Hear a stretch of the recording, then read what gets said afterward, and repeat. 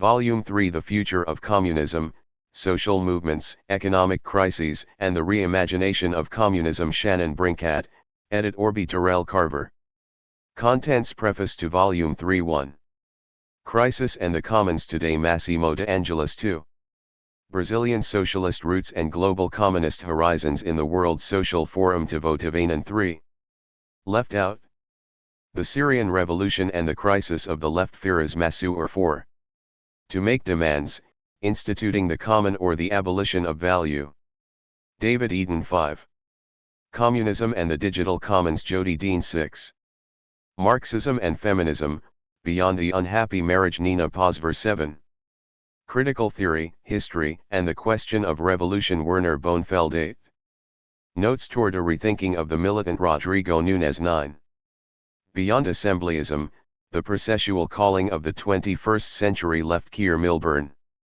The final volume of is concerned with the future of communist theory and practice in the context of contemporary global social movements, the recurrent crises of capitalism, and the various reimaginations of the communist project for, and in, this new century. Its analysis follows the trajectory of communist ideas and the possibilities for emancipatory change in a number of interrelated areas, how communist ideas have echoed across the globe in the Arab Spring, the nebulous Occupy movement, and the ongoing alter globalization protests, how they have influenced, and have been influenced by, developments in the World Social Forum and novel ideas of assembly, militancy, and demand, and in the resurgence of communist ideas in the critique of political economy that have emerged, once again, as a real alternative in the wake of the devastation of the ongoing global financial crisis.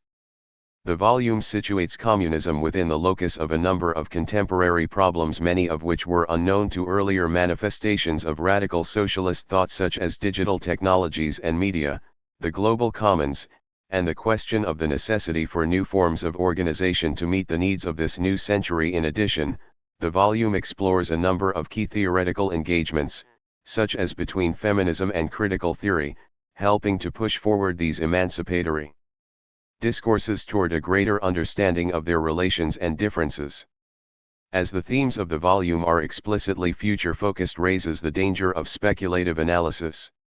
Nevertheless, there were a number of strategies adopted to prevent the content from slipping into the prognostications of futurism. To overcome this potential limitation, many of the authors adopt dialectical approaches in their analyses of movements. Preface to Volume 3. Crises and Transformation. In their unique ways, each chapter offers an examination of particular contradictions within global social life and within the social totality, from which emerges various and sometimes conflicting accounts of the negative stimulus of societal change. Similarly, as part of this dialectical method, each chapter takes a relational approach to their subject matter that permits a wider analysis of the forces that permeate our social dynamic and which inform long-term patterns of change that are otherwise lost to strict positivist approaches. In addition to these methods, this volume was organized around 4 themes to help situate its analysis of the future of communism imminently, that is, within existing conditions. These include social struggles and protests, commons and value, theoretical developments, and organization and praxis. The opening chapters examine social struggles within the GFC, the WSF, and the Syrian Revolution, and explore their global implications for communist theory and practice. Locating his analysis within the ongoing GFC that began in 2007, De Angelis posits this is not merely an economic crisis but one of social stability. He discusses 4 plans that could be deployed to meet this crisis based on the historical dynamics of the last 30 years, neoliberalism, Keynesianism, fascism, and what he calls commons and democracy. Taking an historical approach, Tivainen explores the formation and development of the WSF that has opened a radical space for the creation of post-capitalist alternatives. In particular, he offers an account of how communist ideas of internationalism, or what he prefers to call it communist, could be rethought for the new transnational context of today's global struggles. In stark contrast to the optimism that emanates from the WSF, Massour exposes the failed expectations of the global left in response to the Syrian revolution. Despite the ongoing civil conflict and its relation to emancipatory social struggles, this movement is yet to receive sustained or effective support from the left. This glaring contradiction between the Assad regime's exploitation of the peasantry and working classes and the secular left's fear of Islamofascism that prevents it from contesting the oppression of Assad, remains unresolved. The volume then engages with the problem of value and the possibilities of the commons, two perennial issues throughout the history of socialist thought. Despite the typical economic categorization of the commons, both Eden and Dean draw out the fundamental social relations at play within contemporary dynamics. Eden asks us to question the relation of capitalist exchange rather than struggles over conditions of sale, of making demands that, he posits, while being important, should not be mistaken for the real tasks of solidarity, autonomy, and the unity of the class. Dean, on the other hand, examines the convergence of capitalism and democracy through networked media that has subsumed communication such that it no longer provides what she calls a critical outside. As an 11 example of a new form of expropriation of the common and the commons, these illuminate processes of exploitation specific to communicative capitalism. It is this division, Dean argues, that we must cease to overcome. Departing from these more practical concerns of struggle and the commons in the future of communism, the volume also engages theoretical developments with Power and Bonefeld, offering reflections on two engagements in radical left theory. Power looks to a future Marxist feminism that neither subsumes nor postpones women's interests as separate concerns from the revolutionary left. Bonefeld, on the other hand, engages with the question of the means and ends of communism through a reading of Walter Benjamin's Theses on History. His account views struggle as the attempt to stop the process of historical time, riddled as it is with the muck of the ages, positing that it must come to a standstill to found society anew. From these theoretical concerns, the volume then turns to dimensions of praxis specifically pertaining to matters of organization in contemporary radical left movements today. Nunes argues for a new type of militant, one that is non-vanguardist but revolutionary, one that could prevent the mobilizations of 2011 whose indeterminate nature made concerted action difficult from dissipating. In the context of ongoing global struggles, Nunes explores new organizational means to sustain polycentric, wide-scale, systemic challenge to global capitalism. Taking a similar view, Milburn looks at another aspect of organization from within the 2011 protest wave, the assembly. He suggests that its capacity for collective self-analysis and periodic moments of rupture were insufficient, and instead looks to a processual form of organization for the future. Combining the themes of organization and struggle, Holloway provides a fitting conclusion to the entire series, calling for us to communis. For Holloway, a form of social organizing that is self-determining cannot possibly be contained inside the noun communism. Over rigidification, he places as central notions of process, movement, and change through the verb communising. Yet, as it is we who are the crisis of capital, the latency of another world is present within us. Communism is then not something in the future but a multiplicity of communisings taking place in the now. These four themes of contemporary struggle, the commons, theoretical developments, and questions of organizational praxis ensure that the content of this volume moves decidedly away from speculation.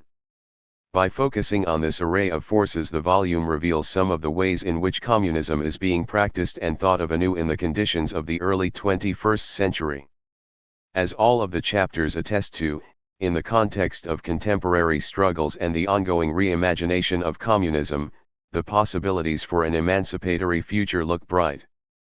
I would once again like to express my gratitude for the copy editing work of Tim Eistrup and his patient efforts throughout the last months. 12 Preface to Volume 3. As with both earlier volumes, I am solely responsible for any errors in the final manuscript.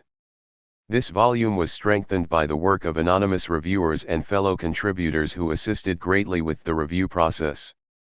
Finally, I would like to close by thanking the editorial team at Praeger for their assistance with the formatting of the series, And to make special mention of Valentina Tersini, who provided the initial support for this project, giving it great initial momentum, and also to Steve Catalano for helping it come to fruition. Shannon, Brincat, March 2013. Chapter 1, Crisis and the Commons. Today, Massimo Delaware Angelis. One word, many meanings. While I was growing up in 1970s Italy, the word communism echoed many realities and horizons. There was obviously the Communist Party, the largest in Western Europe, with its bureaucratic structure and its parliamentary opposition to the Christian Democrats until the governments of national solidarity that introduced austerity policies and draconian anti-terrorist laws. There were the Red Brigades, with their secret cells, shootings and homicides of foremen, trade union members, and magistrates, culminating in the kidnapping and killing of Aldo Moro, a leading figure of the Christian Democrats, in 1978. There were the myriad of little parties and organizations of the extra-parliamentary left, each with its distinctive politics and, often, sectarian attitudes. There were the archipelago of collectives and informal groupings in schools, factories, universities, and neighborhoods. There were also those who had found a way to mix their Catholic roots with communist ideas, the so-called catacommunists. Finally, there were the plethora of unleashed dogs, individuals who, while not belonging to any particular organization, were surfing the movement to find in it the source of some conviviality and sociality. There was one word, communism, and many meanings, many organizational forms, often in open conflict with one another. In all these very different cases, people would have defined themselves first as communist, and then as a particular type of communist, belonging to this or that organization, this or that strand of communist thought. Different groups held a different selection of the founding fathers' thought to which they were inspired: Marx Engels, Lenin, Marx Engels Lenin Stalin, Marx Engels Lenin Stalin Mao, Marx Engels Lenin Trotsky, Marx Engels Lenin Gramsci, and, maybe among the metropolitan Indians with some achievement in urban struggle, the influence of the Marx brothers was also visible. This just asserts the obvious, that ideas and organizational practices of communism are and have been many, and even more so in international contexts. How do I then distill from so many practices and theories a meaning of communism that advances our critical knowledge of the present and help us construct an emancipated future? Disfavoring communism as type of future society, or a particular type of human action, I prefer to stick to two broad classical indications, both coming from Marx. I use these two coordinates as a way to conceive emancipatory praxis at different scales and in particular contexts. The first coordinate is the understanding of communism as the movement that abolishes the present state of affair 1, the second, as the community of free individuals 2. These two coordinates give me a communism that is a combination of struggle and negation, while at the same time a creative constitution of new social relations, a social doing based on democracy and emancipation. Once I extend the reach of association of free producers to also include the realm of the unwaged and of social cooperation, I translate this form of communism in terms of what I call Plan C and D, or commons and democracy. This is the name I give to the sense horizon of a social force that is distinct from capital. In today's context, capital seems stuck in different versions of what I term Plan A and unable to shift to a renewed orthodoxy of Plan B, while perhaps trying to co-opt elements of Plan C and D, but most likely combining more strictly with elements of Plan E and F. But in order to give some depth to these assertions, we need to discuss a few things. In the first section, I review with large brushes the class meaning of the current capitalist crisis and its origin with the establishment of the neoliberal era in the 1980s and the end of the Keynesian class deal of the post-war period. In the second section, I discuss how the current crisis corresponds to a situation of impasse for capital, a moment in which capital must find ways to recover accumulation through readjustment of strategies. This impasse, however, is also a condition of emancipatory movements and struggles that need to coalesce and direct social cooperation in new ways for the creation of alternatives. In the third section I discuss the meaning I give to social forces. Borrowing here from social systems theory, I define social forces as social systems that coordinate action and strive to expand their social realm. In this sense, capital can be understood as a social force in that its systemic circuits of accumulation seek expansion. All the same, commons could be understood as a social force, to the extent that their specific circuits of social cooperation seek expansion. Borrowing terminology from system theorist Nicholas Luhmann, in the following section I then discuss the notion of plan as the particular sense horizons of a specific social force in given times. By the term plan I mean an three-orienting plane within which a particular strategic direction is undertaken by the social force given other forces. Thus, neoliberal and Keynesian orthodoxies are two examples of these capitalist plans. I then broadly outline the state of current plans, which include neoliberalism plus, Keynesianism plus, communism plus, and fascism plus. 2008 Capitalist crisis. The 2008 subprime crisis was an epochal moment, one of those moments after which the world is no longer what it seemed just a few months earlier, or at least what the world as seen through neoliberal eyes seemed to be. The global crisis that followed prima facie indicated the end of the neoliberal era as it had emerged in the late 1970s. To contextualize the avenues open to different social forces, we need to write a brief historical outline of the dynamics of the last 30 years interpreted in the old framework of class struggle. Neoliberalism, in fact, arose as a response, first by U.S. UK capitalists and then generalized to the globe, to a threefold profitability problem that had resulted from the planetary struggles of the previous 2 decades, the anti-colonial, women's, student, black, and labor movements that occurred around the world in the 1960s and 1970s. In the West, these movements shook capitalist planners. The plurality of struggles left little room for capital to enact counter-tendencies to the falling rate of profit at the global level within the post-war deal. He latter, also known as Keynesianism, attempted to institutionalize and co-opt wage struggles into mechanism of economic growth, pledging to pursue full employment, growing wages, and an horizon of betterment under capitalist growth. In the 1970s it was soon realized that this was no longer possible. The struggles in the streets within many Western democratic nations stood in the way of sacrifices that were necessary to re-establish profitability and restart growth. Point 3 Thus, for capital the threefold problem was, 1. How to cut the social wage received by the working class, and at the same time 2. Allow in some way the reproduction of the working class and their aspiration of betterment, while 3. Intensifying their working lives to increase extraction of surplus value. The recent subprime experiment was the last of many moments taken by the neoliberal strategy to deal with this threefold problem. The first one, was in 1979, the year in which Paul Volcker, then chairman of the Federal Reserve, officially launched the neoliberal era with a sudden 1% increase in the interest rate, precipitating a global recession. The latter, in turn, created the conditions for neoliberal reforms such as financial market deregulation, union busting, cuts in social entitlements, tax cuts for the rich, and intensified free trade. The massive explosion in debt and financial markets were a major consequence of this. Excessive public spending was identified as the major source of inflation and unemployment, together with excessive wage demands.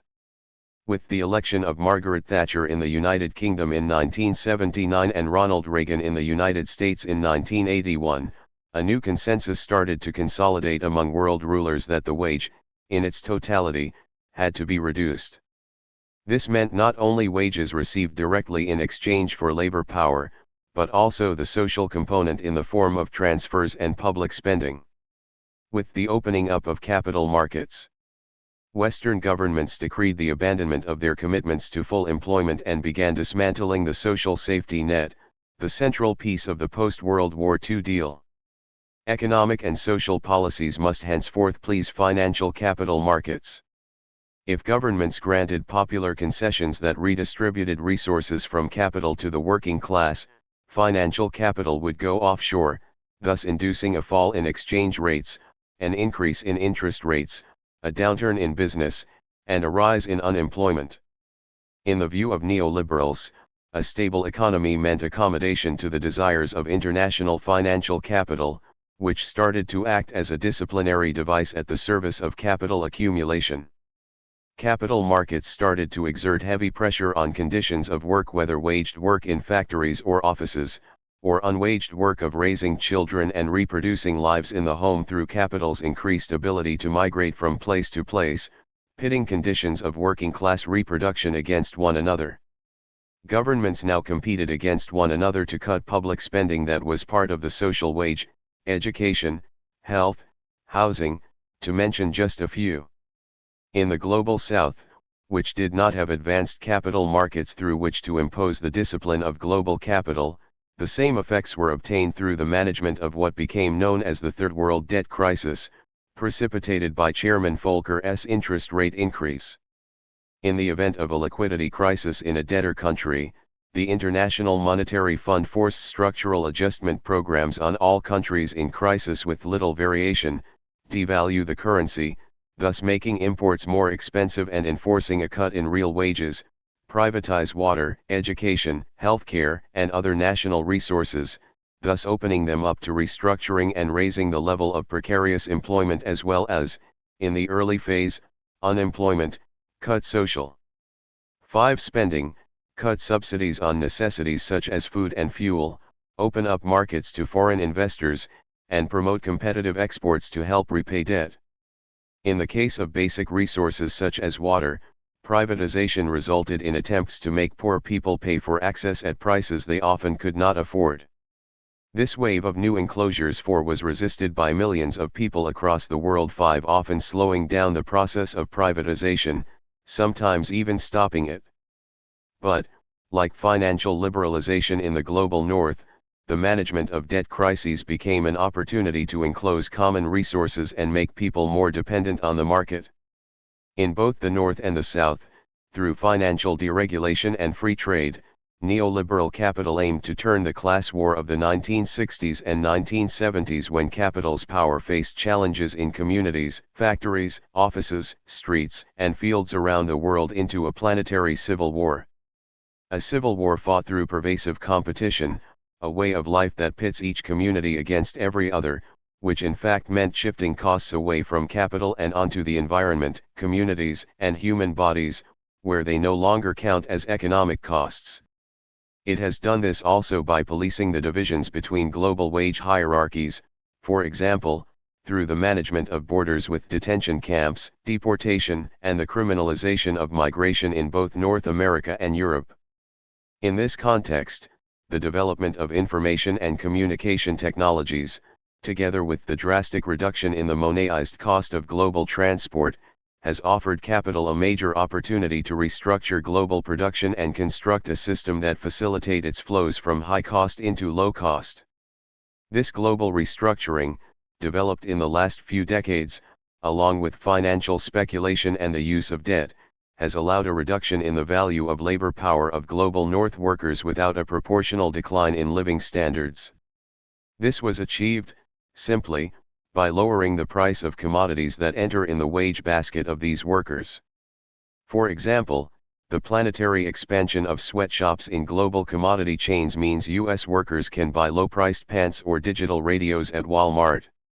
Because of cheap service labor from the South and East, the result of massive poverty caused by SAP households in Europe and the United States now hire Filipina, Mexican, or Eastern European women to take care of children and aged grandparents. In the South, meanwhile, this process has made it possible to discipline new masses of workers into factories and assembly lines, fields, and offices, thus extending enormously capital's reach in defining the terms the what, the how much of social production. In both North and South, the enclosure of resources means an increased dependence of working class communities on markets to reproduce livelihoods, less power to resist the violence and arrogance of those whose priority is only 6 to seek profit, less power to prevent the market from running their lives, and, broadly, a generalized state of precarity, where life is precarious and nothing can be taken for granted. Indeed, both North and South workers were systemically linked. This is revealed by a pattern in global finance that some describe as Bretton Woods 2.6 and is expressed by the enormous U.S. trade deficit and correspondent surplus in China and other exporting countries.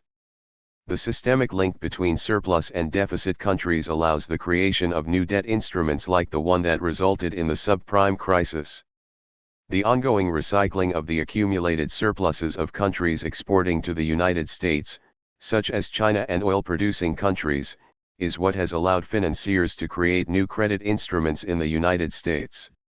This global system saw the integration of a series of deals, made nationally, with the working classes of various countries. 7 For example, the deal offered by elites in the United States to its working people has been to buffer the reduction in money wages with access to cheaper consumption goods, access to credit, and a renewal of the illusion that gains in terms education, health, pensions, and social security could be made through the speculative means of rising stock markets and housing prices. In turn, to allow the reproduction of labor power of 250 millions of unemployed, underemployed, and dispossessed Chinese, the communist leaders need double-digit rates of growth, and therefore they need both Western markets and their capital, know-how, and technologies. It is for this reason that they have been willing to recycle back to the United States their enormous trade surpluses, thus contributing to the liquidity necessary for the expansion of many forms of debt in the United States. This is a vicious cycle that locks everybody into an endless rat race. At the same time, in China and other zones in the global south, people are being offered a different sort of deal, industrial employment at wages that, while very low by international standards, are still substantially higher than anything obtainable in the impoverished countryside. But attached to this there is the promise that, through their link to global markets, their conditions of living will gradually improve. While over the last few years wages in many such areas seem to be growing thanks to the intensification of popular struggles, such gains are impossible to generalize. What is being offered to the South is the promise to expand the existing urban middle classes who already model their lifestyle and consumption patterns on northern ones. Although an understandable longing for betterment is at the basis of what has been sold as the American dream, what makes it a dream is precisely the fact that, even in the United States, it has never meant eliminating wage hierarchies, but reshaping them. This is a game in which there must, necessarily, be losers. At the global level, however, this is impossible to generalize for two reasons.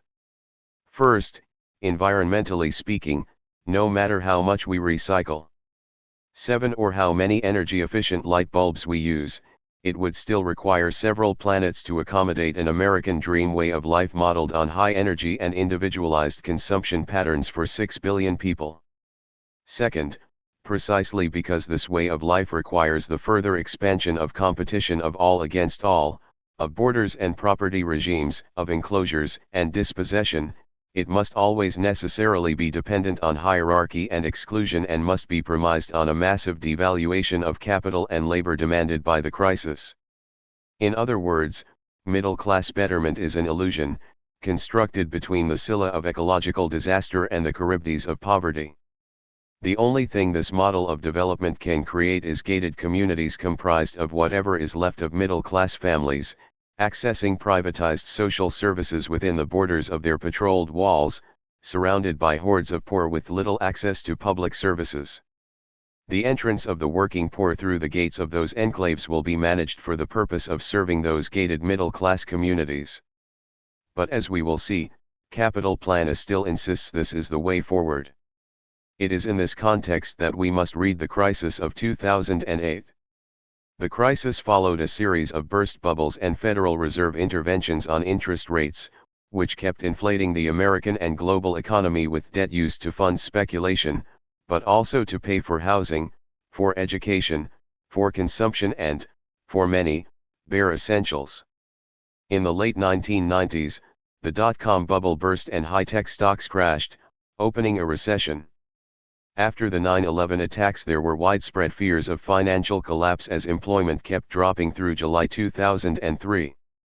Between January and December 2001, the Federal Reserve System cut its benchmark interest rate 11 times, dropping the key lending rate from 6.5% to 1.75%.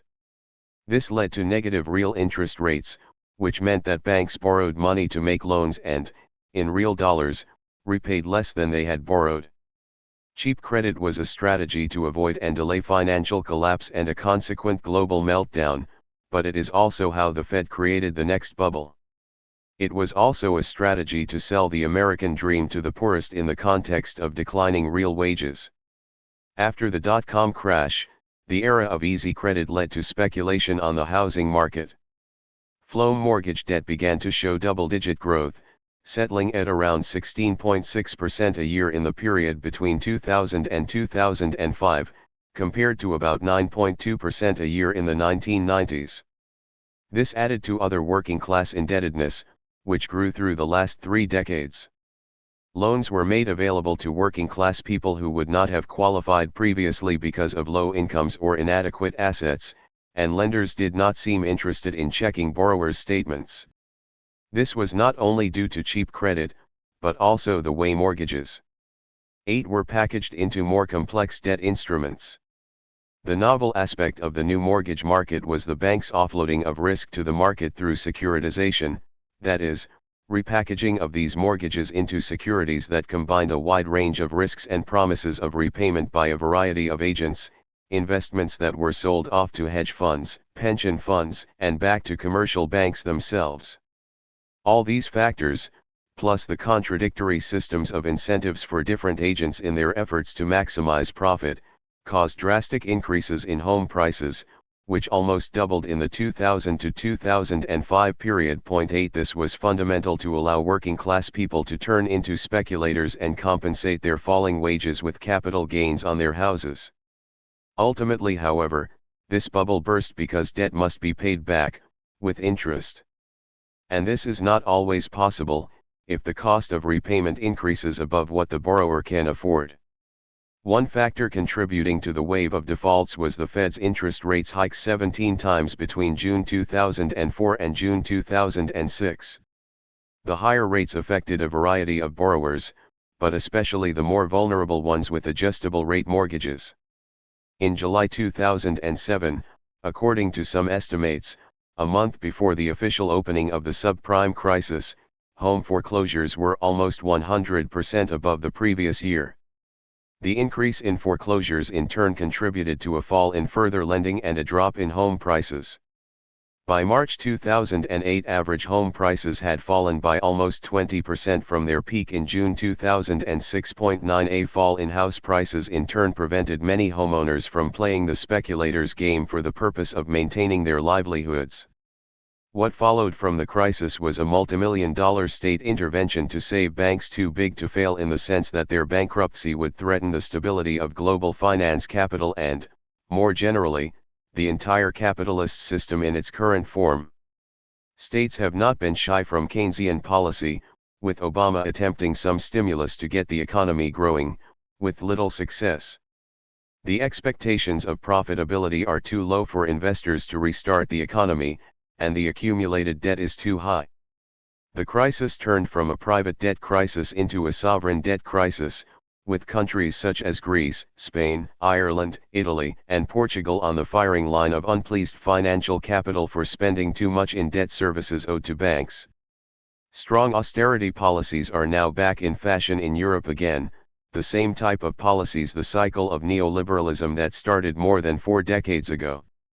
Impasse today. Economic crisis is a capitalist crisis of social stability, not a simple recession. It is a crisis that requires a realignment and reconfiguration. 9 Of class relations and new systems of governance in order to re-establish growth and accumulation. 10 The last 2 times a real change in capital's governance occurred was the embracing of Keynesianism in the post-World War II period and neoliberalism in the late 1970s. Both followed periods of intense social struggles that developed senses and perceptions guiding and orienting social movements toward alternative socio-economic arrangements. When this happens, capital, fearing that ideas grip the masses, is suddenly willing to shift governance paradigm, absorb some of the struggles with appealing deals to some sections of the struggling movement, and displace the cost of doing so onto other communities, sections of the working class, and the environment across the globe. Division of the social body has always been a strategy of capital development. 11 Yet this time, things have become more economically complex. With no world war that would allow massive devaluation of capital, a mass of debt that prevents reinflating the economy through further debt, levels of economic growth that are insufficient to repay existing debt, and a planet that is warming up dangerously.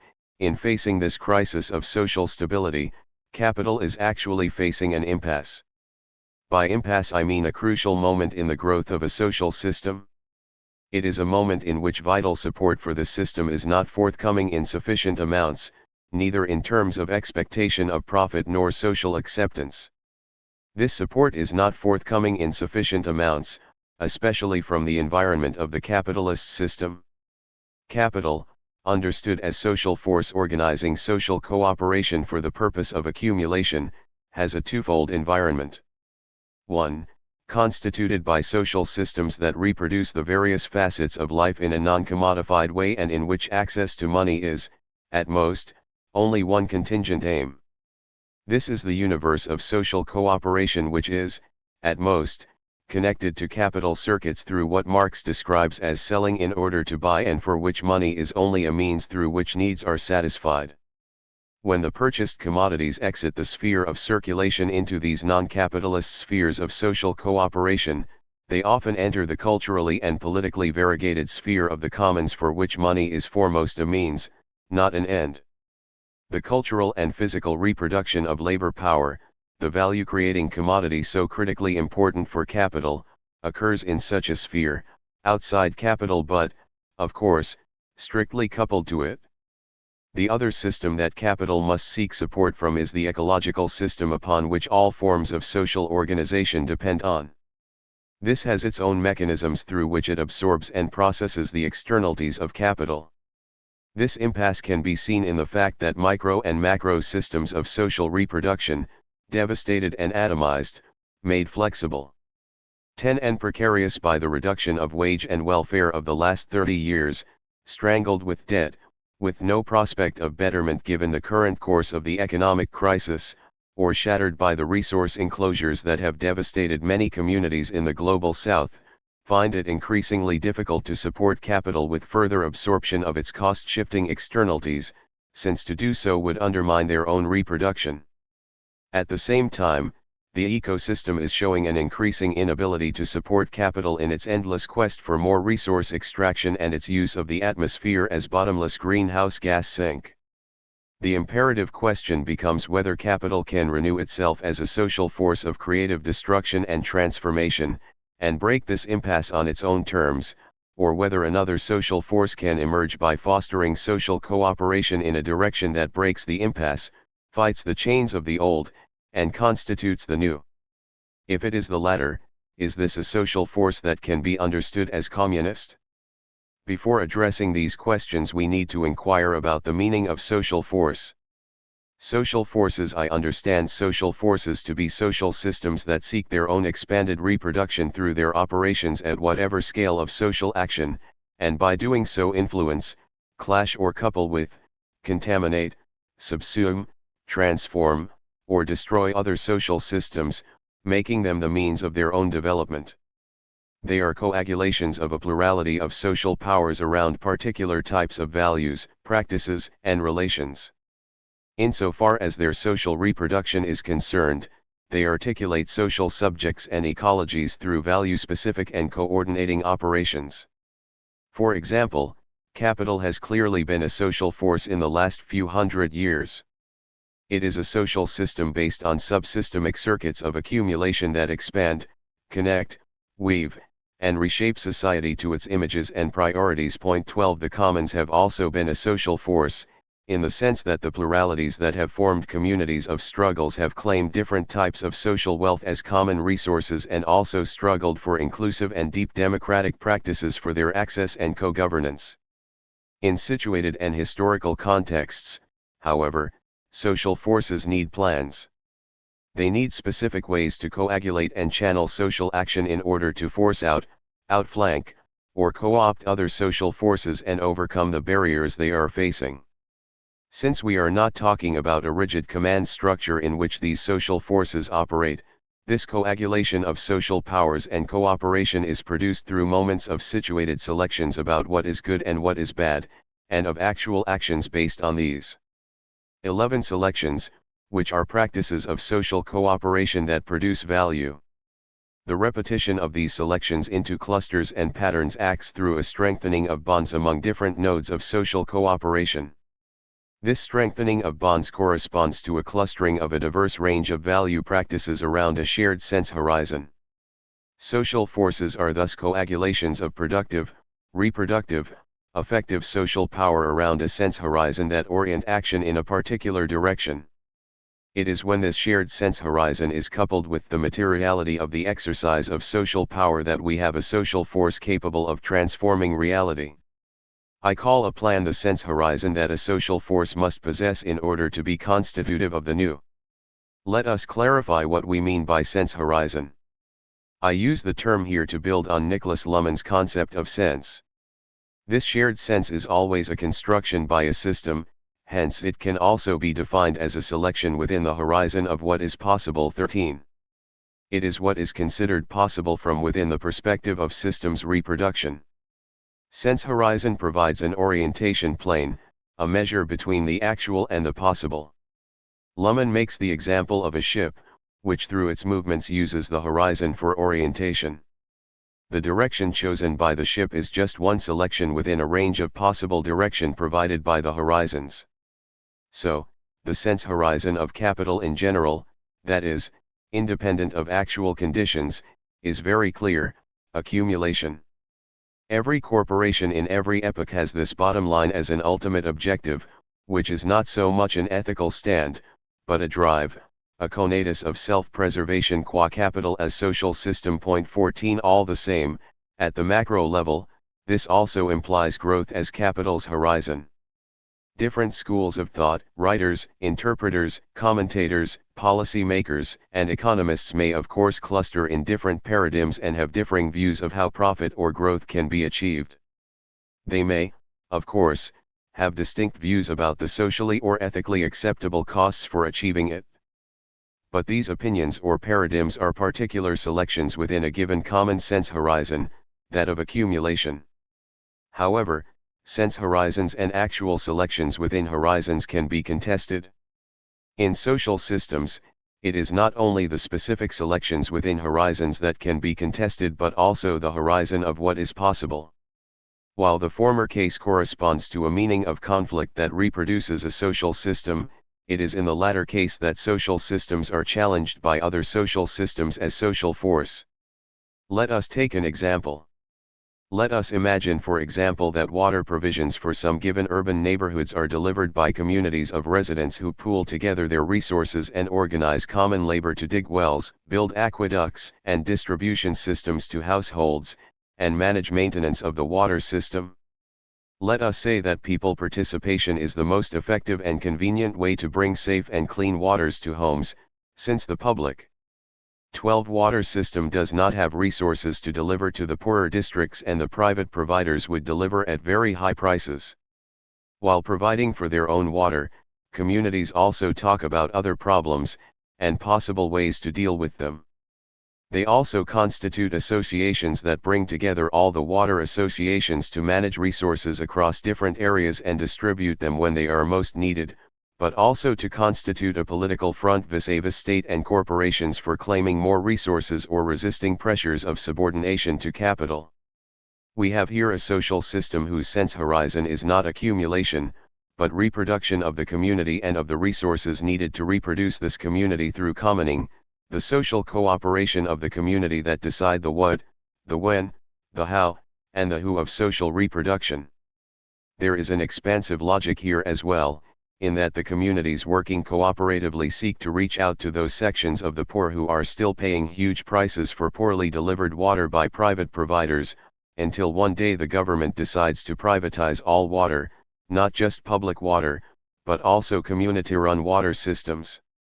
Multinational corporations with their sense horizon that seeks accumulation now descend into the poor communities of Cochabamba to put up water meters on community-built infrastructure in order to calculate payments due to them. This is a clear clash among social systems and correspondent sense horizons. The general terms of the water example can be mapped into any struggles, in factories, in offices, in neighborhoods, along rivers and mountains in which communities fight against their enclosures, against the construction of dams or high-speed trains, in land seized by landless movement, in cyberspace struggles against the enclosure of knowledge, and so on. In all these cases, in different forms and through different means, we witness at clashing social forces. We witness clashing social powers and sense horizons. Plans in a given situation, at the micro or macro scale, we can call plans the strategic selections around which different social forces coalesce. At the macro scale, there are today two main plans around which contemporary capitalist forces can hope to recover into a social force in order to deal with the impasse. I call these Plan A and Plan B. These plans include the type and scope of selections of policies, social relations, institutions, procedures, and so on, within the range of what is believed make accumulation capital's drive and sense horizons possible. These two plans are neoliberalism plus and Keynesianism plus. In both cases, the strategic selections are like a path toward the horizon coinciding with the dominance of 13 capitalism, and hence with an end of history perspective typical of Francis Fukuyama. 15 There are also two alternative plans, alternatives that may be seen as compatible with capital in the short run in the sense that they take it as a starting point, but that in the long run see themselves as social forces of transformation beyond capital. These are Plan C and D and Plan E and F, or Communism plus, and Fascism plus. In a phase of impasse, a range of operational options that become contingent to a particular political economic situation constitutes each of the following plans. Plan A.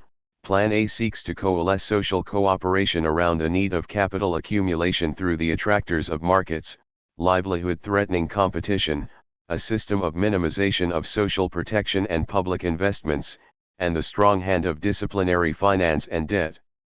In this plan, the state is not dissolving, but acquires the function of supporting markets with reforms that either promote markets or replace markets in some specific cases with the view of promoting social cooperation through the market. In some versions, civil society also plays a complementary role to absorb shocks.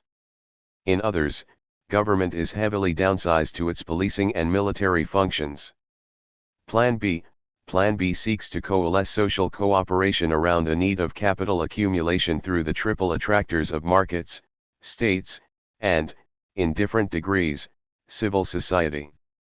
The state is seen as an active agent not only promoting a right environment for economic growth but in some cases also directing the type of growth and industries, the concentration of wealth produced by the markets through redistribution, and the implementation of counter-cyclical policies in the hope of reducing unemployment. An active role of organized labor and civil society, like unions and non-governmental organizations, is fundamental to mediate between different interests in society, although this requires these interests to share the horizon of capitalist development. Plan C and D. Plan C and D seeks to coalesce social cooperation around the expansion and rhizomatic integration of alternative modes of social cooperation based on shared resources and their horizontal government by communities, with the goals of social justice, freedom, and emancipation. This plan is centered on the commons, not only through the making of new social practices, but also through democratization of markets and state functions, which is to say, through their communalization. Capital accumulation and the existing state apparatuses are here only a given condition of departure, the disastrous social effects of which are now visible ad hominem, not a goal to be pursued in the long run. Plan E and F. Plan E and F seeks to coalesce social cooperation not around the expansion of 14 capitalist accumulation, but around the greatness of a nation, an ethnic group or a community, purified against what are perceived as contaminants, whether social or value cultural. As in Plan C and D, and disturbingly so, this plan requires the active participation of the community, but in close organic connection to a hierarchical state that does not hesitate to use force against any form of otherness. The four plans are not mutually exclusive. The Bush years have seen a remarkable realignment between Plan A and Plan E and F, especially around the so-called War on Terror. The same can be said of the management of borders in the neoliberal period in Europe, the United States, and many other parts of the world. It is equally visible in the increasing securitization of our lives. In the Keynesian post-war period, elements of Plan A were heavily used in the middle of a full-fledged Plan B orthodoxy. So were the early experiments of Plan A, as in New York fiscal crisis in the mid-1970s. Plan C and D was unhappily married with Plan E and F and elements of Plan B during Stalinism. The Plan A of the neoliberal period since the late 1970s was often coupled with elements of Plan B, as in the Reagan expansionary military Keynesianism of the early 1980s, and the mild fiscal stimulus of the post-2008 crisis in the United States, accompanied by the bailing out of banks considered too big to fail. State of the plans after 2008. What is the state of these plans after the crisis of 2008? For the purpose of this analysis, I deal only with the first three of these plans, leaving the discussion of Plan E and F to another occasion. But this should not be taken as implying that this plan is unimportant. Conditions of deep crisis and hopelessness do create a fertile ground for fascism to arise, for modes of exclusion to emerge and prosper. The growing neo-Nazi influence in poor neighborhoods in Greece is a clear example. Also, I am looking at these emerging plans only as global in reach, insofar as they could be adopted by social forces that aspire to mobilize and order social cooperation at the global level. Capitalist plans, Plans A and B in summer 2008, when the full blow of the subprime crisis hit the news, many critics thought that neoliberalism was finished, that it was clear that the regime of globalized markets and financialization had come to an end, and that it had imploded under the weight of its own contradictions. Even some of the dominant figures responsible for the management 15 of Global Plan A began to voice doubt. The most remarkable admission coming from Alan Greenspan, who in congressional testimony on October 23, 2008, acknowledged that he found a flaw and was partially wrong to oppose regulation of derivatives 16. This of course did not happen. What happened was a concerted effort to save the too big to fail banks and the continuation of the regime of neoliberal capital. As the public purse took over the responsibility to inject public money into failing banks, thus tactically modifying Plan A, and the effect of the financial crisis began to result in terms of recession and unemployment, many governments around the world began to implement heavy austerity policies for the rest of us. In a move that bit the hands that saved it, financial capital started to attack sovereign debt, the debt held by sovereign states. Bonds issued by governments to raise finance to cover the holes of state administration were sold at increasing cost to the states and in return for clear commitments to debt reduction. In the Eurozone, European Union, IMF, and European Central Bank, the now infamous Troika, were at the forefront of the management of this imposition of austerity with the Greek government.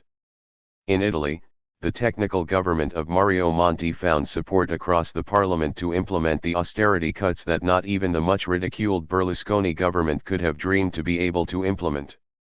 In the autumn 2011, the deviation between interest rates paid by Southern European government bonds and Germany's bonds began to increase to a point that interest rates in the periphery of Europe became unsustainable, forcing governments into a vicious cycle of austerity cuts to please financial markets and liberate resources to pay debt, which reduced growth, which in turn increased the need for external borrowing, which in turn necessitated austerity cuts to please financial markets. In this mechanism, financial markets are never pleased, they never have enough. What is appearing in this crisis is the most basic function of financial markets, which underpinned the logic of their liberalization in the 1980s, though it is seldom spelled out with clarity in finance textbooks, their disciplinary role. In the realm of currencies and government bonds, the function is disciplinary in the sense that they govern what is considered socially necessary in terms of the general conditions of reproduction of a country. they perform the great equalizing game of public expenditures in social services and the cost of bureaucracies, not in relation to an evaluation of the actual needs of a country, but in relation to the productive capacities of those countries, as measured by its international competitiveness. In other words, social reproduction is subservient to production for profit, not the other way around. 16. There are actually two broad Plan As.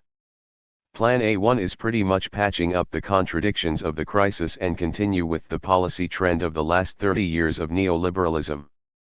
Plan A2 is to be very serious about downsizing governments and free markets. In Europe, for example, Plan A can be summarized in the current range of policy attempts to save the euro, that is, the sharing of the cost of debt across the eurozone, but in view of some form of heavy structural adjustment in the countries under attack. The basics of Plan A are the continuation of austerity policies in the hope of restoring growth at some point. What the sources of this growth might be is not clear, since all emergent economies are slowing down. In Europe, Plan A takes a range of ad hoc policies and proposals, from issuing Eurobonds to the ECB instituting outright monetary transaction schemes, in which ECB would offer to purchase Eurozone short-term bonds in exchange for fiscal and structural reforms. This reduction of national state authority will reduce even more the already much eroded scope of political representation at the national level and govern austerity from distant Brussels. The European Plan A is the mirror of global Plan A, essentially continuing things as if the 2008 crisis has not happened. The plan here is to link any aspects of social reproduction to the capacity of people and institutions to borrow money, and hence to repay debt. From this follows the engineering of a commitment to a life of work at the service of capital accumulation. But the limits of Plan A are clear. The system has reached a point at which it may not be able to deliver the growth necessary to recover debt, and invest in new rounds. Recession and austerity can drag for years with its accumulating string of social and environmental problems and contestations, while global capitalism approaches a steady state that was the nightmare of classic political economists. There is an alternative to Plan A, however, one that shares basic tenets of neoliberal philosophy, but changes the scope and impetus through which it may be applied. Plan A2 can, paradoxically, take on board some of the slogans from the streets against the use of public money to rescue banks, such as "End the bailout now." Cut against a horizon of fairness, it says, "Let the big banks fail." 17 Let them pay the price of their own bad decisions. And since the conditions of business and social reproduction are so strictly tied to financial systems, their failure will also imply a chain of bankrupted businesses and the collapse of social security. The supporters of this approach have no doubt that the recession will be shorter and very, very painful, but the result will be to avoid 20 or 30 years of stagnation and will create the conditions for heavy restructuring and to recover growth. Of course, the recession will also be an opportunity for deeper cuts in government spending and to downsize government. Plan A in all its variants is not really appealing from 17 the perspective of social reproduction. The horizon is further marketization of life activities, further erosion of publicly funded services, entitlements, and rights, further precarization of jobs, further dependence of people on debt, and further concentration of social wealth in fewer and fewer hands. Let us move to Plan B. Plan B shares with Plan A the horizon of the end of history, of capitalism as the horizon within which selections are made. However, Plan B wishes for an interventionist state to deal with what is essentially seen as a problem of effective demand, demonstrated by the stagnation of employment in most sectors across the world. If only governments were to inject massive amount of money into the economy through public spending, unemployment would fall, and a recovery would be triggered. The deficits ensued would be cleared out by the increased tax revenues. Obviously, there are plenty of sectors that would benefit from such an injection of demand, from infrastructure investment to green technology, from military expenditures to health and education. In this sense, Plan B, like Plan A, does not have a particular political color. It is not necessarily right or left, it is not necessarily a Green New Deal, or a Socialist New Deal like in Venezuela. It could also be a fascist New Deal since it is only a sense horizon within capitalism. Such a program, however, would need to meet some preconditions. In the first place, it requires some strong degree of coordination among the major economies around the world, especially in view of productive capital's ability to fly to places with lower wages, lower costs, and lower taxes for the rich. Second, in conditions of financial capital mobility, the effect of such policies would be offset by capital flying out from countries with high deficits, which would imply that higher, hence depressing interest rates had to follow in order to keep capital. Point 1 would require accompanying Keynesian policies to some sort of productivity deals that make it profitable for capital to produce domestically. But the current class compositions of most countries lack the degree of homogeneity and structured representations that would allow for such a period, as precarity is now pervasive and union membership has generally been declining in the last 30 years. In conditions of global competition and downward wage stickiness, proponents of Plan B evoke the need for competitive devaluations. So for example, the Greek crisis could be dealt with, for some Keynesians, through Greece exiting the euro while managing its exchange rates to maintain a rate favorable to Greek export. 18 In this vein, Paul Krugman urged countries in southern Europe to follow the path of Argentina that, after the crisis in 2001, defaulted on debt and renegotiated its burden, decided to break the parity of the peso with the US dollar, embarked on interventionist policies to manage competitive exchange rates, and 18 sustain wages, and created schemes for channeling income to poor. 19 The result, using the standard measure of capitalist accumulation horizon, seems impressive as real GDP picked up from 14% in 2002 to about 8% in between 2003 and 2008 on average.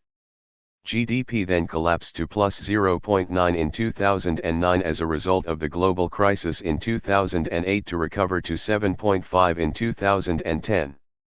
But when one digs a bit further, we discover that inflation statistics with which to calculate real GDP have been elaborately manipulated by the government to conceal the rise in inflation, to the point that even The Economist noticed. 20 With inflation rates of 24.4%, 3 times higher than the current official rate of 9.7%, real GDP growth may have dissipated.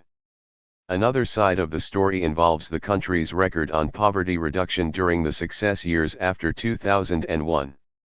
While the poverty rate peaked at 57.5% in 2002 after the initial impact of the financial crisis, it has since only declined to the 1990s levels of around 30%.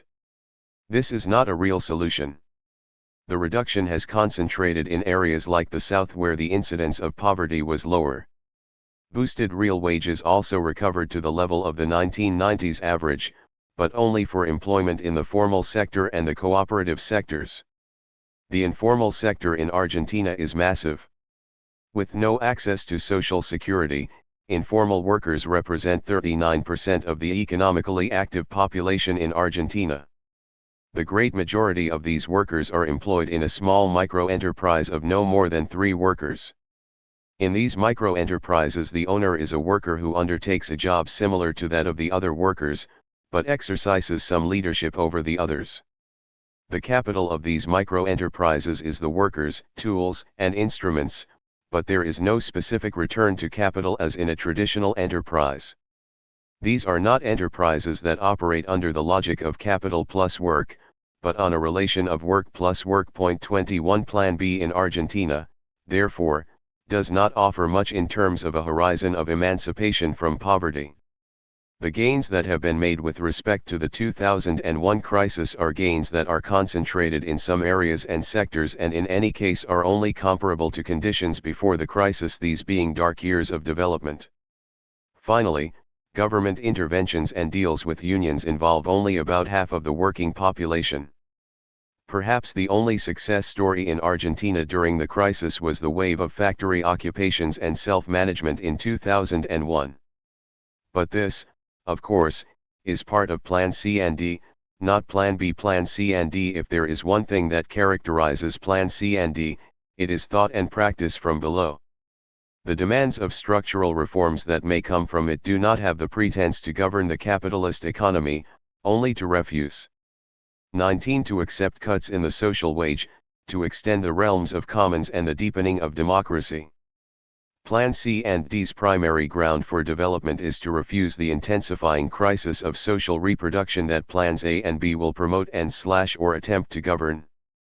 As with the other plans, some of its elements will also be meshed with and intersected to other plans. In Venezuela, for example, a policy of redistribution and transfer to the poor is associated with strong involvement of grassroots groups and organizations in communalizing aspects of social reproduction. At times, this is done to guarantee the survival of life systems through deals, and the quality of these deals depends on power relations. At other times, it is a matter of resistance to cuts that preserve elements of Plan B inside a Plan A. At the micro level, there are two sources to Plan C and D. First, Plan C and D finds its roots in the fertile soil of communities engaged in different forms of daily life reproduction. In city neighborhoods, shanty towns, and villages across the world, there are a variety of patterns of participation where, to various degrees, resources are shared and communities are engaged in forms of participatory democracy to decide the what, the how, the when, the why, and the who of social reproduction. The organization of an event such as a fiesta or sagra in a Spanish or Italian rural province, a street party in an English town, the maintenance of a community vegetable garden in a neighborhood in New York, of water systems by a community water associations in a Bolivian town, the creation of alternative economies to distribute potatoes or the guaranteeing a self-managed health service in an occupied hospital in crisis-ridden Greece, in the day-to-day governance of a volunteer-run ambulance service in a mountain community in Italy are all modulations of the same thing. In these interactions, communities are formed and sustained through the sharing of some resources and participation in the governance of the commons, governance that often also involves direct social labor, which I call commoning. Point 22. The furthering of the crisis and the deepening of austerity and reduction in social spending, in spite of social resistance to it, will push communities to come together and be reshaped through sharing projects such as community gardens, care of children and the elderly, greater participation in school educational projects, solidarity networks, labor cooperatives, time bank networks, barter systems, and even self-management of companies left by their bankrupted owners. The commons, in other words, will increasingly become a necessity of social reproduction. These fertile soils for Plan C and D indicate that in these occasions of community engagement in daily life activities resides the social substance for the creation of a new world. To be more precise, within the often limited boundaries of these social systems, we have alternative modes of 20. Production highly distinct from those promoted by capital. Unlike the reproduction of capital systems, which was based on endless accumulation, here resources and communities are brought together by a commoning activity that allows the reproduction and sustainability of both communities and shared resources. The second source of Plan C and D is struggle that pushes the boundaries of capital and the state. In this sense, social movements that have been developing since the mid-1990s have not only been opposing various instances of Plan A, but have also developed organizational forms that seek to reinvent people's participation in movements, focusing on the commons.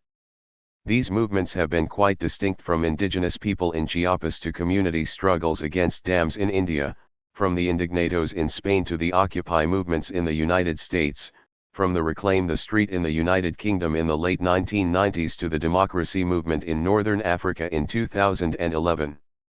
Notwithstanding fundamental differences in contexts, social composition, and political language, all these movements are organized upon a 24-hour round-the-clock bodily presence that seeks to put an end to the separation between the personal and the political, between political activism and the reproduction of everyday life. 23. This often follows the occupation of a public space and the turning of that space into a commons, as in the case of Occupy or Terror. 24. Other times it follows the defense of an existing commons, and the opening up of opportunities for development through cross-contamination during political struggle, as in the case of the struggle of Zapatistas communities in Chiapas since the mid-1990s, or the water wars in Bolivia in 2001. Other times it involves the reclaiming of a private space as commons, as in the case of factories in Argentina in 2001. As waves in an ocean of subjectivities turning desires into situated needs, these movements pull back from visibility and consolidate into new institutions or dissipate through the social systems of daily life. It seems that no victory is achieved, and to a large extent, this is so. But if seen from the perspective of the present, the glass seems half empty. From the perspective of historical possibility, it may well be half full. The future New World may well be accounting these outbursts as the historical movement of its own actualization. Sometimes the institutions created by these struggles must find ways to engage with markets to survive, and enter its competitive circuits, as it is for Argentinian cooperatives. Some other times, they dissipate into new spaces of protest, as in the case of the Occupy movement that is now occupying the front gardens of residences to prevent house repossessions by bailiffs. For some others, their energies are directed toward the construction of new institution of self-governance, as in the case of the Zapatistas. These two sources, life reproduction through commons and commons through social movements, are by and large quite separate today.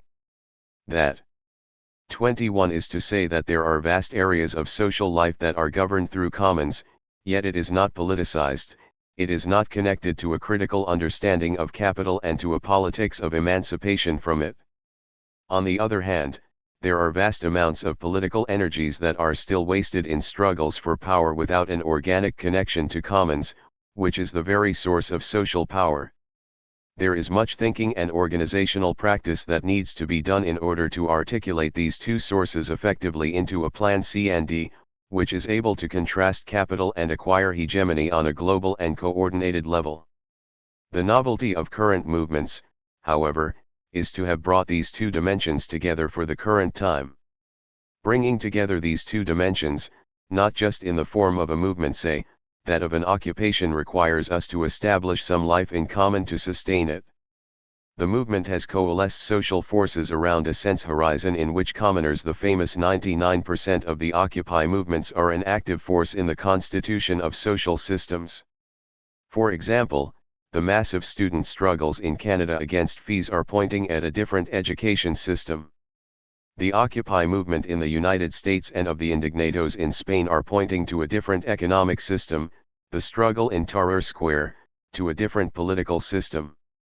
In all cases, the struggles point at a different notion of democracy, one in which people have the power to veto, to block some government decisions or practice. These struggles are struggles of a plurality that see the state as a distorted commons that need to be communalized and that fight the corruption of money through deep democratic means. Conclusion: what has to be done? The D in Plan C&D is thus not only an adjunct to the C of commons. The commons that emerge in the squares and streets of contemporary struggles are often democratic in the deep, participatory sense. By deep democracy I mean not a particular model of democracy like representative versus direct democracy, but a sense horizon that urges us to select direct democratic means whenever it is possible. The D stands for democracy as a weapon for the communalization of property, whether in the hands of the state or in the hands of individual capitalists, that is, especially, for user communities to seize and control the right to manage, redefine, and enlarge the boundaries of inclusions of productive and 22 reproductive systems. In this sense, in the eyes of the 1%, democracy becomes too much when it infringes its right to rule over our lives. From a C&D perspective, the first act of democracy occurs when a plurality far greater than the 1% claims ownership of a resource, in that it claims the rights of exclusion and management, two rights within that bundle of rights called property, which are the necessary condition to actualize a resource as a commons. 25 Thus, to turn into a commons a factory, a university, a water system, a park, a public administration, or whatever, a plurality must claim back the right to manage. This explosion of management corresponds to a sudden increase in the volume of social cooperation and the corresponding release of playful energies that follows a breakdown of management systems and the scattering to different degrees of management functions into the social body. These energies can be channeled into the cyclical time of system sustainability through deep democratic forms of governments, that is, institutions of the commons. Democracy and the commons are two sides of the same coin. The extent of communalization is not possible because of power relations and insufficient organizational reach, but a plurality of commoners can start to claim a resource as a commons from which they are excluded and cannot manage. The very act of claiming is the first step of an organizational journey that it is necessary to undertake to actually turn the resources that are claimed as commons into an actual commons system. 26. One thing that is certain is that Plan C and D requires the enthusiastic participation and the intelligence of everybody. Chapter 2: Brazilian Socialist Roots and Global Communist Horizons. In the World Social Forum Tivotivanan emerging with the new millennium, the World Social Forum boosted hopes of creating post-capitalist alternatives for our world. As thousands of activists converged for the first forum in Porto Alegre, Brazil, in January 2001, the hangover some of the left had experienced with the fall of the Berlin Wall and the end of history thesis seemed to be fading away thereafter. The WSF has expanded to various continents. Apart from the main forum currently organized every second year, the WSF has become a process that has mushroomed into a myriad of local and thematic events. It has also encountered various kinds of frustrations and contradictions. Some of these contradictions are related to debates between a more hierarchic logic of transformation, which, within the left, is often associated with traditional communist parties, and a more horizontal logic, often associated with autonomist and anarchist tendencies. The Brazilian socialist educational theorist Paulo Freire once stated that in order to change the world we must first know that it is indeed possible to change it. 1. This helps explain why, during its first years, the WSF experienced spectacular growth and provided so much inspiration for social movements and other actors engaged in processes of democratic transformation. The apparently simple WSF slogan "Another World is Possible" caused enthusiasm because it helped undermine the demobilizing influence of another simple slogan, generally attributed to Margaret Thatcher, according to which there is no alternative to the existing capitalist order.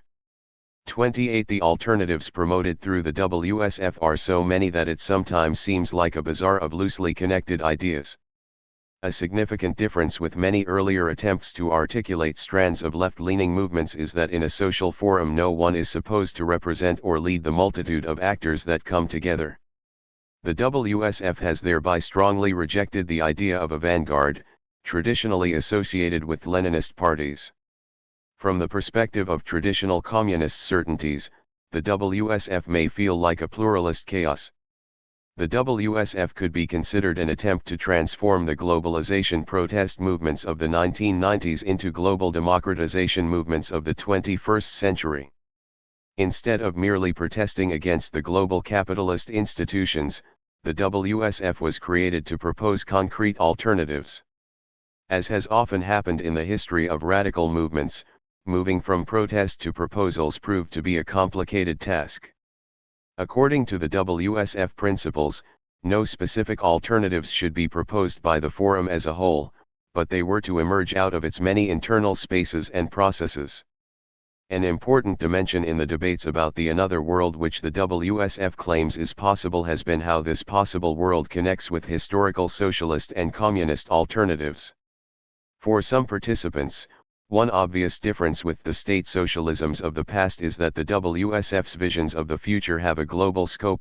2 Others emphasize the role of the local community as an alternative to capitalist globalism. The debate is, of course, not only about the scale of the visions. As wildly contested concepts, socialism and communism have also had multiple meanings inside the social forums. Communism has been resignified and rehabilitated by successful seminars and street-credible books in recent years, but for many it still carries the connotations of Soviet-style authoritarianism. Coming from a country, Finland, where a particular geopolitical relationship with the USSR contributed to a close association between the radical wing of the communist movement and an attachment to the Soviet model, I find it difficult to liberate the language of communism from its Stalinist baggage. In order to refer to non-state-centric attempts at commons-based democratic alternatives that resonate with the WSF, I would rather change one letter, to communism. Point 3. Inside the WSF, we can refer to a communist tradition when a militant of the Communist Party of India promotes state-led industrialization in a panel intervention, but prefer to use the term communism when an anarchist collective organizes meals in a WSF youth camp. Insofar as they claim to replace capitalist economy with a more democratic alternative, both can be considered expressions of socialism. Many of the participants in these activities may, of course, use different terminology. The meaning of communism is sometimes expanded to cover a wide variety of rebellious attitudes, whereas socialism is sometimes reduced to the really existing kind. 29. Even if in principle one should not represent a political party inside the WSF, many of its prominent activists have well-known affiliations. Militants of various communist parties have played an important role in the process, such as the members of the Indian parties since the preparations for the Mumbai Forum of 2004 started. According to one count, there were representatives of 30 communist parties in the WSF of 2005 in Porto Alegre. 4. While Trotskyism is a label sometimes used rather loosely, various organizations claiming to represent or build the true Fourth International in the spirit of Leon Trotsky have been visible in all forums. Members of different social democratic parties have also participated actively in the process, some of them connected to trade union movements. Hardcore Maoists, especially the ones with sympathies toward armed struggle, have often considered the WSF a hopelessly revisionist or bourgeois operation. Various forms of anti-party anarchism have been highly influential in the whole process, but there have been few explicitly anarchist people in the main councils and committees of the WSF. The relationship of the WSF with political parties has had many twists and turns. I will focus mainly on the relationships that played a key role in the emergence of the WSF in Brazil. The Brazilian context was crucial in the birth of the WSF and the drafting of the principles that still guide its operations. In the late 1990s and early 2000s, it was a country with some of the world's most vibrant left-wing political parties and movements. The way the Brazilian left interpreted and reformulated tenets of the communist tradition of the past had an impact on how the WSF became an inspiration for future attempts to create a world beyond capitalism. There have, of course, been many other factors, including the Mexican Zapatista rebels who have not had much direct involvement in the WSF, but are often recognized as an important source of inspiration. However, the role of the Brazilians has been fundamental. In this chapter, I will first briefly explore some of the origins of the social forum process, analyzing mostly the way socialism and communism has been reinterpreted among the left in Brazil. More specifically, the focus will be on the ideological evolution of the Workers' Party (PT). I will then analyze what kinds of ideological elements were enshrined in the Charter of Principles of the WSF and how they have been interpreted in the social forum process. Finally, I will reflect on what the social forum process may tell us about socialist and communist futures. Socialist renewal in the Workers' Party. Beyond vanguardism, the emergence of the WSF in Brazil was made possible by a combination of various historical processes.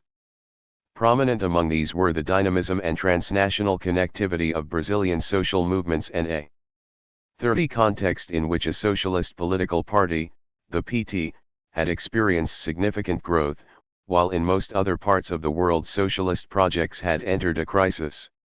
Even when the WSF has grown far beyond its Brazilian roots, many of its elements can be comprehended only by analyzing the particular context in which it first emerged. In order to situate the WSF in historical and ideological context, it is useful to understand the evolution of the PT.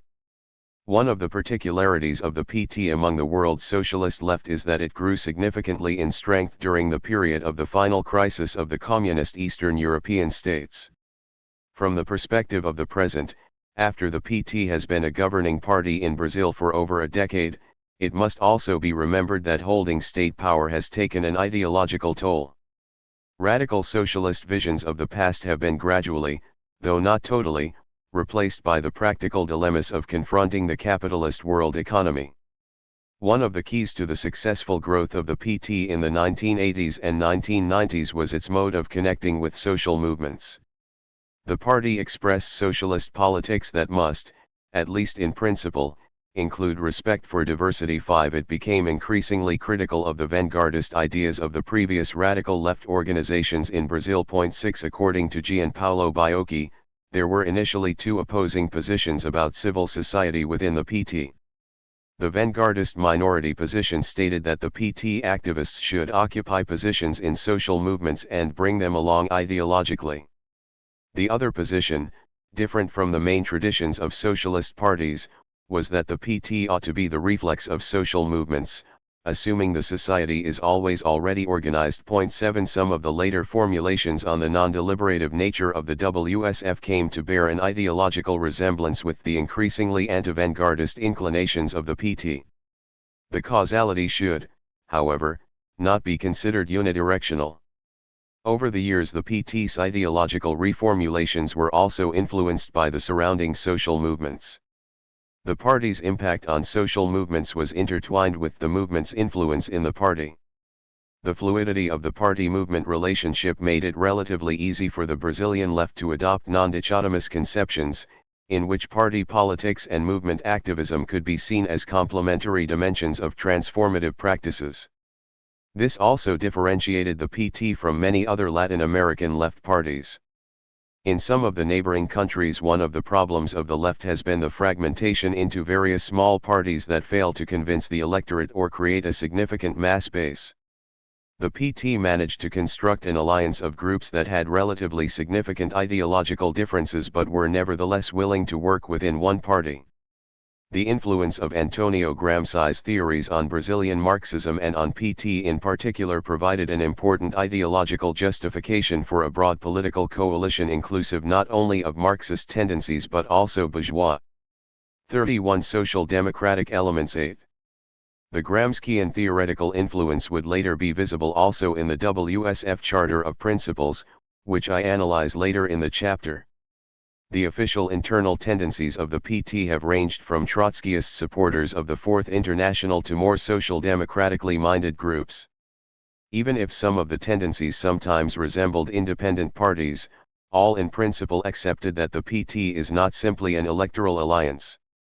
This extraordinary capacity for articulation was also a practical source of inspiration for the construction of the WSF as a coming together of diverse groups. From early on, the PT took distance from the traditional Soviet-style ideology. In its international positions, this was reflected in the 1980s in the expressions of support to the Solidarność group in Poland, which was struggling against the Soviet-supported government.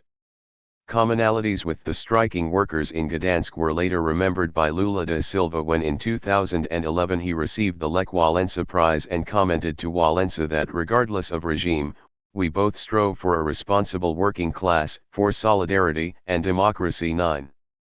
Among the PT supporters, Petistas, the most cited example of a successful revolutionary process before the 1990s was the ideologically heterodox Sandinista revolution in Nicaragua. 10. The party has also expressed support for Cuba, though often more for general anti-imperialist sympathies than a desire to repeat the model of Cuba.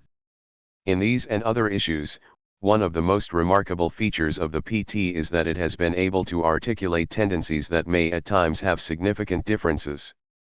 The dominant moderate tendency of the party, represented most visibly by Lula da Silva, has always faced an internal left-wing opposition.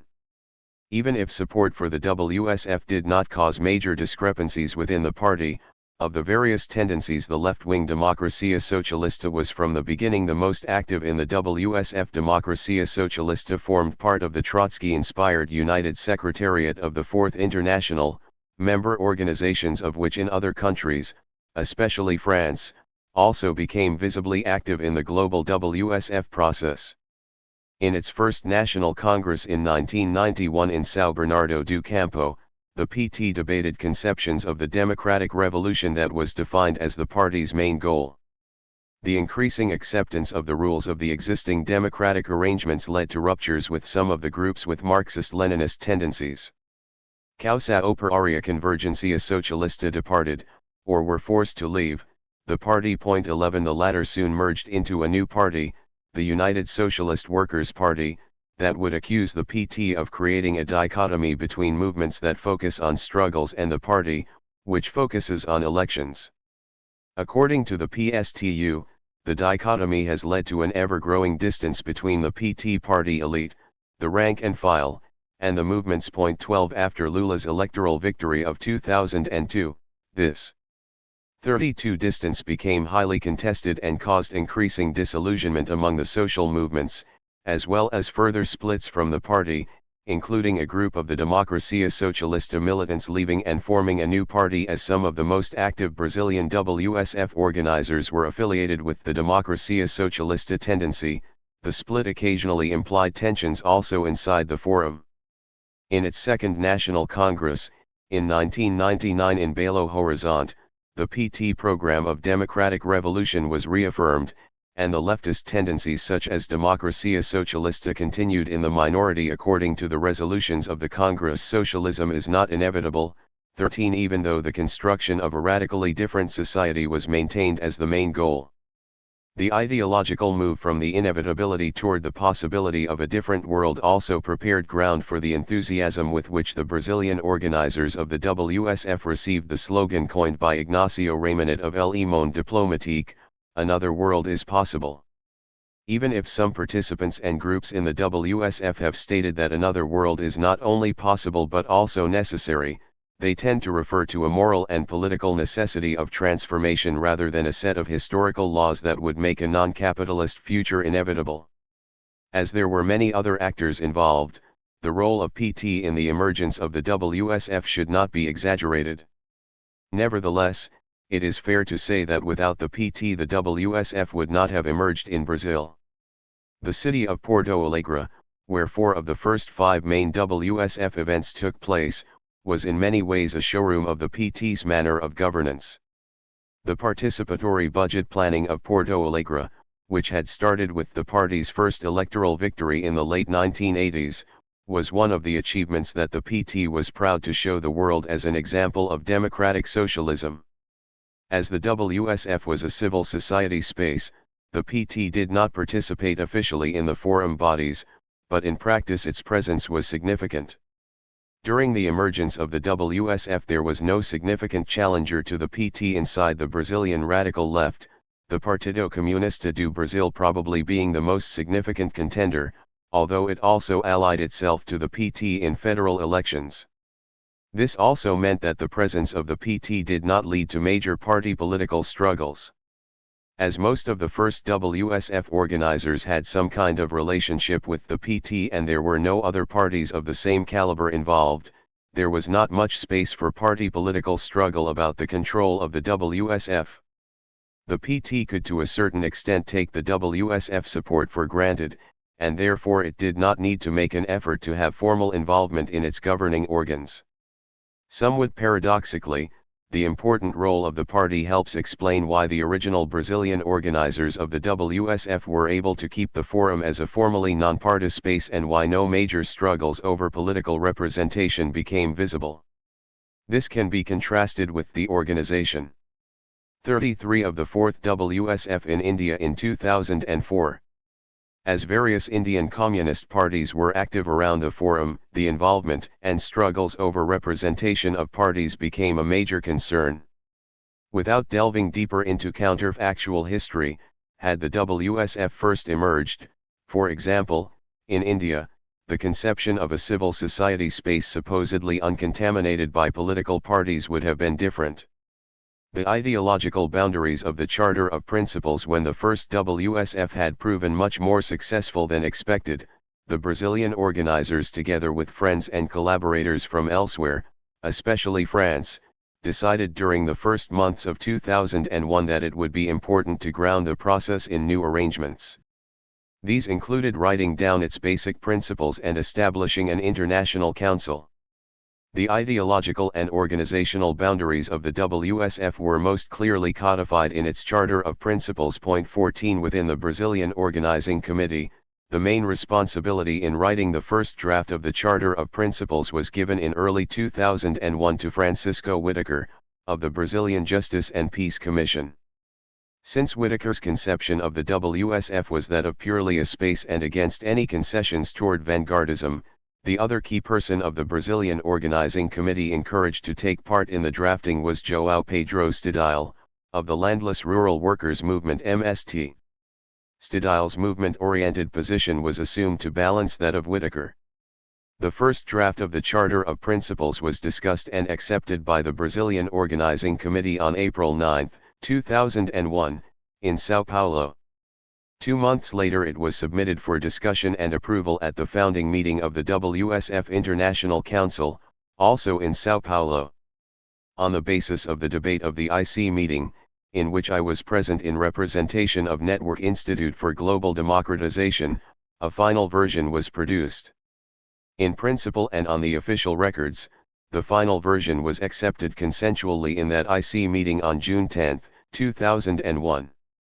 In practice, the final formulations were decided mostly by the Brazilian Organizing Committee during the following weeks, without any formal procedures for getting the consent of all the IC members but taking into account the discussion of the IC founding meeting. Point 15 The Charter of Principles is the main constitution-like mechanism of the WSF. Its role has been emphasized by the fact that the WSF does not officially produce other collective declarations. Unlike many real constitutions, the Charter of Principles contains no guidelines on how the Charter itself could ever be amended. The Charter makes clear that who gets to define civil society, at least in principle, gets to decide who can take part in. 34 The WSF, because the WSF brings together and interlinks only organizations and movements of civil society from all the countries in the world. 16. The standard definition of civil society offered by the Charter states that it is a plural, diversified, non-confessional, non-governmental and non-party context. 17. Despite the often repeated lip service to the WSF as an open civil society space, it is by no means open to all kinds of social movements and non-governmental organizations. There is no strict ideological litmus test to screen the participants, however. Rather than strict boundaries, the ideological orientation that the participants are supposed to have constitutes frontier zones in which many such organizations that may not be committed to all the elements spelled out in the Charter of Principles can in practice take part in the process. The boundaries have been paid more attention when deciding on who becomes member of the governance bodies of the WSF, such as the International Council, but in the main WSF events it is fair to assume that not all participants are committed to all of the WSF principles.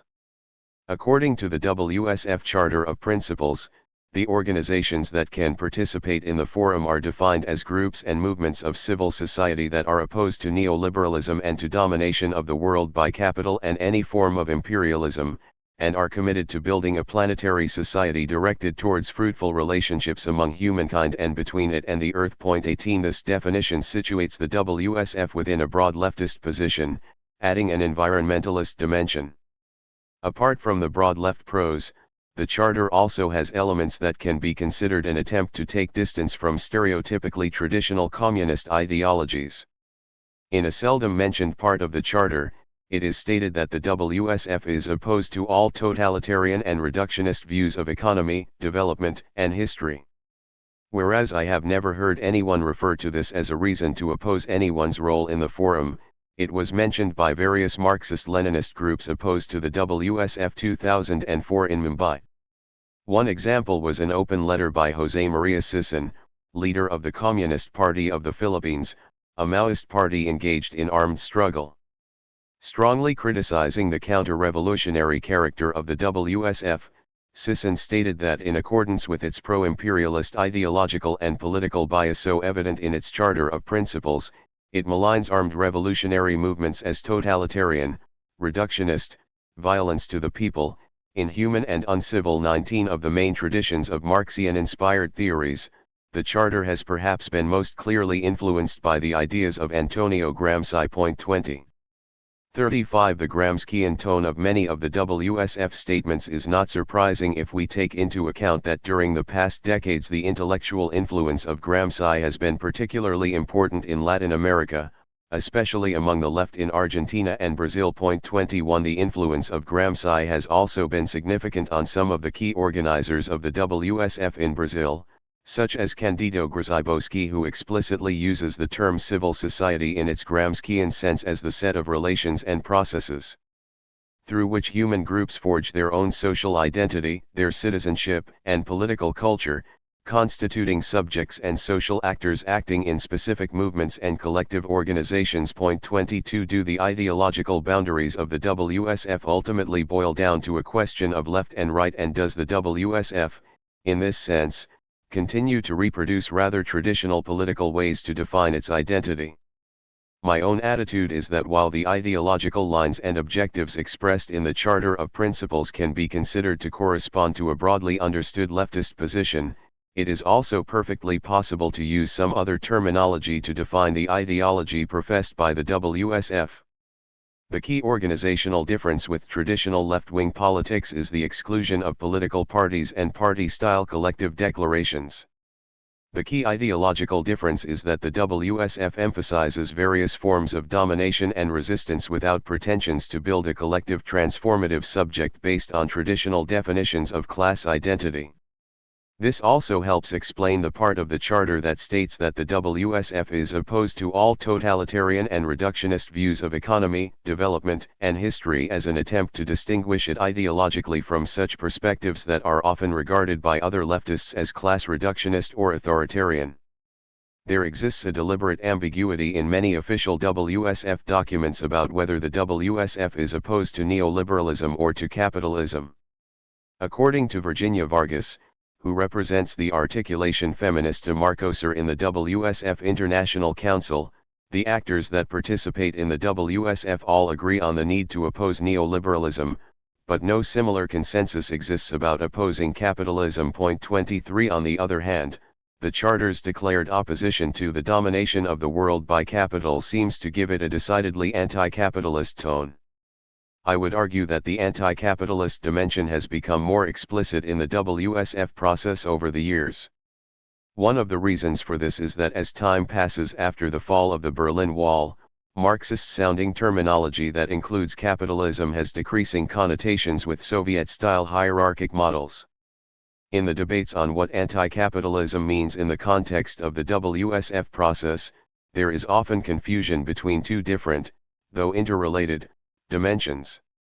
On the one hand, it is a question of defining the social 36 arrangements that one is opposed to. In this sense, anti-capitalism means giving certain epistemological or political priority to capitalism, instead of generalized oppression or some other phenomena, in the intellectual definition of the nature of the world. In this sense, the WSF can be considered somewhat anti-capitalist, even if it is also opposed to other forms of domination that cannot be reduced to capitalism. On the other hand, there are different answers to the question of what does being opposed to the domination of the world by capital mean. Does it imply a plan to destroy, transform, reform, or avoid capitalism?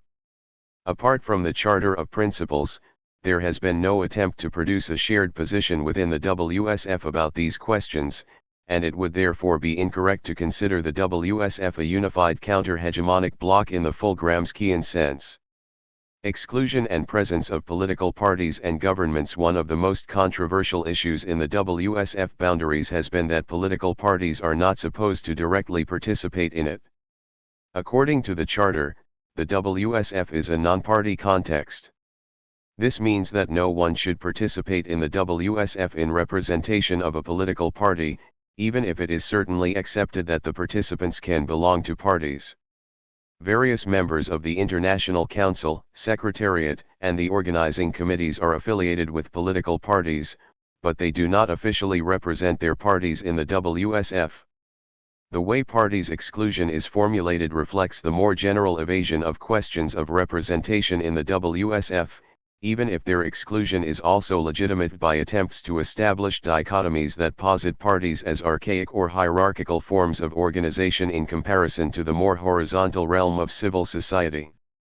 According to José Correa Leite, representative of ADIC Brazil in the WSF governance bodies and himself until late 2005, member of the point one of the main reasons for excluding political parties in the Charter of Principles was the fear that it would lead to similar decadence as had happened to the São Paulo Forum of Latin American leftist parties. Point 24 While the perceived decadence of the parties, and of representational politics more generally, has been a key factor in this exclusion, it remains a relatively vague justification.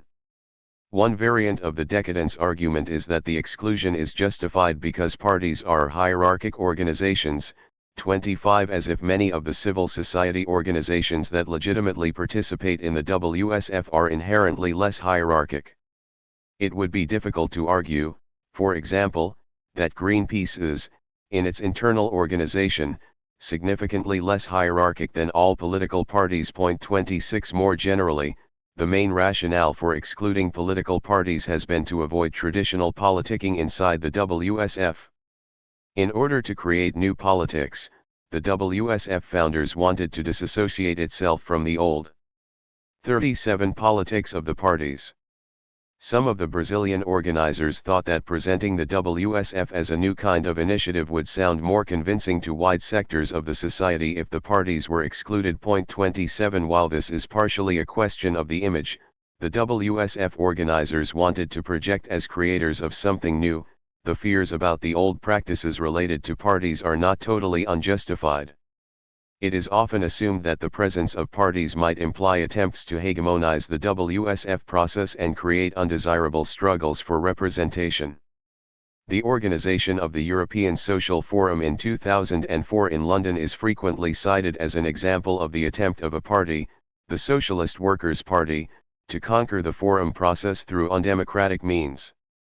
While I tend to sympathize with much of the criticism of the way the SWP acted in the process 28, it is possible to argue that the main problem was not that the actor in question was a political party but rather that it was a particular kind of party that acted in ways that were sometimes in contradiction with the democratic principles of the WSF.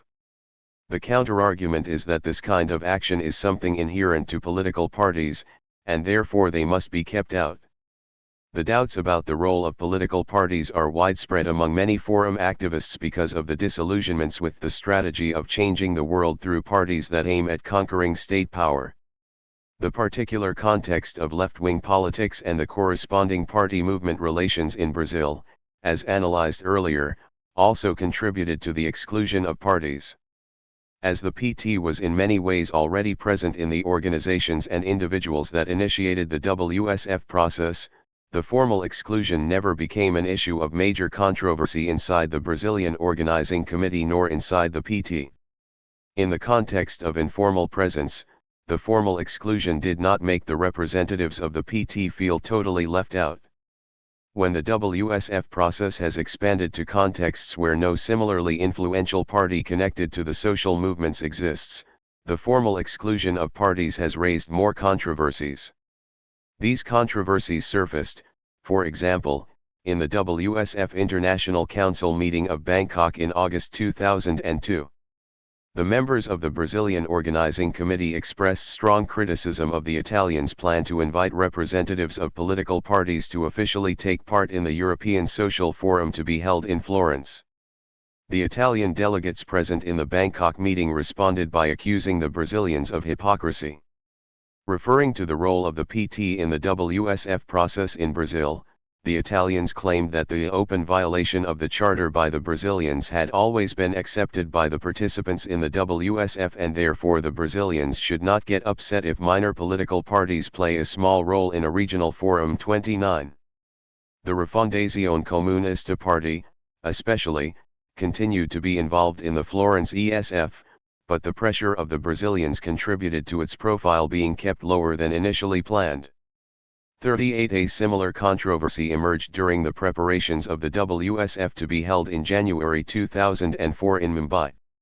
From the beginning, the two main left-wing parties of the country, the Communist Party of India and the Communist Party of India, got intimately involved with the Indian WSF organizing process. In various meetings with the WSF International Council and the Brazil-based International Secretariat, the issue was debated and a mutual understanding was finally reached that the parties should avoid formal involvement in the process. In practice, the presence of the parties was quite visible in the venues of the Mumbai WSF, but the earlier doubts of a possible open violation of the Charter of Principles were diminished since the parties had no formal representation in the Indian Organizing Committee. Of the exclusions defined by the organizational form of the WSF, the one concerning political parties is the most problematic one. This is mainly because the boundary between a political party and other kinds of political movement can sometimes be difficult to draw, especially in the case of parties that are not in government and do not even necessarily aim at representation in state machineries. The debates on the role of political parties and their difference from other kinds of political movements have generally been waged under state-centric assumptions. In a process that is explicitly global, the organizational forms of political agency need to be conceptualized in ways that transgress some of these assumptions. Point 30 In transnational times, the defining feature of a political party may no longer be whether it focuses on conquering the state. While many social movements and other non-state actors have changed their scale of actions and become increasingly transnationalized, political parties are generally assumed to remain within the boundaries of the territorial state. This somewhat dichotomous assumption can be challenged in two different ways. On the one hand, and more empirically, there have been and still are political parties that belong to international networks and federations, some of which may be considered international party formations. Some parties, such as the Greens in many countries, have even emerged with an explicitly transnational or global identity, even if often rooted in a particular country. According to the Charter of Principles and the current practice of the WSF, it is possible to conclude that the attitude toward these kinds of global parties will depend on the attitude toward traditional state-centric parties. More difficult questions emerge if we seriously rethink what the functional equivalents of state-centric political parties may be in the global arena. The political party likeness of world political actors should not be assessed only by comparing their attributes to traditional state-centric parties, or by analyzing genealogically whether they have been constituted through articulations between such parties. At what point should a transnational political organization that aims at radically changing the 39 world be considered a political party? Does it fall outside the boundaries of the WSF process the moment it decides to participate in elections anywhere or when it competes for political posts? What posts should be considered political? Even if the exclusion of political parties has probably been a strategically rational decision that has contributed to the success of the WSF process, these questions open challenges to the future boundaries of the WSF process that may not be easily answered with simply defining that in a non-party context.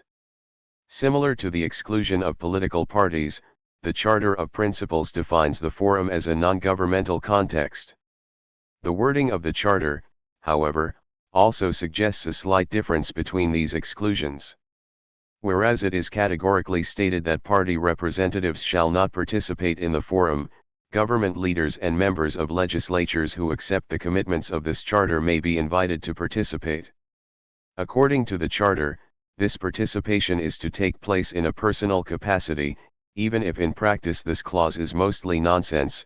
No president or governor that has appeared in the WSF events has participated, or been perceived to participate, solely in a personal capacity. The left-wing turn in Latin American electoral politics during the first years of the 2000s revived debates on the potential importance of progressive governments as allies. Lula da Silva and Hugo Chavez have participated as government leaders in various WSF events. The attitude of the social movements within the WSF toward them has never been that of unanimous support, and especially in the case of Lula, there was a significant change of mood after it became clear his government was not going to meet the expectations of radical transformations. In the 2005 WSF in Porto Alegre, among the more radical participants, much of the enthusiasm that Lula had received in the earlier editions of the forum was transferred toward Hugo Chavez. In his speech in Porto Alegre, Chavez called the WSF the most important political event in the world. While many of the WSF participants had become disillusioned with the politics of the PT government, for some of them, Chavez represented the possibility to support a more outspoken form of radical transformation through the state. In the first WSF in 2001, the visible presence of representatives of the Cuban government raised mixed feelings. In the closing ceremony, the Cuban delegation received the strongest applauses from the audience, comparable only to those of the MST and of the French peasant activist José Bove. 31 Even if open disapproval of the Cuban government's participation came mostly from outside the meeting, particularly from the local press, its visible presence in the official ceremonies of the WSF was annoying to some of the organizers as well. In the state of Rio Grande do Sul, during the electoral campaign of 2002, the opposition repeatedly claimed that the PT state government wanted to transform the state into another 40 Cuba. For the electoral strategy of the PT, it was important to create an image that would not dissuade potential moderate voters.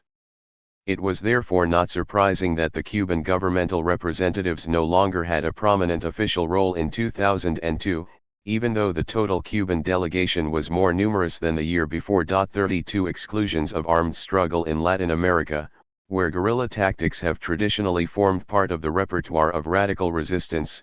It was not unexpected that the relationship with armed struggle would become one of the issues taken into account in defining the boundaries of the WSF.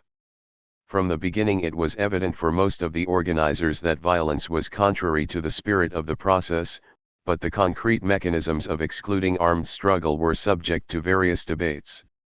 When the Charter of Principles was drafted, soon after the first WSF in Porto Alegre, there were different opinions about the way armed struggle and use of violence should be excluded. The first draft of the Charter, prepared by the Brazilian Organizing Committee on April 9, 2001, stated that, "The meetings of the WSF are always open to all those who wish to take part in them, except organizations that seek to take people's lives as a method of political action." 33 2 months later, this clause originated a debate in the founding meeting of the International Council in São Paulo on June 10, 2001.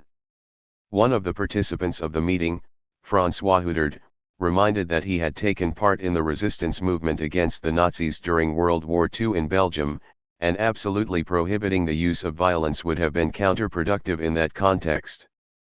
After modifications, the new, and for the time being final, version of the Charter stated that neither party representations nor military organizations shall participate in the Forum 34.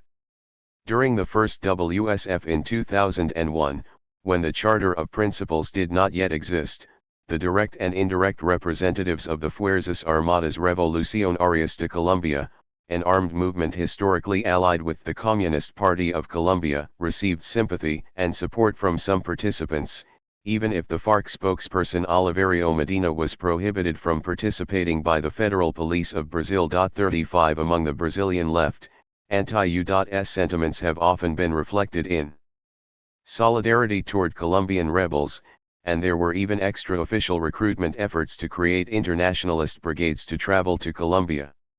Not all the participants, however, were happy with the presence of a group accused of committing atrocities, and the controversial experience.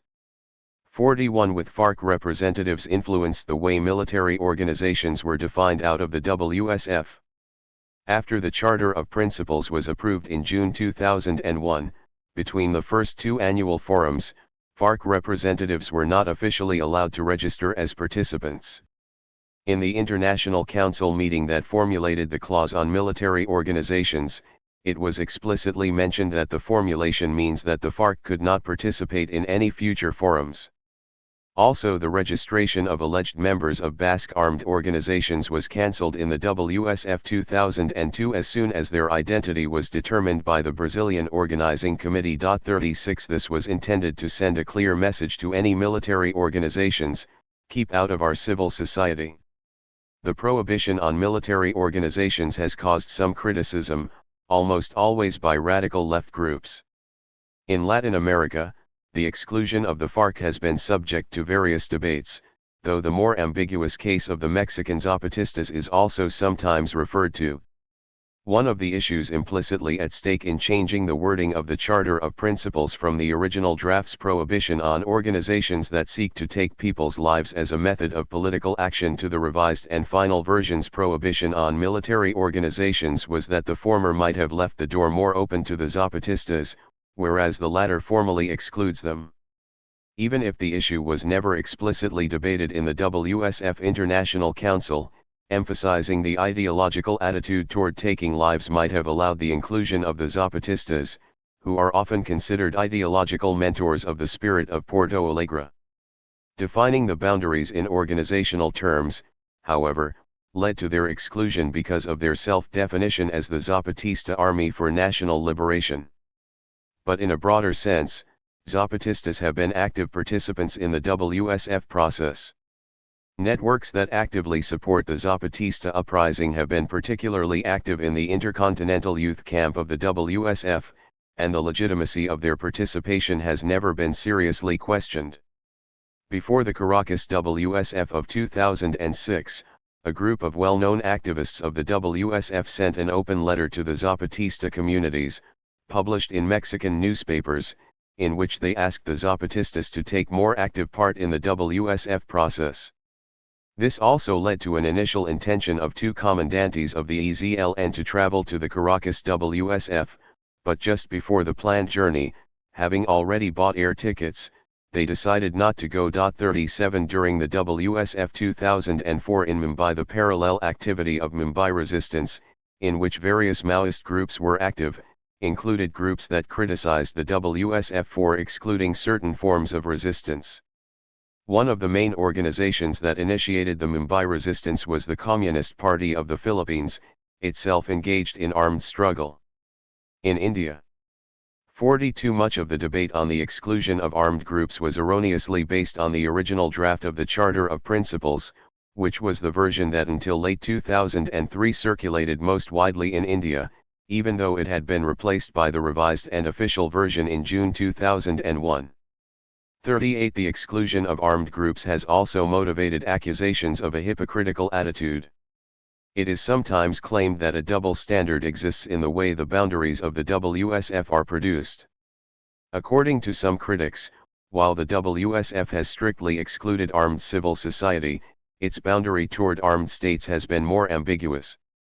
One of the critics put it in the following terms in late 2003, if people linked to FARC and other armed resistance groups are excluded, why does the WSF not exclude non-governmental organizations that are directly financed by states like Spain and the UK that wage imperialist war in Iraq?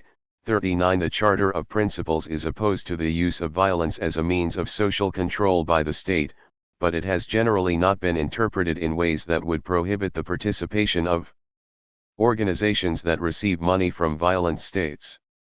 This is one expression of a broader question about the relationship of the WSF with state machineries. It is supposedly an autonomous civil society space, but in practice it is connected to various kinds of governmental institutions through funding, security, visa regulations for the participants and many other issues. These links make it very difficult for any global political events and processes to be organized truly autonomously from the state. Even if the non-state communist tendencies within the WSF may sometimes claim to be free from state interference, sidestepping state structures is not easy.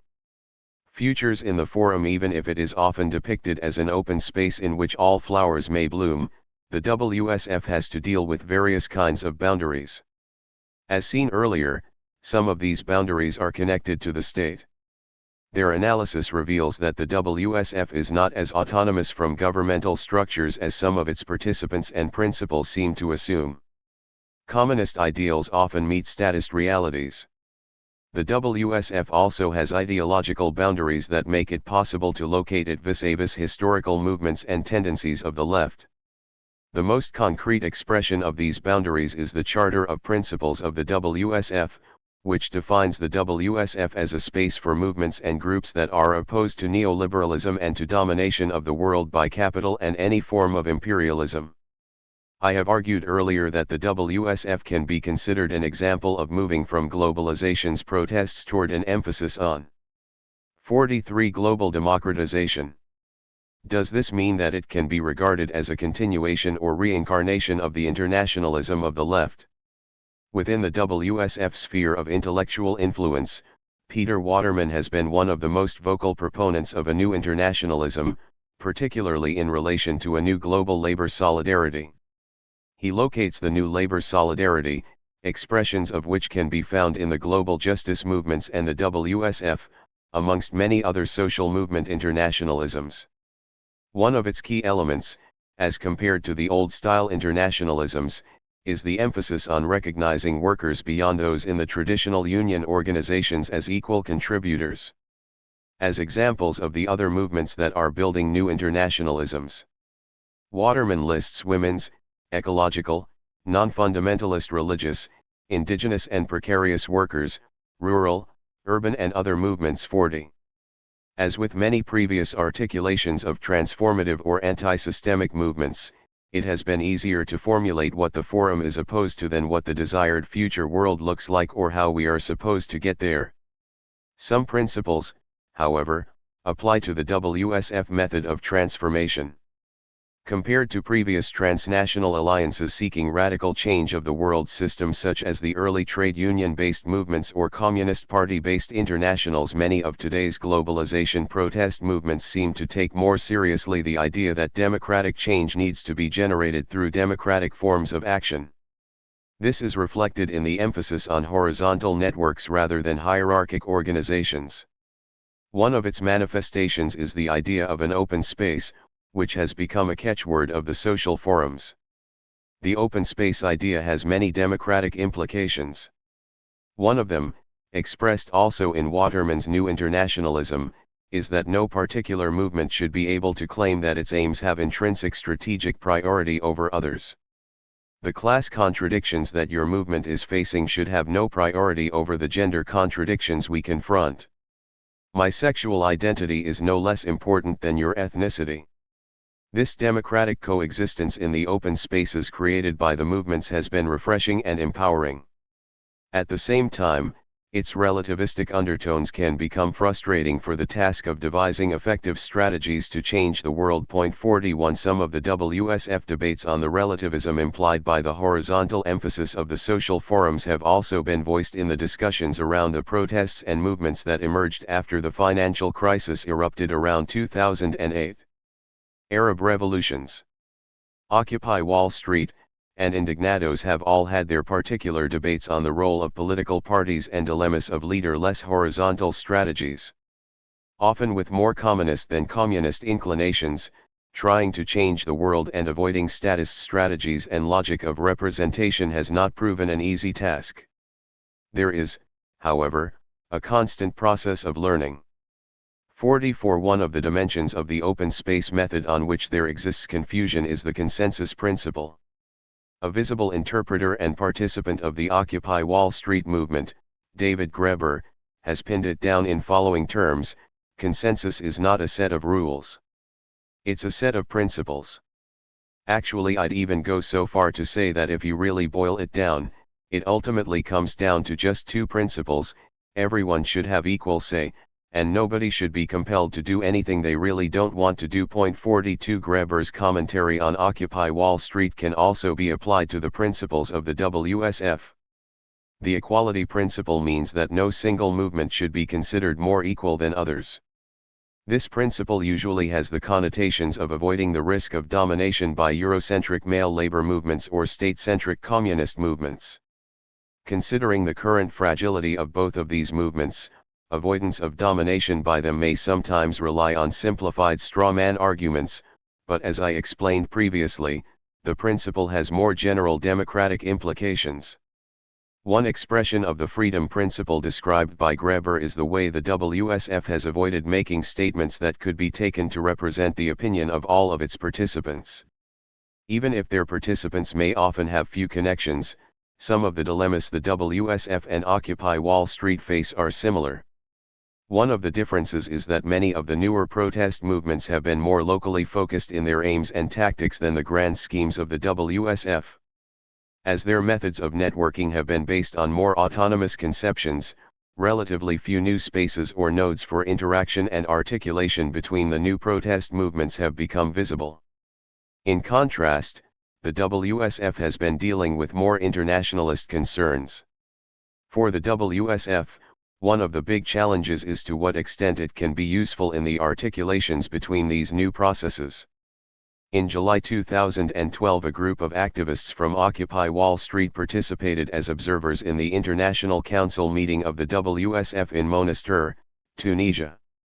Apart from the formal seminars, there were evening events in which Occupy activists exchanged ideas with new African movements, including the Arab region, as well as important new groups such as the Yen Amar youth movement from Senegal.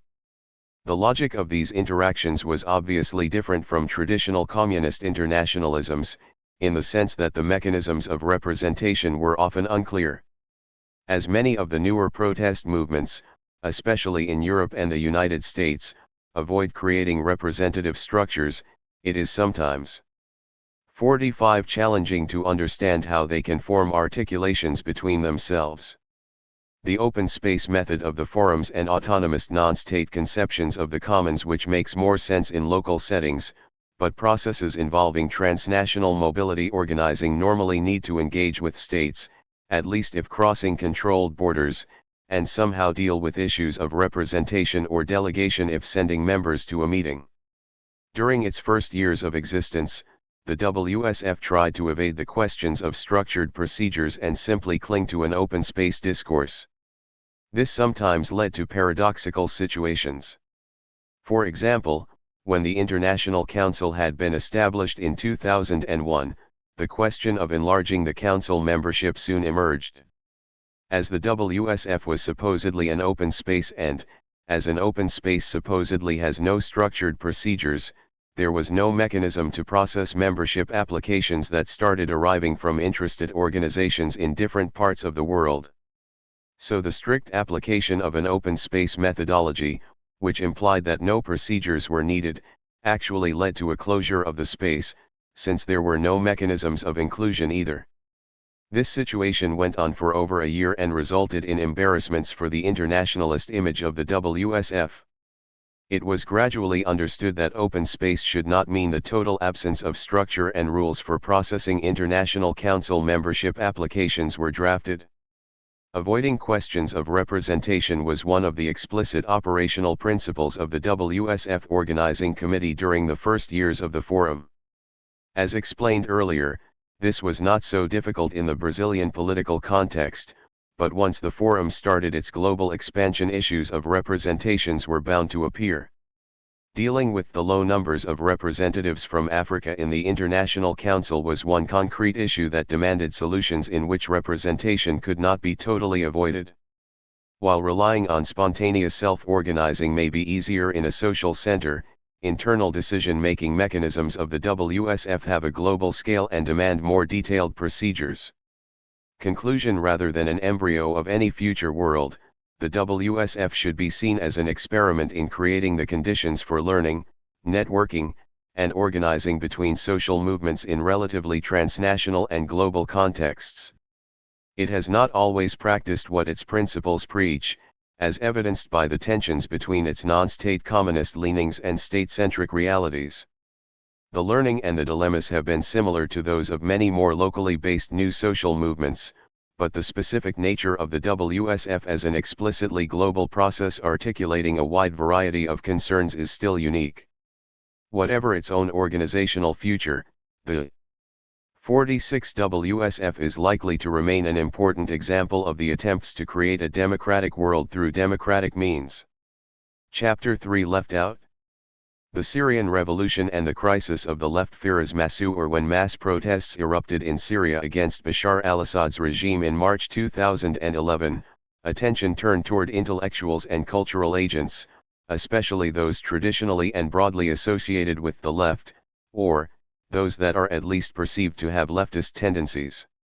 In the minds of the Syrian youth calling for social change, equality, dignity, and freedom, there was an expectation that left-leaning public intellectuals, academics, artists, and politicians, many of whom had criticized the regime's policies in the past, would eventually take a cue from the protesters and rise to the occasion, leading the charge to establish democracy and develop a comprehensive, principled, and popular program to bring about the fundamental changes in society that Syrians have long sought. As of the present time, however, this expectation has not been met. The revolution has not received sustained or effective support from the left, either within Syria or globally. True, some of the most active unconditional supporters of the revolution are on the far left of the political spectrum. In Syria they represent the avowedly far-left sections of the Syrian opposition, namely the Syrian Revolutionary Left one, while regionally they tend to be Trotskyist parties, such as the Socialist Forum in Lebanon and the Revolutionary Socialists in Egypt, or Maoist parties, such as the Democratic Way in Morocco. 2 Such groups publish communiques, produce literature, organize vigils and sit-ins, participate in demonstrations around the world in support of the Syrian revolution, and act in the name of the internationalist left and perpetual revolution. Yet, these groups have a 52 small membership and an even smaller impact, and while leftists, worldwide, have overwhelmingly celebrated the Tunisian and Egyptian revolutions, they have failed to grant the Syrian revolution their unanimous support. This reluctance is symptomatic of an influential current in international leftist politics that clings to the ideals of resistance and anti-imperialism at all costs, lending support to despotic regimes on the pretext of giving priority to the national question. 3. At least in rhetoric, Syrian sovereignty is defined along Ba'athist ideological lines, and clearly, the Stalinist formulation of what constitutes a nation was one of the main pillars of the Ba'ath Party's organization of the multitude of ethnicities and religious communities within Syria. Predicated on the belief in Arab cultural unity, the Ba'ath's slogan "One Arab Nation Bearing an Eternal Message" falls in line with Joseph Stalin's definition of the nation as a historically constituted, stable community of people, formed on the basis of a common language, territory, economic life, and psychological makeup manifested in a common culture. 4. In 1963, with the advent of the Syrian Arab Republic, the qualifier republic came to serve an important ideological function in signifying anti-monarchist sentiments directed at Arab monarchies long perceived to be in league with Western interests. Yet, as Yassin al-Hajj Saleh argues, we find that most importance is attached to the qualifier Arab, followed by Syrian, with Republika por third. 5. It was, however, the party's other main motto, unity, liberty, socialism, that declared the Ba'ath's socialist agenda, based on the assumption that Arab unity could be achieved only through a socialist system of property and development, uniquely capable of overcoming the social and economic legacy of imperialism and colonialism, and emancipating Syria's workers and peasants. Many Syrian communists saw past this political rhetoric and believed Ba'athist socialism to be nothing but anarchy, economic crisis, and the constant retreat before the feudalists and the big bourgeoisie. 6. However, even if its socialist credentials were called into question, the Ba'ath, and the Assad regime by extension, was able to maintain credibility by prioritizing an anti-imperialist agenda, upholding pan-Arabism ideals, and then gradually positioning itself as the linchpin in the Iran-Syria-Hezbollah axis of resistance. It was thus successful in creating a narrative that appeals to pan-Arabists as well as anti-American, anti-Israel, third-worldist, and anti-war strains on the left. Today, this dubious position has arguably contributed to the international community's inertia in the face of the continually escalating humanitarian crisis in Syria. But more significant for this discussion and for the future of Syria is the status of the left as an oppositionary force within Syrian politics, a status which is far from assured. Political Islam increasingly represents a far more coherent and effective opposition to the Assad 53 regime. Some of the factors for this are the recent ascension to power of Islamist political parties in Tunisia and Egypt, which has given a boost to public support of Islamic resistance, and, the funding by Salafists in the Gulf of certain hardline rebel groups that are advancing against forces loyal to Assad and are promoting pan-Islamic ideas in the areas they seize. The nature of the conflict and the role and character of the opposition is also misconstrued in the increasingly prevalent discourse in international mainstream media, claiming that the grassroots uprising has mutated, first into a civil war, and now into a proxy war, as Hillary Clinton recently stated. 7 This misrepresentation of the situation confirms the regime's narrative that there was never a genuine revolution, rather a sectarian insurgency aiming to destabilize Syria's sovereignty, thereby serving the interests of monarchist Sunni regional powers in their fight against the axis of resistance. However, is not the rise of Islamofascism, as Slavoj Zizek ponders, primarily the result of the left's failure, but simultaneously proved that there was a revolutionary potential, a dissatisfaction, which the left was not able to mobilize? 8 Is not this inability to understand, mobilize, and support the revolutionary current in Syria, the result of a failure on the part of some on the left to recognize the fascistic tenets of the Syrian Baath? Indeed, as the conflict in Syria approaches its third year, and the eventual social, cultural, economic, and political fallout of the revolution remains far from predictable, it appears the left has rather a lot to answer for. Arguably, the uncertainty that surrounds Syria today is nowhere more apparent than in what may, in general terms, be called the crisis of the left. Today, the left is presented with a mixture of existential challenges. To imagine communism is to completely rethink its social project and recuperate its intellectual independence as a necessary condition for organizational and political independence, especially if the left is to remain relevant in the eyes of the masses whose basic interests it purports to represent. 9. In the context of the Syrian revolution, many elements in the left have opted out of this project in exchange for visions of imaginary ideal societies, visions that are marred by antiquated ideas of anti-imperialism, the limited framework of Cold War politics, and the support for a quasi-socialist, so-called progressive, authoritarian regime, all to the detriment of genuine revolutionary social movement. This chapter begins by arguing that the discourse of these currents in the left is not grounded in the material conditions of Syrian society and is reactionary as a result. I briefly outline some of the debates that have emerged on this issue over the last 2 years, and in doing so demonstrate how some elements in the international left have supported the revolutions in Tunisia and Egypt, but not in Syria. I then attempt to address the material conditions of Syrian society by looking at how, in Assad's Syria, 54 leftist politics were crippled by ideological balkanization, organizational hopelessness and feebleness, and political declassing, and how much of its leadership has been marred by the morass of personal egotism, power-mongering, and political opportunism. It is not tenable here to review in detail the power struggles and complex feuds that helped shape and form Syrian politics, or lack thereof.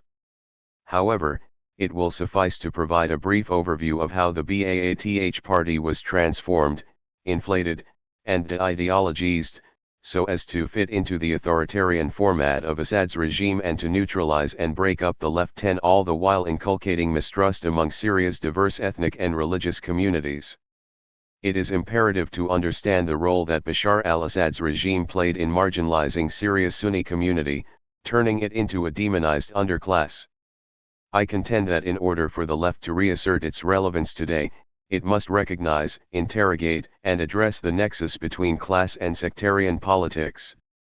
The left, the Arab Spring, and the Syrian Revolution. When the revolutions of the Arab Spring erupted, first in Tunisia in December 2010 and then in Egypt at the dawn of 2011, many leftist intellectuals, anti-war activists, staunch third-worldists, and self-proclaimed anti-imperialists gave 2 cheers to what they, and indeed many others, perceived to be popular uprisings against 2 of the most authoritarian, corrupt, and oppressive regimes in the Middle East/North Africa region. Despite having a foreign policy that was seemingly grounded in an awareness of the requirements to maintain their Arab and Muslim identity, Zine El Abidine Ben Ali and Hosni Mubarak's regimes were classically associated with Western interests in the region. In their respective foreign relations, both Ben Ali and Mubarak maintained a decidedly pro-Western path, particularly in regard to the Arab-Israeli conflict. Following a bloodless coup d'état that ousted President Habib Bourguiba in 1987, Ben Ali ascended to the presidency but retained his predecessor's outlook in offering Israelis the promise of diplomatic recognition and engaged in behind-the-scenes assistance to further Israeli-Arab mutual recognition. 11. Similarly, Mubarak ensured that the Camp David Accords, the peace treaty signed in 1979 by his predecessor Anwar al-Sadat and Israeli Prime Minister Menachem Begin under U.S. President Jimmy Carter's supervision, remained intact. Mubarak was especially criticized for his resoluteness in upholding the peace deal with Israel. The belief that his regime had betrayed the Palestinians was prevalent in Arab public opinion. Ben Ali, on the other hand, decided to break all diplomatic ties with Israel following the outbreak of the Second Palestinian Intifada in 2000. 55. The Israeli Foreign Ministry spokesman stated that Israel is surprised at the Tunisian decision. It appears that Tunisia has elected to renounce its potential role as a bridge for dialogue between Israel and its neighbors, thereby harming the critical effort to promote regional peace. 12. However, Tunisia's voice in Arab politics was rather meek in comparison to Egypt's political clout, and Israel seemed much less concerned with the fate of Ben Ali than with that of Mubarak. During that tumultuous Egyptian January in 2011, Israel sought to convince its allies that it is in the West's interest to maintain the stability of the Egyptian regime. 13.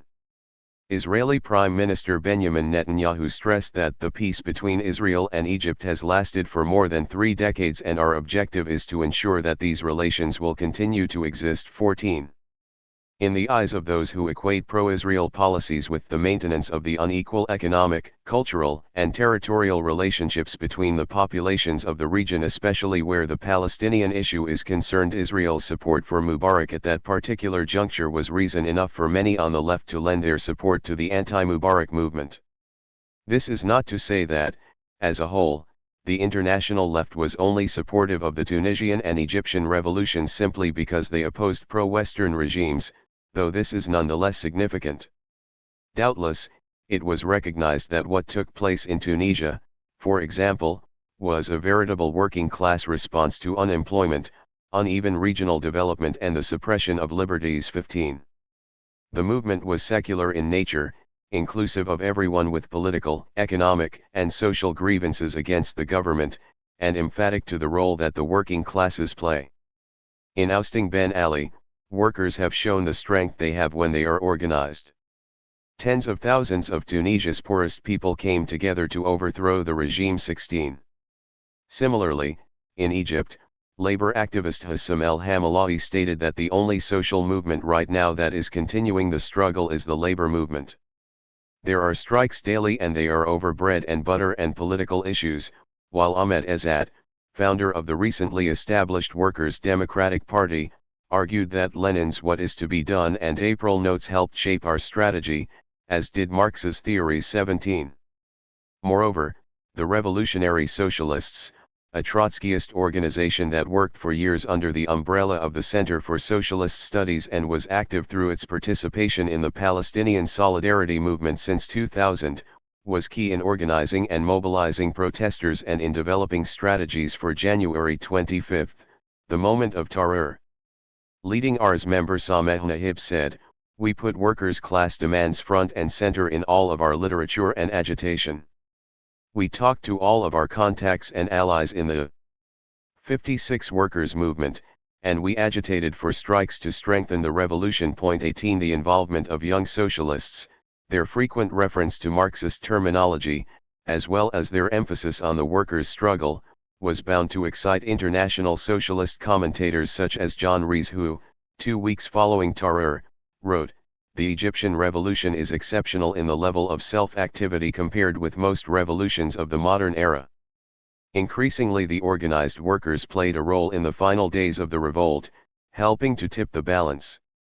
Some of the strikes continue and they are one sign that the great example of the revolution is spreading and deepening below the surface." 19. Similarly, British Pakistani veteran journalist and celebrated street fighting man Tariq Ali argued that the show of popular strength was enough to get rid of the current dictator.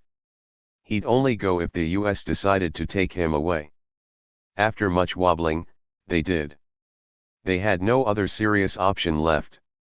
The victory, however, belongs to the Egyptian people whose unending courage and sacrifices made all this possible. 20 In the eyes of Rees, Ali, and others prominent figures who one would have expected to know better, as Jamie Allinson chides 21, no such victory is attainable for the Syrian people. Mousaladkani notes that, among many factors, the weakness of the revolution is attributable to the notion that it erupted under the influence of the wider Arab Revolution, without which it would most likely have taken a few more years for the revolutionary movement to erupt on its own, that the Syrian working class did not, and still does not, have independent organizations of its own that it can use to express its class interests, that many elements among the revolutionary forces have been raising religious slogans, demands, and using a religious language, which has only served to confirm the regime's depiction of the revolution as a religious one, and that Syria's geopolitical location means that it has become the place in which opposing interests in the region are being played. 22. And so it seems that even though there is little support for the Assad clan, unconditional supporters of the revolution do not seem to be in the majority. 23. The Syrian revolution is making the left, whether strictly communist, tending towards Marxist, left-wing nationalist, radical, or moderate, seem in disarray. 24. This is mainly because of all the arguments on Syria that have left political commentators mystified. 1. 57 question in particular has eclipsed, if not overtaken, all others, that of foreign intervention. For the most part, the more influential ideologues of the Stalinoid left, who identify themselves as the only true anti-imperialist movement, turn a blind eye to the popular uprising and instead see the crisis in Syria in terms of West-Turkish/Gulf states-backed Sunni Islamist militants. They echo the regime's narrative to the letter: there are militants waging a jihad, a holy war, against a secular regime, and in doing so serving as pawns in imperialism's wager against the axis of resistance. There is no denying that the militant wing of the opposition to Assad's regime, mainly represented by the Umbrella Group, the Free Syrian Army, and certain jihadist battalions, such as Ahrar al-Sham and Jabhat al-Nusra, receives some funds and training from outside powers. However, foreign support for the rebels remains limited. Moreover, it is becoming more evident that the West never had an appetite for intervening in Syria the way it did in Libya, or in Mali most recently. Despite this, ideologues on the left are committed to the narrative of geopolitical conspiracies. Rees writes, it is wrong to mechanically separate geopolitical concerns from the domestic dynamic of the revolution. There is a domestic current calling for intervention. As in Yemen, as in Libya, the US will be looking to recreate a Western-leaning regime minus its figurehead, an Assad regime without Assad. 25 In the process of pushing geopolitical concerns, these anti-imperialist ideologues are missing the smaller, or rather the bigger picture. What is truly remarkable about the Syrian revolution is that it erupted without a unified command center, rather, it was led by a range of distinct individuals and groups. A significant contingent was made up of young people working in the fields of culture and communication, such as freelance journalists and correspondents for foreign media outlets. The vast majority of these people were not affiliated with party politics. They tended to be secularists from the urban middle class, or young adherents of political Islam, and were mainly university students or graduates with skills in technology and the new media.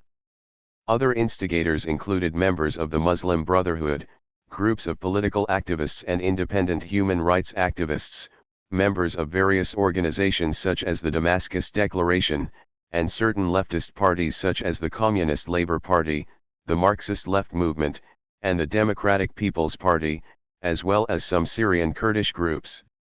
Having neglected to examine the local dimensions of the revolution, anti-imperialist ideologues have failed to understand it in terms of class or as a revolt against injustice, repression, and censorship.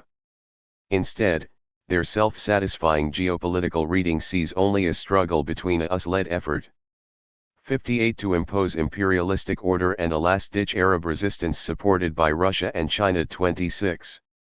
Moreover, Anti-imperialist ideologues brazenly refused to condemn Russian and Iranian support for pro-regime military forces and paramilitary groups, claiming this would amount to an at least partial compromise with our own ruling class and its propaganda. 27. Using tactics that vary from the overt to the insidious, Jess Hill aptly notes, these ideologues are willfully twisting the narrative on Syria to score points against the imperialist West. In the process, they are excusing and providing intellectual cover for the Assad regime. 28. Perhaps had the rebels been waving red banners, these ideologues may have joined the bandwagon.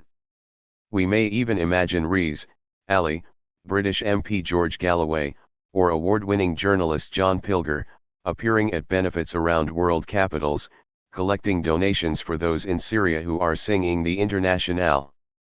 But, this was not to be. Instead, the rebels waved flags of many colors, and now increasingly they wave the black and white flag of jihad. It should come as no surprise that the void left by the Syrian left has been filled by Islamists. We have the Assad regime to thank for both the demise of the former and the rise of the latter. Rather than allowing themselves to be distracted by conspiracy theories, the anti-imperialist ideologues ought to take a lesson in Syria's modem history. If they were to come to understand the complexities of Syrian society, then they would recognize the revolution for what it is, a popular revolution, a chaotic and messy affair. Whoever expects a pure social revolution will never live to see it. Such a person pays lip service to revolution without understanding what revolution is. 29. The Baath Party, Assad Syria, and the Balkanization of the Syrian communists. Anthony Shadid noted that when Hafez al-Assad came to power in 1970, he put an end to a volatile chapter in Syria's history that saw dozens of attempted coups since the country's independence from French colonization, not through the modernization of infrastructure and education, nor through his service to the poor and rural, but by inculcating a suffocating cult of personality, buttressed by fear, often the most visceral sort. 30. Assad understood that every section of society would have to be under his control in order to ensure real security for his avowedly pan-Arabist, secular regime, and thus began to invade the public sphere. Former political prisoner and dissident author Yassin al-Haj Saleh writes, no sooner had the man taken office that there were patriotic anthems praising him and spontaneous popular marches waving the picture of this devoted son of the people.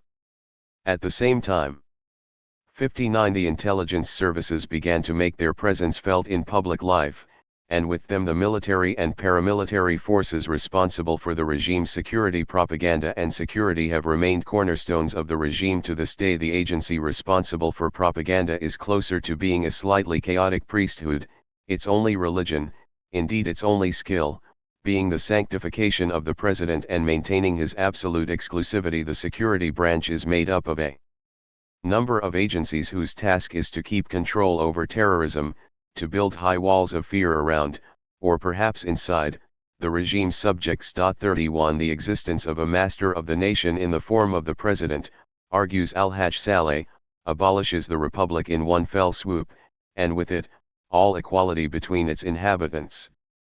It institutionalizes ties of personal allegiance and a culture of political appointments and privilege and divides society along sectarian lines. 32. Indeed, Hafez clearly understood the sectarian dynamics of his country. He belonged to the Alawite sect, a heterodox Muslim group that accounts for 11% of the population, yet he maintained good relations with his Ba'athist comrades, many of whom were members of the majority Sunni sect, by giving them ministerial positions in his cabinet. With an eye on the economy, he was also swift in forging strong alliances with Syria's Sunni merchant class. Of equal importance was his success in neutering and co-opting his rivals on the left. Political competition was abolished, subsumed by the cult of worship around the president, not to mention swallowed up by the prisons and the ruling Progressive Front led by the Ba'ath Party. 33. In May 1972 the Ba'ath Party formed the so-called Progressive National Front, a coalition of political parties over which it presided. The PNF was initially formed of four parties: the Syrian Communist Party under the leadership of Khalid Bakdash, the Arab Socialist Union, which was originally the Syrian branch of Egyptian leader Gamal Abdul Nasser's party of the same name, and two parties that had defected from the Baath party in the early 1960s, the Movement of Socialist Unionists and the Arab Socialist Party. The new coalition was rejected by the League of Communist Action, whose small membership worked covertly toward undermining the Baath by publishing and circulating explicitly anti-regime pamphlets. The parties in the coalition, however, enjoyed a limited level of participation under the umbrella of the PNF but were also subject to a variety of restrictions. The coalition ensured the Baath party's oppressive control and meticulous monitoring of its rivals on the left, who soon began to balkanize. In many ways, Hafez al-Assad's ascension to power in 1970 marked the end of the First Syrian Republic, which was well on the path to disintegration ever since the Baath party's takeover in 1963. Paradoxically, the same year saw the end of the Baath party as an autonomous force, and even as a forum for serious debate. 34. The promulgation of a new constitution in 1973 saw Syria's transformation from Baath state to Assad Syria. While the new constitution guaranteed the leading role of the Baath party in both state and society, it granted Hafez ultimate power in all domains. The Baath was molded into a powerful institution of political control that at the same time could confer an appearance of legitimacy upon his presidency. 35. Its ideals were on their way to becoming the thin veneer that has barely covered the Assad's familial domination over Syria's affairs in the last 4 decades. This exacerbated the divides in Syrian politics. For example, in 1974 a faction split from the MSU and formed the Democratic Socialist Unionist Party but remained in the PNF. 36. However, the most significant of these fractures was the defection of a sizable group of communists from the SCP who refused to join the PNF. In 1973 the group renamed itself the SCP Political Bureau, and in January 1974 elected Riyad al-Turk as its Secretary General. 37 It was initially reasonably effective in its opposition to the government and was popular among the younger party cadre and new recruits who had expected some changes in the original Syrian Communist Party in both leadership style and substantive ideological positioning, particularly after its isolation following the breakup of the UAR in 1961 and the 1967 Arab-Israeli War. 38. Such aspirations for structural and ideological change within the SCP caused concern both for the Baath party and for Khalid Bakdash, the SCP Secretary General. Bakdash accused Turk of leading a deviationist, adventurist clique.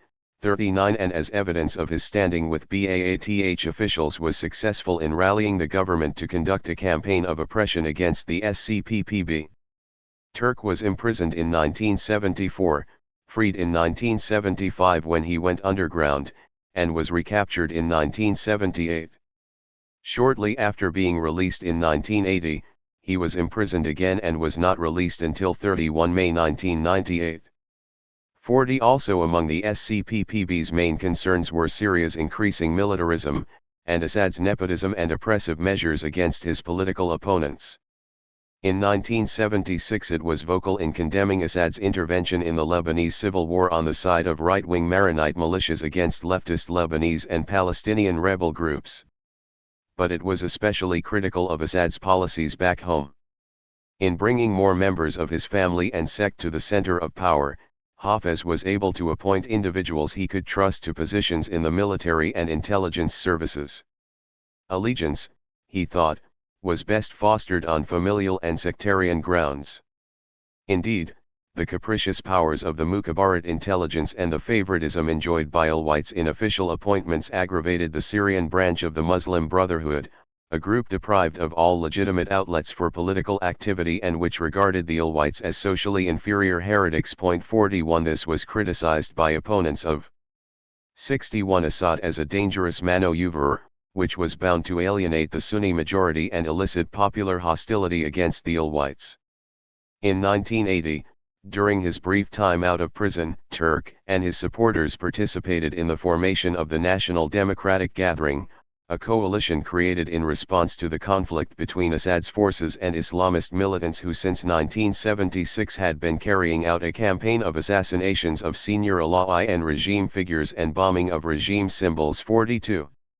The NDG consisted of the SCPPB with 4 other banned parties, the Democratic Arab Socialist Union, a faction headed by Jamal al-Atassi, which broke away from the ASU, the Movement of Arab Socialists, and 2 parties previously associated with the BAATH itself, the Arab Revolutionary Workers' Party, a Marxist offshoot of the BAATH from the 1960s, and the Democratic Socialist Arab BAATH Party, a remnant of Salah Jadid's 43 leftist faction of the BAATH. 44. While the NDG was critical of the Islamist insurgency, its staunch criticism was directed more toward the regime's brutal response to the Muslim Brotherhood. Members of the NDG were arrested, along with members of the Muslim Brotherhood, by the thousands. This particular episode in Syria's history should be read in the context of Islamic political activity in the region in the late 1970s and early 1980s. There was the rise of jihadism in Afghanistan, which was reinforced by the Soviet invasion of the country in 1979, the Islamic Revolution in Iran, the seizure of the Grand Mosque in Mecca by Islamists, who held it for 2 weeks before the Saudi military regained control, the assassination of Egyptian President Anwar al-Sadat by members of the Muslim Brotherhood, and various other rebellions in North Africa. In the same manner that Islamist insurgencies were crushed in Saudi Arabia, Libya, Tunisia, and Algeria, political Islam in Syria became the quintessential nemesis of the state. This garnered Islamists overwhelming public empathy as they were seen as the most aggressive and antagonistic opponents of the regime's economic, social, and diplomatic failures, as well as its draconian policies in strengthening elite circles based on familial and sectarian ties. This did not mean that others weren't critical of the regime. Even the SCP was banned in the early 1980s and was only restored to favor in 1986 as a concession to the Soviet Union. Yet the Islamists, consistently aiming to delegitimize other political movements and currents opposed to the regime, saw themselves as its archetypal enemy. But they were also its primary victims. Syrian Law 49 of 1980 stipulates that membership of the Muslim Brotherhood is a capital offense. At certain stages in the campaign against the Brotherhood, the defense platoons, under the command of Hafez's now exiled younger brother Rifat, took to the streets and initiated a harassment of veiled women in an attempt to identify Brotherhood members. 45. The climax of Assad's reprisal against the Brotherhood was a 3-week standoff in 62 the city of Hama in 1982, when the Assad army fought armed Islamists, flattened much of the city's historic center over the heads of its residents, and then combed the rubble, killing surviving rebels. This bloody chapter in the country's history saw the deaths of 30,000 people, according to some sources, and was subsequently shrouded in secrecy in Syria. Everybody understood the regime's message: if you go against us then we will crush you. But beneath that lies another message, a far more useful one in terms of coaxing support from minority communities: only we can protect you from the Islamist bogeyman. Even well after the events in Hama, the regime continued to oppress relatives of members of the Muslim Brotherhood who had been exiled, arrested, or killed. 46 Thus, the Assad regime succeeded in portraying any opposition to it as the voice of a Sunni Muslim underclass. Some leftists, meanwhile, kept a low profile or were sidelined, either absorbed into the Baath's political machine or locked up in Syria's notorious prisons. Assad's Syria under Bashar, the civil society movement, and the reactivated PNF in 2000, Bashar al-Assad, who became heir apparent following his older brother Basil's death in a car crash in 1994, took the office of the presidency. He made a pretense of political reform to allow intellectual freedom. Already in the late months of Hafez's life, the political climate in Syria had loosened to some extent, and the economy, which was experiencing its first stages of liberalization at the time, was being subject to open debate. While the fundamentals of the system were still taboo, Alan George writes, Aspects of how it functioned, for example the inefficiencies of the bureaucracy, became permitted areas of discussion in the media and elsewhere. 47. Bashar brought into his administration younger and more dynamic personnel, and called for the reinvigoration of the PNF. But as exiled Marxist writer Subhi Haddadi argues, this was indicative of how the new president conveniently ignored what every adult Syrian knows, that this front was a dead body when it was first set up and has continued to decompose with an unbearable stench ever since. 48. Terms like modernization, development, constructive criticism, and creative thinking became hallmarks of Bashar's newspeak, eliminating the vocabulary of freedom, democracy, civil liberties, and so forth. Instead, Bashar described the PNF as a democratic model developed through our own experience. 49. Bashar thereby made it clear that he was no liberal Democrat, but that under the auspices of the reactivated PNF, Syria was entering a period of reforms and openings in all fields. 50. While dismissive of the PNF, some of Syria's leading intellectuals chose to be sanguine with what they could potentially achieve in this 63 new climate. Eminent thinkers, businessmen, and former political prisoners such as Michel Kilo, Riyad Seif, Antoun al-Makdisi, Sadiq Jalal al-Azam, Jamal al-Atassi, Burhan Ghaliun, and Riyad al-Turk, assumed a crucial role in establishing forums interested in reviving the cultural and democratic movement in Syria. 51. Initially, informal forums were set up in private Damascene homes for the discussion of political and social matters. The most famous of these were the Riyad Seif Forum and the Jamal al-Atassi National Dialogue Forum. In its renewed form, this movement, dubbed the Damascus Spring, was responsible for issuing communiques, namely the Statement of 99 and the Statement of 1000, which stressed the need for the new government to end the state of emergency, issue a public pardon to all political detainees, ensure freedom of assembly, freedom of the press, and freedom of expression, and allow for the participation of citizens in all aspects of public life. 52. Subsequently, these salons formally established themselves as the Committees for the Revival of Civil Society in Syria, and within 6 months of Bashar taking office hundreds of salons appeared, mainly in Damascus, but also in other Syrian cities. However, as the activities of civil society forums intensified, Seif, for example, went as far as to announce his plans for an independent political party. So did the regime's campaign to delegitimize the civil society movement as a collection of spies, fools, or both, serving the malevolent interests of foreign states for which Red Israel and America. 53. The Damascus Spring had to be crushed, and the regime proceeded to ban discussion forums and to vilify the civil society movement in its media. Furthermore, the line of official argument did all it could to portray intellectuals as representative of an insignificant minority that was detached from the real wants and needs of Syrians. In contrast to the civil society movement, what Bashar offered was an economy-first argument, and as such advocated for a China-style economic liberalization. 54. Sadiq Jalal al-Azam maintains that this was simply a ruse, a cunning attempt to deceive the population that economic reforms are possible without political ones. He argues, it's not true that the Chinese are simply making changes in the economy and not making changes at a lot of other level. The entire ruling équipe has changed in China, while in Syria it's still the same. The old guard is there. Secondly, in China you can delay the political changes and concentrate on the economy because there is a very high rate of economic growth. This doesn't apply to Syria at all. There is no flourishing economy that will bribe people into keeping quiet about the needed political, social, and judicial reforms. 55. With Bashar adamant on pursuing his economic program, certain cosmetic alterations to the face of the intelligence apparatus were needed. He 64 presented himself as a president with an everyman quality, frequenting restaurants and driving his own car. 56. However, he simultaneously maintained an imperial sense of power through continued nepotism, corruption, and repression of political freedoms and censorship of independent journalism. Moreover, he did his utmost to sideline the civil society movement and warned that an Marxist theory. 60. The Bakdash faction maintained a firm grip on Faisal's party in order to further its political ambitions and ensured that any internal efforts to restore the role of communism in Syria as a vanguard of the working class were crushed.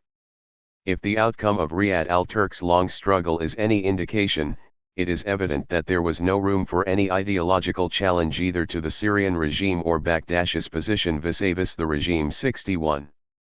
The rise of Islamists and the othering of Syrian Sunnis throughout the 2000s, Bashar was able to withstand successive efforts to relaunch the civil society movement and to instigate regime change.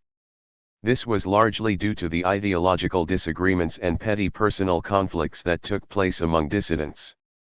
In 2005, Riyad al-Turk's NDG, the Muslim Brotherhood, Kurdish and Assyrian parties, and members from the Damascus Spring, such as Michel Kilo and Riyad Seif, issued a statement called the Damascus Declaration, which sought to unite the fractured Syrian opposition.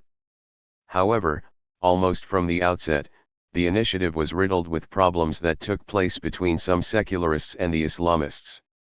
This was exacerbated when the Muslim Brotherhood joined the National Salvation Front of Bashar's former Vice President Abdul Halim Khaddam, who had defected in 2006. 62 Today, these feuds and rifts contribute to the lack of a genuine revolutionary leadership with a clear economic, social, and political program. 63. These factors serve to undermine confidence in the relevance and efficacy of the opposition and have been further exploited by the West. 66. In order to avoid committing to one political faction more than the other. This is because, as Frederick Jameson writes, villainy in mass culture has been reduced to two lone survivors of the category of evil. These two representations of the truly antisocial are, on the one hand, serial killers and, on the other, terrorists. 64 The West is increasingly adhering to this concept in the way it sees events in Syria. While Nusra Front, for example, is recognized as being the most organized and disciplined rebel group in the fight against Assad, it is also classified by the United States as a terrorist organization and is purported to have strong links with Al-Qaeda in Iraq. 65 In generating a discourse that paints the struggle in Syria as one between two categories of evil, the Assad regime as the serial killer and the armed resistance to it as the terrorist, it essentially affirms the Assad regime's narrative to the detriment of genuine revolutionary action against tyranny. We should not expect any less from the West. However, it cannot be denied that Islamists are increasingly proving to be the most aggressive element of the opposition. The Muslim Brotherhood has greatly expanded its influence through its penetration of the two main oppositionary umbrella groups, the Syrian National Council and the National Coalition for Syrian Revolutionary and Opposition Forces, as well as the brigades of the FSA. Furthermore, it coordinates with some of the more extremist groups such as the Nusra Front and Ahrar al-Sham. 66 Nevertheless, there is a tendency to reduce the debate around Syria to a tiresome minority/majority dichotomy, that is, Sunni Muslims against the rest. This provides neither recourse nor respite for Syrians. There are many prominent figures of opposition who come from minority religious or ethnic communities. Further, there is a robust Sunni merchant class that continues to work hand in hand with the regime, and to facilitate its trade with its foreign allies. Certainly, the extent to which Syrians express and cultivate their anti-regime sentiments is shaped by political and economic conditions in as much as it is shaped by local, ethnic, and religious ones.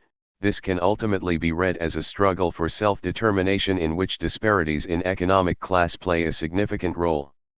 Nonetheless, an engagement with the nuances of Syrian society, particularly its religious and ethnic makeup, enables us to escape the space in which grand illusions prevail. The price of distancing oneself from the sectarian discourse that so many commentators fear, especially those who promote themselves as leftist, secular, or progressive, is to buy into the mythologized national self-image drawn by more than 4 decades of 67 The Assad's domination over state and society, the paradoxical image of a united, stable, unsectarian Syria where the minority sects dominate the majority sect. To overcome this, indeed to interpret the meaning of no longer avoidable and disheartening facts, one has to draw on new concepts and engage with new ideas. A starting point is to recognize that particular episodes of Sunni contention under the Assad regime represent a distinctive expression of a broader pattern of state society as well as class relations in modern Syria. Syrian Sunnis cannot be said to be an exclusively anti-regime group, neither are they the sole contenders with the regime. They were always integral to the system of power relations in the modern Syrian nation-state. But if opposition to the regime is not particularly unique to Sunnis, then why is the regime so eager to other them, to privilege them as the contentious group par excellence? The following anecdote may help shed some light on this question. In early August 2011, a Syrian state television reporter went to the city of Hama to interview its residents following the Syrian regime siege of the city. 67 The siege was among the nationwide crackdowns by security forces and came as a response to growing numbers of anti-regime demonstrators. In July of that year, Hama saw more than 500,000 anti-regime protesters congregating in Martyrs Square, and on July 31, the eve of the holy Muslim month of Ramadan, the Syrian army with the aid of state-funded Sabha paratroopers, stormed the city in an operation that led to the deaths of hundreds of protesters. This is a city simultaneously emboldened and embittered by months of state-sponsored violence, and its residents, reputed to be the most conservative Sunni Muslims in Syria, have collectively embodied 3 decades of trauma following the infamous 1982 Hama massacre. The normalcy that the reporter captured in his reportage had as much to do with his own intimidating presence as a representative of the regime's media machine as it did with the regime's ability to temporarily anesthetize the protest movement. Neither interested in listening to the residents' testimonies nor concerned with their plight, the reporter is on a mission to achieve 2 things. First, to coerce interviewees into declaring that the army went in on the behest of the residents in order to rescue them from the vandals and armed gangs who are carrying out the international conspiracy against Syria, and second, to identify those who may be inclined to speak up on camera against the regime. It is no surprise then that upon attempting to interview random bystanders, the reporter is met with disapproving eyes. Some maintain that they stay out of politics, others avoid speaking to him and simply walk away, while at one stage a voice can be heard telling him, "God be with you, brother. Leave, just leave." He loiters around the remaining crowd and eventually manages to corner a few young men. 68 with his microphone. A short time later the reporter tries to talk to 2 middle-aged men, one of whom is clearly reticent while the other seems to want to say something on camera. Initially, the second man is gently pushed away by his friend. Upon seeing this, the reporter reacts and starts to harass them. "Let him speak, will you? Or is this the kind of freedom that you seek?" The second man turns around and confronts the reporter. "Listen, brother," he says apprehensively, "I know what you are going to ask me and I think that you already know my answer, but all I want to say is that it is a shame that this is taking place in this country." "And, why do you think this is happening here?" asks the reporter. "The nation is like a household, the state is like a father," the man provides a careful response, "and a father should be patient with his children. We hope that this father doesn't neglect his children." The reporter then deviously asks, "Well, if the father is a little negligent, does that make it all right for the children to throw rocks at him?" The man recognizes the reporter's false-hearted question and says, "Of course it is not all right, but it is the father's fault for not having raised his children well." He sneers at the reporter and walks away. To think of the state, rather the regime, as the father invokes the dialectical discourse of the home as both motherland and fatherland. According to Ghassan Hage, when the home is construed as the motherland, this notion correlates to umma, the Arabic word for community, which is etymologically related to the word for mother, and, as internal space, as a womb, a nurturer and provider, a warm, safe container. This constitutes a relationship in which the national subject perceives a sense of belonging to the nation, or passive belonging. As the fatherland, however, the home protects the motherland, it enforces the law, defends the borders, controls external relations, expels, excludes, or subjugates the other. In this formulation the nation is perceived as belonging to the national subject, who identifies with upholding the national will, adopting the stance of governmental belonging. 68 The reporter's last question, then, inasmuch as it aimed at winning over the argument, fell short of adopting the regime's terminology. The Assad regime neither admits its negligence as a father nor views those who throw rocks as its children, since it constantly tries to portray them as foreign gangsters. Nonetheless, the reporter's question contained within it both an accusation against those who only belong passively, and the idea that upholding the national will necessitates loyalty to the father figure, the regime. While the regime indiscriminately targets whoever dares to challenge it, it is the Sunnis who feel the impact of the regime's wrath like no other social or religious group in Syria. The regime has defined the political crisis in sectarian terms and has, on a number of occasions, identified itself as the protector of minorities, Alawites, Shiites, Christians, and Druze. As a result, many Sunnis now believe that it is necessary for the Assad 69 regime to negate the humanity of the rock-throwing majority, to other them, to deem them non-persons, in order to keep them outside of Syria's united yet diverse cultural mosaic, and to therefore be able to subject them to the uncompromising force of its machinations, without compassion getting in the way. This is evident in one protest placard which asks, does the protection of minorities require exterminating the majority? Thus, in the field of diversity, Sunnis, as the preponderant non-community, has the least symbolic capital. This othering is synonymous with what Alenka Zupancic calls biomorality, and leads to a grave problem in society. Success is becoming almost a biological notion, and thus the foundation of a genuine racism of successfulness.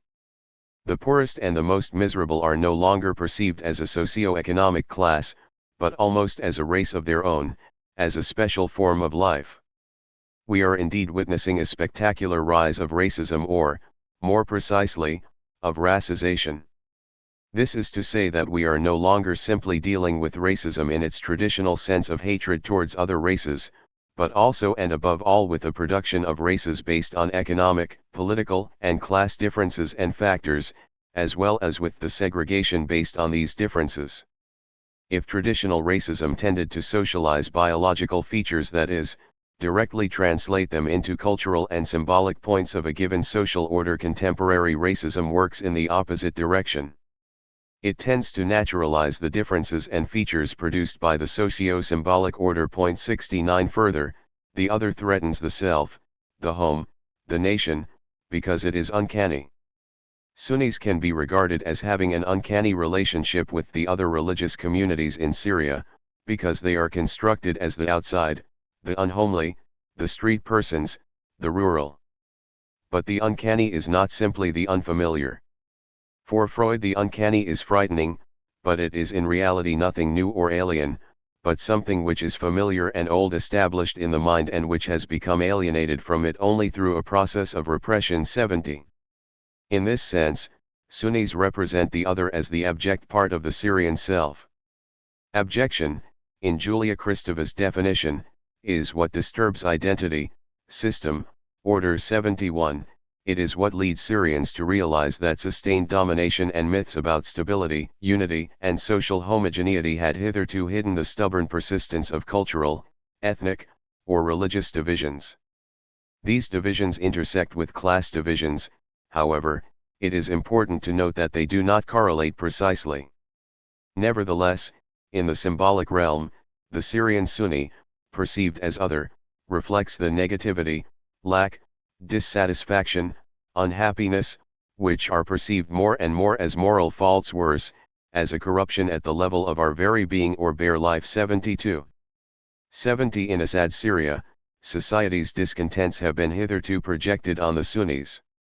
Conclusion: the Syrian revolution has been hindered by an ineffectual left within Syria, which has betrayed its ideals and allowed for political Islam to usurp the revolutionary leadership. Nor has help been forthcoming from the dominant streams within the international left. The ideologues of the left today can be compared to Marx's dogmatists, utopian socialists whose brand of communism was merely a dogmatic abstraction. The words of the young Marx are most salient here. He argued that we must try to help the dogmatists to clarify their ideas, and that the task for the world and for us, above all, is the self-clarification of the struggles and wishes of the age 73. This is precisely why it is imperative to recognize that classic notions of class struggle alone are not sufficient for understanding Syria today, nor is the prevalent discourse of anti-imperialism. In this chapter, I have proposed a reconceptualization for understanding the Syrian revolution and the role of the left both within and outside Syria in relation to it, drawing on Marxist and psychoanalytic approaches, in the hope of providing a fruitful framework for revolutionary practice. Chapter 4: To make demands, instituting the common or the abolition of value. David Eaton: there are times when a single question seems to sum up all that is at stake politically and theoretically within given historical conjuncture. A single question marks the divide in the movement and poses divergent ways forward: reform or revolution, the party question, war or revolution, and if the one divides into two, or if the two becomes one, are examples of these. What is at stake in these questions is the analysis of the nature of the terrain on which struggle takes place, and how immediate struggles link to broader questions of social transformation. They sum up debates about what militants should do. It is my contention that in our present moment, on a global level, a similar question is being posed. This is the question of whether the new mobilizations, the various springs and occupations and camps in squares should or should not make demands. Should struggles aim to win victories within the context of capitalism as it exists, or is communist praxis by definition opposed to the world of capitalism as a whole and thus can't hope to win anything within this whole, without sacrificing what it means to be communist? In this sense, refusing demands is not simply a refusal of a tactic, but rather is seen to be a necessary part of communization. This debate, of course, echoes older struggles and theoretical shifts. The verdicts of previous debates inform and shape the thinking of 78 this new juncture. For example, in Badia we find the inheritance of May 1968 and in Negri we find 1977. The lessons and ideas of these experiences inform our understanding of today. In retrospect, depending most often on our current positions and established thoughts, it often seems very obvious who was right and wrong and why. But in this moment, stuck in the middle of struggles, it is much harder to work these paths out. This is especially the case since both making demands and attempting communization, on a global level, appear to have reached an impasse. If struggles pose demands, they must be ones that cohere with the pervading social reality, that is, within a world that is organized on the basis of the accumulation of capital. Yet, we live in a time when processes of accumulation are in a seemingly inescapable condition of crisis. Whilst those that refuse to make demands, that pose directly the question of communism, seem unable to find traction with those outside the ranks of the already radicalized. They are left open a cycle of confrontations and provocations against an increasingly post-liberal state. There is, however, a third option, the politics put forward by elements of the largely Italian post-workerists based on a theory of the common point. 1. This approach argues that the struggle for demands in the here and now is in fact the path forward for the realization of communism. These demands are, these authors argue, both possible and valuable in themselves, and the struggle for them will lead to a radical transformation of society. This politics, which previously went under the name of Exodus and now, perhaps, is called instituting the common, is attentive to the specific and novel features of contemporary capitalism. It is influenced by and influences current social struggles and can mobilize impressive intellectual resources. Its core demands are for a general social income and the forming of participatory democratic structures. In this chapter, I will argue that despite its appeal, this post-workerist approach is deeply flawed. It is flawed because it does not grasp that the split between making demands or not is actually a manifestation of the contradictory nature of the working class, between our existence as variable capital and the proletariat. The post-workerists miss this due to a misreading of the nature of capitalist society. Against this, I will draw on a different line of inquiry through an engagement with Marx. It is a line of inquiry that shares some common insights and a relationship of debate and dialogue, which we may call pan-Marxism or negative autonomism. Point 2 on demands. While demands can, theoretically, be made to many different forces and actors to do very different things, in a capitalist parliamentary society, demands are made normally by 79 social movements and organizations to either state or corporate forces. They call on these forces either to do something to address a social ill or, in the case of the latter, to stop doing something. In this sense they acknowledge, consciously or not, that the real power in a society exists not in movements but in the state and corporate actors. Of course, the diversity of these mobilizations means that the thinking about these questions is also very diverse. Let us consider the debate over demands from some communist perspectives. Marcos D. Surlis and Jody Dean, focusing on the Occupy movement, argue that the lack of demands reflects the weak ideological core of the movement. For these authors, the inability to make demands arises from a number of problematic objections: a refusal of representation, the idea that struggles should pose autonomous solutions to social problems, and a worry about the possibilities of co-option. D. Surlis and Dean argue that the absence of demands, rather than being a radical move, leaves social struggles under the dominance of established left neo-Keynesian politics. Rather, the tactical use of demands creates opportunities for testing and learning from experiments in managing the commons. 3. They do not make it clear how such demands could actually function as demands are these things that could be won within the present. The more obvious, but not necessarily correct, approach to demands might be seen in such examples as the OWS demands working groups call for jobs for all, a massive public works and public service program, or expand healthcare and provide free healthcare for all. 4. In other words, demands for the reviving of social democratic politics built around largely Keynesian economic ideas.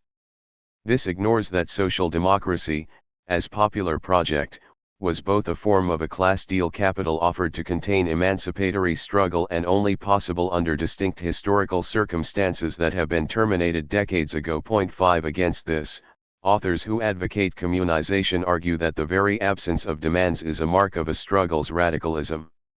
For example, two communist groupings in Greece remarked, on the eruption of struggle in December 2008, that there were no specific political demands, and this, combined with their ferocity, made the riots all too threatening for the usual forces of recuperation and manipulation. 6. The absence of demands is seen as evidence that struggles themselves are moving beyond the boundaries of capitalist social relations and, most importantly, are creating radical subjectivities that see beyond capitalism. As Dave argues, communist revolution is a joint rejection of the worst actually imposed by capitalism and of the best it offers, and wants us to dream about. 7. For the Invisible Committee/Tikton, who are often cast in the role of banner carriers for an active version of communization, the rejection of demands is based on the barren exhaustion of capitalism as a society. 80. And the irrepressible subjectivity of communist protagonists. The coming insurrection famously begins, from whatever angle you approach it, the present offers no way out. In their vision, the concept of decision, of choosing to make the radical break and to start constructing a conspiracy of communes, is crucial. Point 8 As the endnotes argues, such an approach seems to be a continuation of the kind of activist volunteerism that the Invisible Committee decry. Point 9 Endnotes themselves reflect the other pole of communization along with theory communist. They posit a reading of capitalism as eventually hitting some endpoint that will force struggles that cannot be satisfied. In reformism, struggles where workers are compelled to go beyond the limits of capitalism. They write, if communization is presenting itself currently, it is in the palpable sense of an impasse in the dynamic of the class relation, that is an era in which the end of this relation looms perceptibly on the horizon, while capital runs into crisis at every turn and the working class is forced to wage struggles for which there is no plausible victory. Point 10 The struggle for demands gives you something to do, demands to make, campaigns to build, people to mobilize, organizations to organize. But it is not obvious that these efforts connect to communism, nor that these apparently realistic goals are actually realistic under the present conditions of capitalism. On the other hand, the refusal of demands swings between the extreme voluntarism of insurrectionary anarchism and the invisible committee or the strong historical determinism of theory communists/endnote. This seems to leave us in a sad place. Fight for what we do not want to win, hurl ourselves at the state and a bemused world, or wait for the grind of history to produce the liberation we desire. Instituting the common. The post-workerist conception of instituting the common seems to offer a way out of this sad place. This approach rests on a complex and thorough attempt to understand the nature and lines of antagonism that make up and cut through capitalism today. Drawing on the original Cope-Mikan inversion undertaken by Tronti, the argument runs that due to the struggles since the end of the 1960s, capital has had to radically change. 11 Negri's work is a particularly useful demonstration of attempts since the 1980s to understand and name these transformations. 12 These transformations, the post-workerists argue, have not only seen a radical reconstruction of class composition, that is, what workers do, where and how, but that the very capital relation has changed. We live in, these authors attest, the communism of capital, that is, a situation in which the struggles 81 of the past have forced capitalism to realize in a perverse way many of the qualities of communism. 13 The task for the multitude, which is the name the new composition of class and class struggle goes under, is to reorganize the living possibilities of labor and realize the communism of the general intellect. This struggle is about collectively reappropriating produced social wealth and destroying the devices of subsumption and capitalistic command in permanent crisis. 14. The core to both capital accumulation and the struggle for communism is the collective creative and political abilities of the living labor of the multitude, the common. 15 This leads to a fundamentally affirmative notion of class struggle. The politics of instituting the common is a development of post-workerist ideas of exit or Exodus. 16.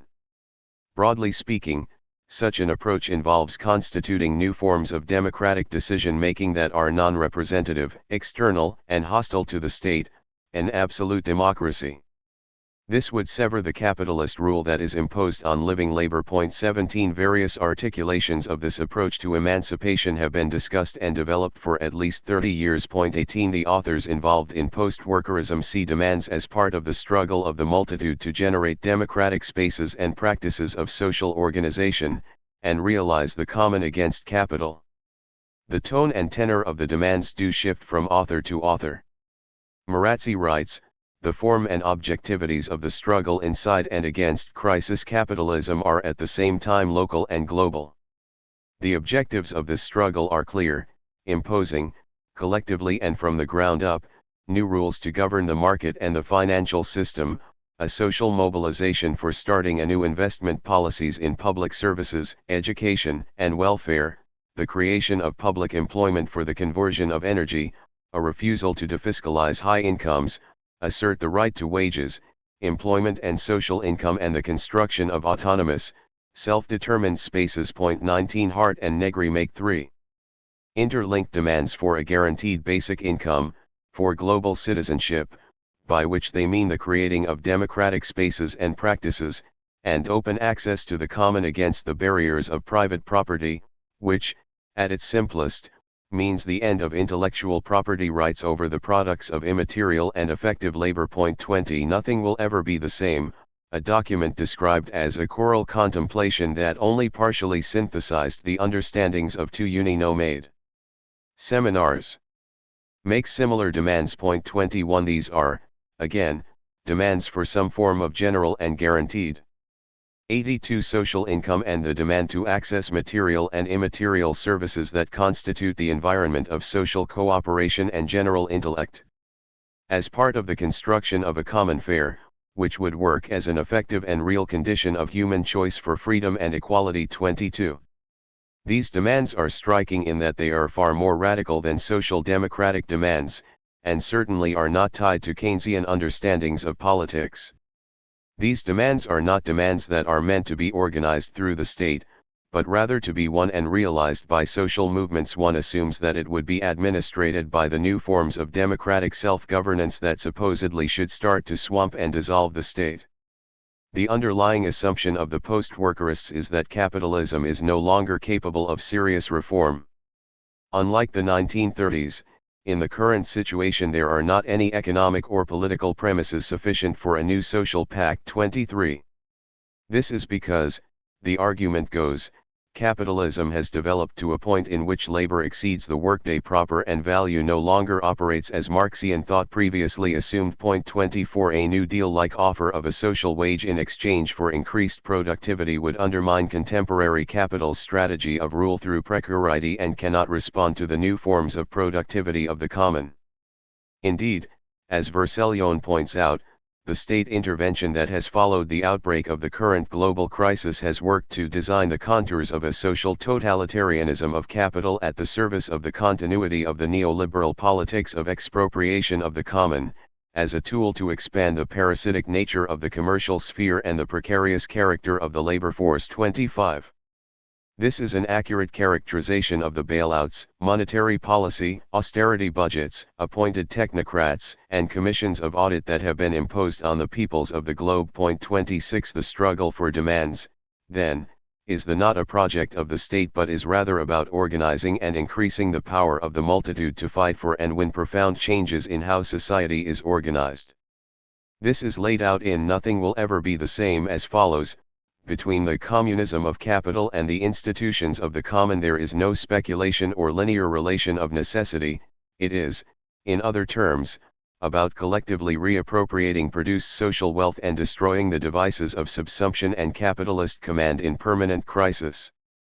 83. In such a process, the autonomous role played by social movements is increasingly important, not only as a political program and action but also, and above all, as a reference point for those subjectivities, singularities, or segments of class that are hit hardest and defrauded by the crisis. Point 27. Versellion argues that such an approach allows us to foresee an alternative scenario that social struggles, through a long positional war, could, by defining the contours, open a model of society and alternative development founded on two principal axes.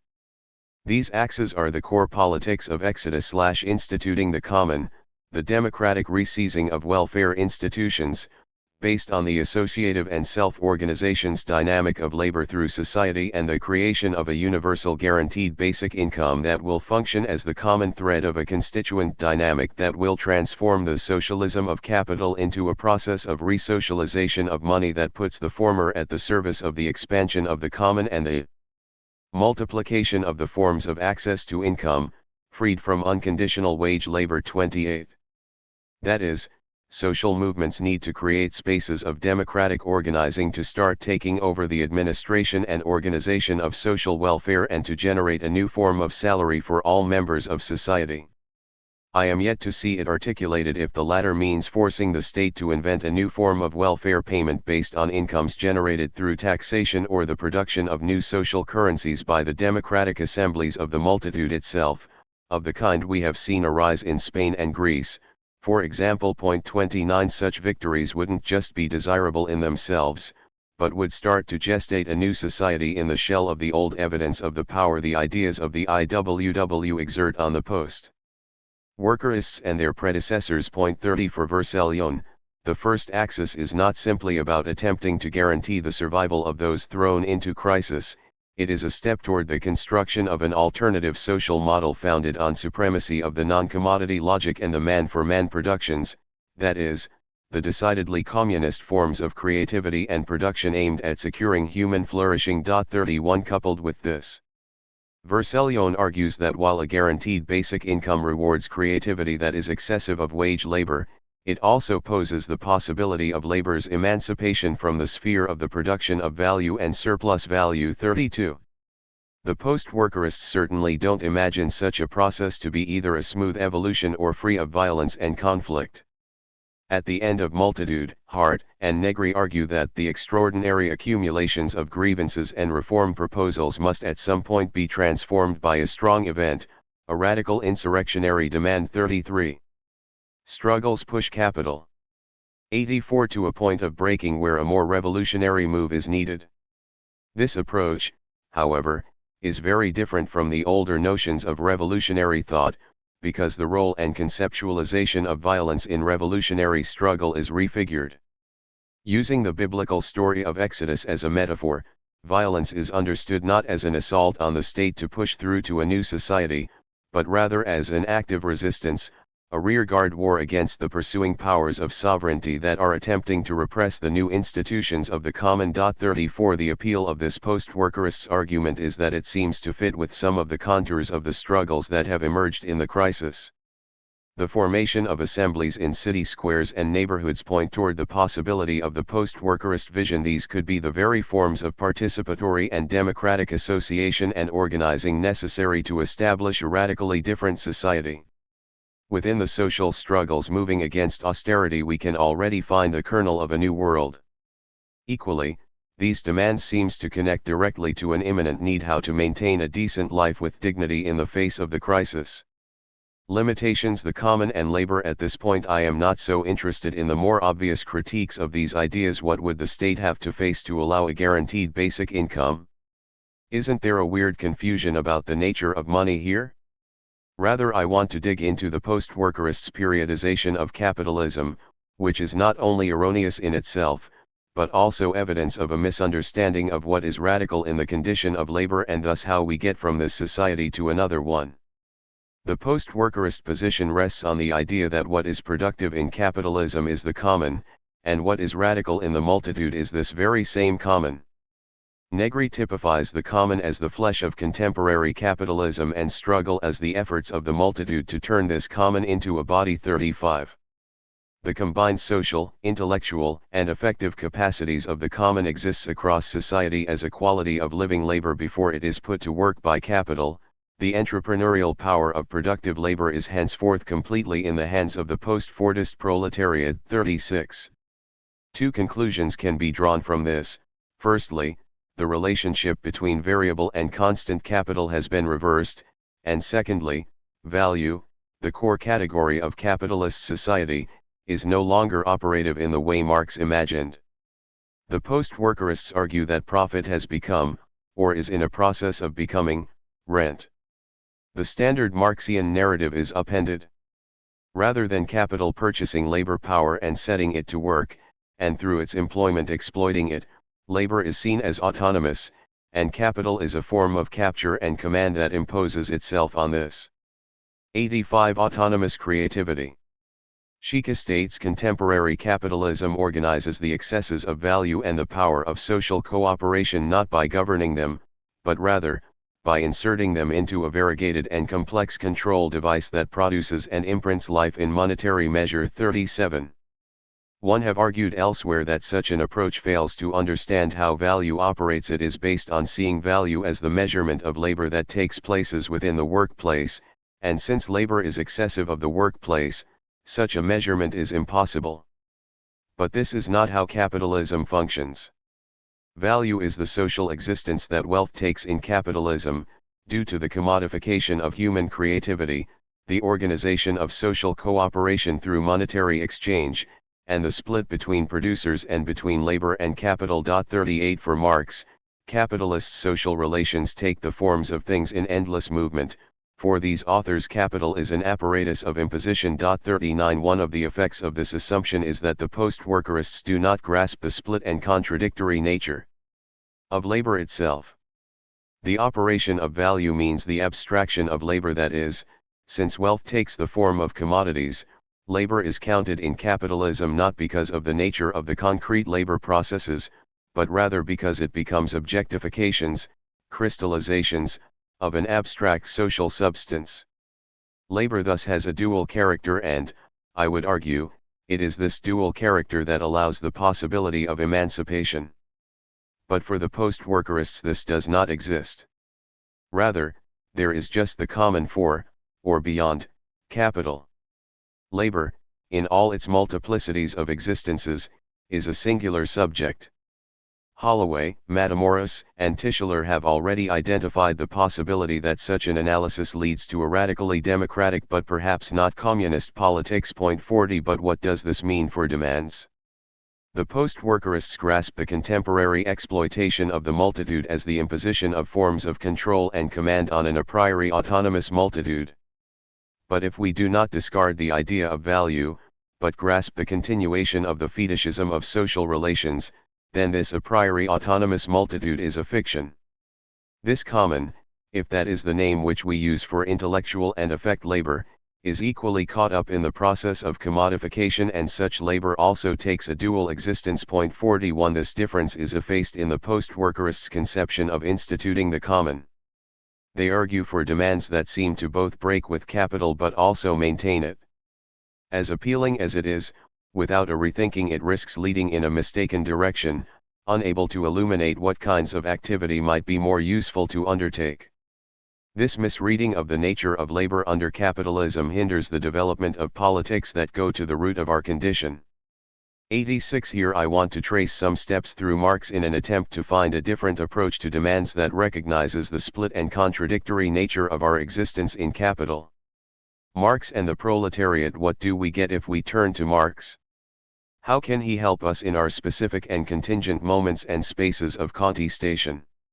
Marx and Engels famously wrote that, communism is for us not a state of affairs which is to be established, an ideal to which reality have to adjust itself. We call communism the real movement which abolishes the present state of things. The conditions of this movement result from premises now in existence. 42 Communism, that is the condition of human freedom, exists already as the struggle against capitalism, as a real and living potential. Elsewhere Marx gives us two other metaphors to understand this, that capitalism, by creating a working class, produces its own gravediggers, and that within bourgeois society, the society that rests on exchange value, there arises relations of circulation as well as of production which are so many mines to explode at 43. Perhaps it is possible to read these as counter-opposed, the first is a force of people and the second as material productive structures.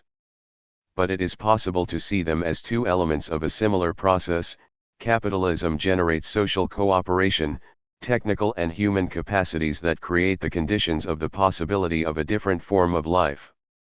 These exist as an antagonistic possibility within capitalism and also the forms of rebellious social existence and subjectivity to realize these capacities.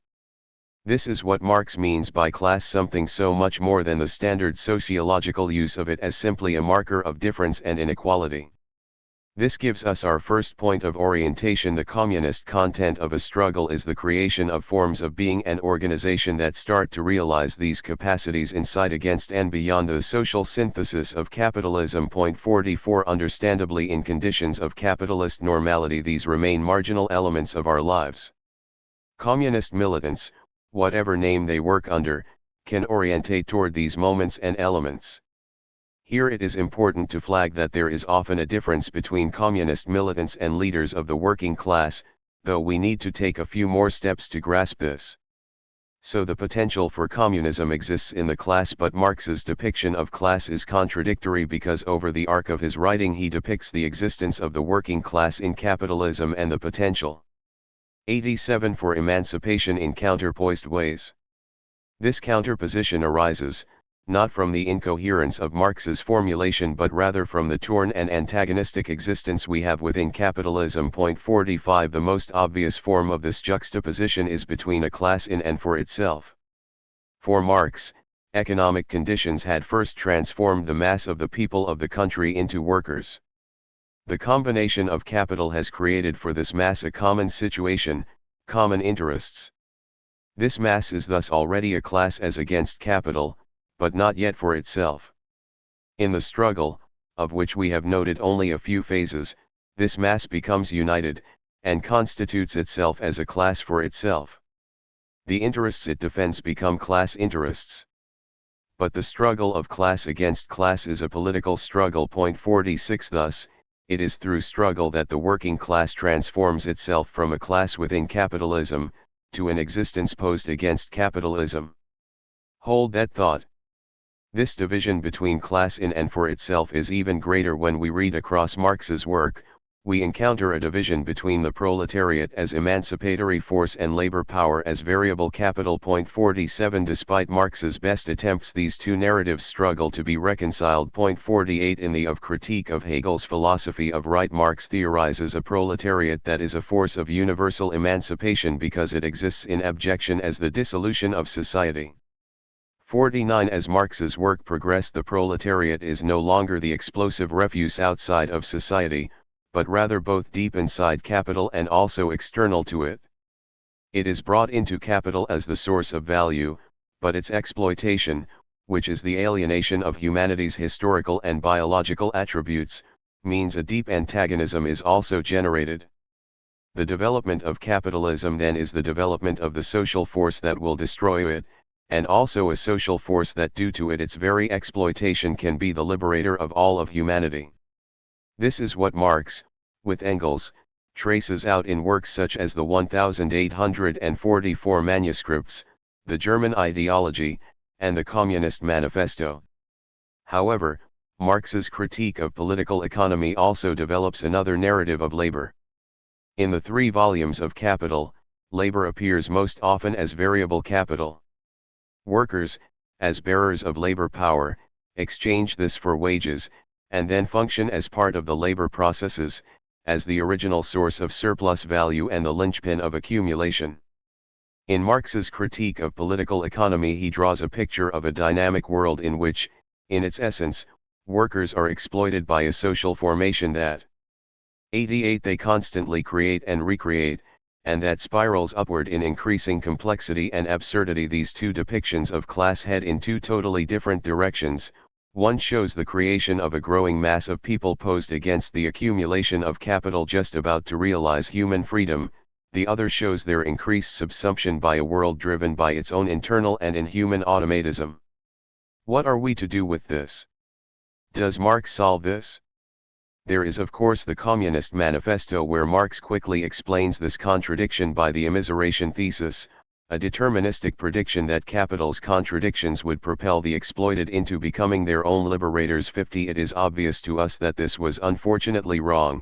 We live the empirical evidence of its refutation. Shortall makes the argument that capital and, to a certain extent, the Grundrisse have to be grasped as incomplete. Not just in the sense that they are unfinished, but also in the sense that, by entering onto the terrain of political economy, Marx had to jettison the elements of his work that focused on the radical and subjective elements of struggle and take up a certain objective approach to portraying the motions of capitalism in the hope of exploding them from within. The effect was a focus on the apparently objectified movements of capital that closes off proletarian self-activity. 51 This is similar to Lebowitz's argument that since Marx never wrote the book on wage labor, we need to write it ourselves to complete the radical insight of Marx's work. 52 It is here that the Tronte's Copernican inversion is useful. This leads us to two moves. Just as it is advisable to take up capital and use it as a tool to understand our world, it is also necessary to emphasize the hidden explosive possibility of proletarian self-activity. It is possible to find within capital more subversive moments and then increase their emphasis to return class struggle to its place. We can do that by looking at another dual dynamic that Marx constructs. This is the dual character of labor. Marx argues that labor in capitalism has a dual character. There is concrete labor and abstract labor. 53 Let's step back a second. Capitalism as a mode of life is organized by and for the self-valorization of value. 54. Wealth, that is actual products and services, is not produced as an end in itself, but only so it can be sold to realize value. Value, as we know, is the socially necessary labor time it takes to produce a commodity. But this labor time isn't the time of the actual material process of production. Value is not determined by concrete labor. Rather, it is through exchange that different non-commensurate forms of creativity are brought into comparison with each other and express different quantities of the same social substance, different quantities of the congealed labor of society. It is the commodification of wealth that creates the abstraction of labor. In a 89 capitalist society, accumulation is possible because this abstraction of labor takes place in a specific matrix of social relations, Social production takes place on a private basis, wealth takes the form of commodities, and workers are split from the means of production. 55 Of course, the processes of capitalist production means the constant revolutionization of the labor process. This shows that abstract labor works to shape and organize concrete labor. The constant speed up, break up, intensification, or shutdown of the labor process is governed by the movement and accumulation of value. Even those of us who don't produce commodities and whose labor isn't directly abstracted, since we may work for wages and or exist in world where social wealth exists as commodities only accessible through money, also experience this abstraction. In addition, within a real existing capitalist society, a dense net of other relations, structures, and practices are necessary to keep the accumulation of capital churning along, such as gender, the police, and the production of ideology. Here, we can follow Holloway and argue that the relationship between concrete labor and abstract labor is an antagonistic one. 56 In this antagonism, we can see again the contraction between the proletariat and variable capital, that is, between creativity and its abstraction. The antagonism between concrete and abstract labor is the diamond head of the antagonism between creativity as a living potential and capital as the endless accumulation of value. As Holloway identifies, this antagonism is one we live daily. In the everyday experiences of our lives, we live both as bearers and reproducers of variable capital, which we experience as fleshly personifications of labor power. We also misfit, rebel, and push against our reduction to this condition. 57 This is not an equal dynamic. As much as capital dominates us, we exist as members of the class in itself. Most struggles happen as struggles that contest the conditions of sale and of reproduction of labor power and the capital relation more generally, but do not question the existence of this relation itself. Indeed, since the period of insurrections, marked by the Pears Commune and the Russian Revolution, forced the existence of the working class as a reality in bourgeois thinking, capital has attempted to put to workers' struggle to use as a motor of development. In the social democratic period, this was through the normalization of social democratic parties and trade unions, the provision of a social wage for increased productivity, and during the post-Fordist period, workers as individuals were offered consumption beyond the wage through the expansion of credit. 58 These struggles obviously matter. Wages matter, access to health care and education matter, what you can consume matters, but that does not stop the limitations of these struggles that remain struggles of abstract labor, that is, struggles of the working class as struggles within capitalism. 90 Equally, the post-workerists' demands, if realized, might make life better than it was before, but that does not, by itself, equal emancipation, nor is it necessarily a stop on the road to emancipation. What is important is to try and detect the elements within these struggles and in daily life more broadly that seem to have a proletarian charge, those which offer the possibility of communism. In this sense, a working class leader will seek to organize struggles for improved conditions of the working class. A communist militant will seek to increase the forms of activity that might lead to the self-abolition of the working class as a class and, with it, capitalism. There are times when these two forms of activity converge and times when they diverge, just as our interests as workers and as proletarians sometimes converge and diverge. This distinction is a material reality, not a moral judgment. It is easy to find in daily life all the moments of dissatisfaction and disobedience that exist, and also point out those moments of social struggle that go beyond their often reformist expression. What is not known is how we move from these moments that are largely contained and normalized, into the creation of a force, a movement, and the production of a different world. In this sense, right now, we exist in a world full of proletarian possibilities, but without the proletariat proper. Conclusion: my guess is that what transform the working class into the proletariat are the relationships that are constructed by the class within itself. It is toward this that we can orientate ourselves with a new approach to radical knowledge and a new approach to practice, or perhaps an old one. Apart from arming ourselves with the critique of political economy, we need to turn toward the investigation of our condition, to find in our lived lives what are the fault lines at work, in the street, in the community, where the antagonisms between creativity and value offer to break through, to participate in these specific and contingent moments, to circulate the experiences and understandings, and to develop forms of organization and commons that arise from these moments. So, finally, let us return to demands. Reading through the opposition of concrete and abstract labor, it is clear that demands for reforms within the current limits of capitalism operate on the level of abstract labor, so that at one level the call for demands remains firmly within capitalist logics. But since communist possibilities remain just that, possibilities, immersed in contradictions and necessities of daily life, it is this terrain we must fight on. Struggle has no consistent rhythm, sometimes it is glacially slow, and sometimes it races ahead. In the slow times, a process of investigation may produce certain specific demands, or in the face of austerity, the 91 starting point might be the demand of no. But these demands are not in themselves the issue. The issue is the accumulation of solidarity, defiance, autonomy, and unity of the class. How do we do this on the ground? How do we speak in a way that can formulate an expression of specific moments of misfitting and refusal in a more generalized form that connects with popular and common desires? How do we speak in a way that explains that these demands are not what we ultimately want? As yet, we are in the process of creating the language, writing the poetry. We are inventing it. Attempts to understand our lives with clarity can help. Chapter 5 Communism and the Digital Commons. Jody Dean. The ideas of common and the commons come up frequently in the current discussion of communism.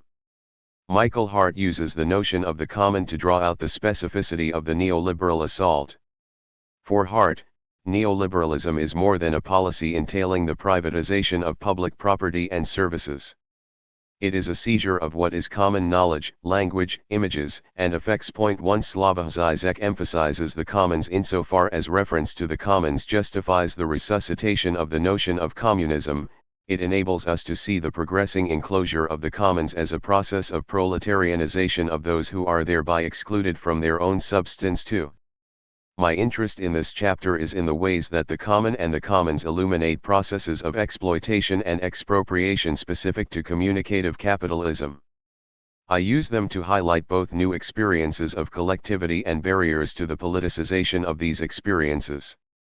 Communicative capitalism designates the convergence of capitalism and democracy through networked media. 3 In communicative capitalism, democratic values take material form in networked communications technologies. Ideals of access, inclusion, and participation are realized in and through expansions, intensifications, and interconnections of global personal media. Changes in information and communication networks associated with digitalization, speed, and storage capacity impact capitalism and democracy, amplifying elements of each as they consolidate the two into a new formation. For example, over the last 30 years of neoliberal 100 capitalism's consolidation, participatory media has offered quick, easy, universal democracy. Anyone with a mobile phone or access to the internet can make his or her voice heard.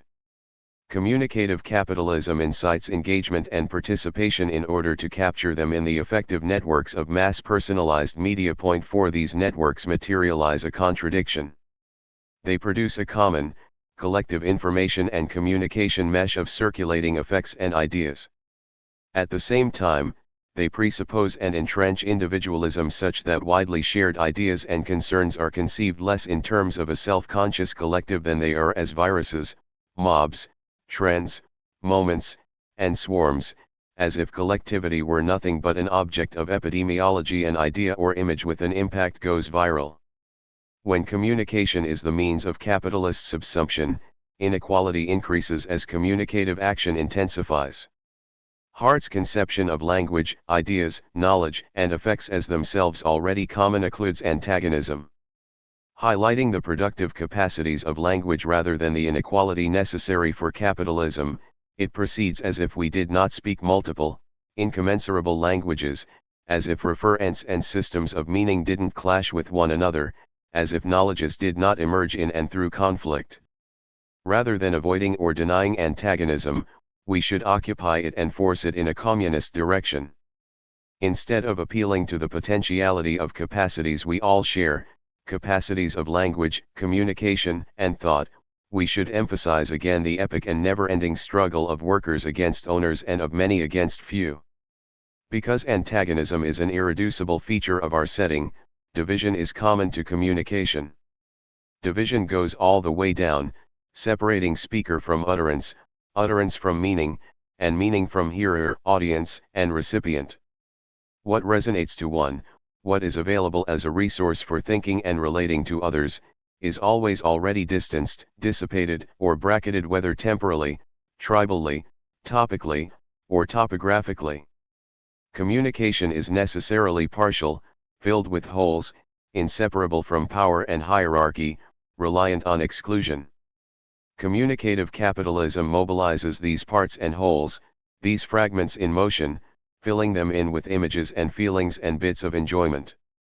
Free-floating words and images are mashed up and recombined, recirculated, and redeployed, the fact of their transmission displacing previous models of message and response. How many page views? How many copies sold? The magnitude, the surplus of contributions, accumulates in data banks on server farms, potential information for spies and admin as soon as the quants and geeks figure out how to value it and put it to use. Perpetually engaged, we search and link, making the paths we follow even as Google claims the traces as its own. We constitute the practices that constitute us. 101 We collectively determine our collective conditions, but not yet as the people, still as populations. Communication is the highest stage of capitalism. I begin with a brief sketch of the relationship between neoliberalism and communicative capitalism. Understood broadly, neoliberalism designates a particular strategy of class domination that uses the state to promote certain competitive dynamics for the benefit of the very rich. In Duminil's and Levy's words, neoliberalism is a new stage of capitalism that emerged in the wake of the structural crisis of the 1970s. It expresses the strategy of the capitalist classes in alliance with upper management, specifically financial managers, intending to strengthen their hegemony and expand it globally. 5. Less a strategy for production than for the transfer of wealth to the very rich, neoliberalism places the needs of money over those of production. 6. Pursued through policies of privatization, deregulation, and financialization, and buttressed by an ideology of private property, free markets, and free trade, neoliberalism has entailed cuts in taxes for the rich and cuts in protections and benefits for workers and the poor, resulting in an exponential increase in inequality. The relation between neoliberalism and communicative capitalism is historical and contingent. In principle, a convergence between capitalist and democratic ideals in networked communications could have accompanied Keynesian economic policies. In actuality, neoliberalism and communicative capitalism have been mutually reinforcing. Networked information technologies have been the means through which people have been subjected to the competitive intensity of neoliberal capitalism. Enthusiastically participating in personal and social media, I have broadband at home. My Neve tablet lets me work anywhere. With my smartphone, I always know what's going on. We build the trap that captures us, a trap which extends beyond global use of mobile phones and participation in social networks to encompass the production of these phones and the hardware necessary to run these networks. Investment in information technologies drove the 1990s dot-com bubble, feeding new economy hype, generating excess capacity, and leading to no discernible increase in productivity apart from that in the high-tech industry. Technologies that elites told us were increasing productivity in fact directed the Internet away from what was heralded as its democratic and liberatory potential and toward its use as a means of social control and capital accumulation. Insofar as participation involved personalization, new opportunities for tracking, surveillance, and monitoring arose, much to the delight of marketers seeking deeper and more granulated access to customers. 7 Likewise, the immediacy of networked media. 102 Accelerated competition to discover and capitalize on the next new thing, exerting pressure for ever faster trading in multiple markets. Even after the bubble burst, new economy rhetoric continued to extol digitalization for enabling capitalism to overcome its contradictions. Doug Henwood indicts this discourse for appealing to utopian impulses in anti-utopian times. Find capitalism too controlling? No, it's spontaneous. Too inegalitarian and exploitative? No, it overturns hierarchies. Vulgar, brutal, deskyling, and mercenary. En contraire, it's creative and fun. Unstable? Nah, that's just its miraculous dynamism at work. 8. Widely celebrated for making work fun, inspiring creativity, and opening up entrepreneurial opportunities, networked information and communication technology contributed to the production of new knowledge-based enterprises. Its more pronounced legacy, however, has been widespread deskyling, surveillance, and the acceleration and intensification of work and culture. The freedom of telecommuting quickly morphed into the tether of 24/7 availability, permanent work. Describing a key contradiction of communicative capitalism. Franco Berardi writes, "If you want to survive, you have to be competitive, and if you want to be competitive, you must be connected, receive, and process continuously an immense and growing mass of data, and hence under constant soul-destroying pressure to keep up, stay alert, remain motivated." 9 Communication technologies made capitalism acceptable, exciting, and cool, immunizing it from critique by rendering critics into outmoded technophobes. At the same time, these technologies provided the basic components necessary for neoliberalism's acceleration of capitalism, not to mention a bunch of super fun diversions enabling people to feel radical and connected while playing on their laptops. Communication technologies contribute to the displacement and dispersion of critical energy such that even as inequality has intensified, forming and organizing a coherent opposition has remained a persistent problem, and this in a setting lauded for the way it provides everyday people with new capacities for involvement. Participatory media is personalizing media, not only in the sense of surveillance and tracking but also in the sense of the injunction to find out for oneself and share one's opinion. Ubiquitous personal communications media turn our activity into passivity, capturing it and putting it into the service of capitalism. Angry, engaged, desperate to do something, we look for evidence, ask questions, and make demands. Yet the information we need to act seems perpetually out of reach. There is always something we misunderstand or do not know. 10 The astronomical increases in information that our searching, commenting, and participating entrap us in a setting of communication without communicability. As contributions to circuits of information and effect, our utterances are communicatively equivalent, their content. 103 Their meaning, is unimportant.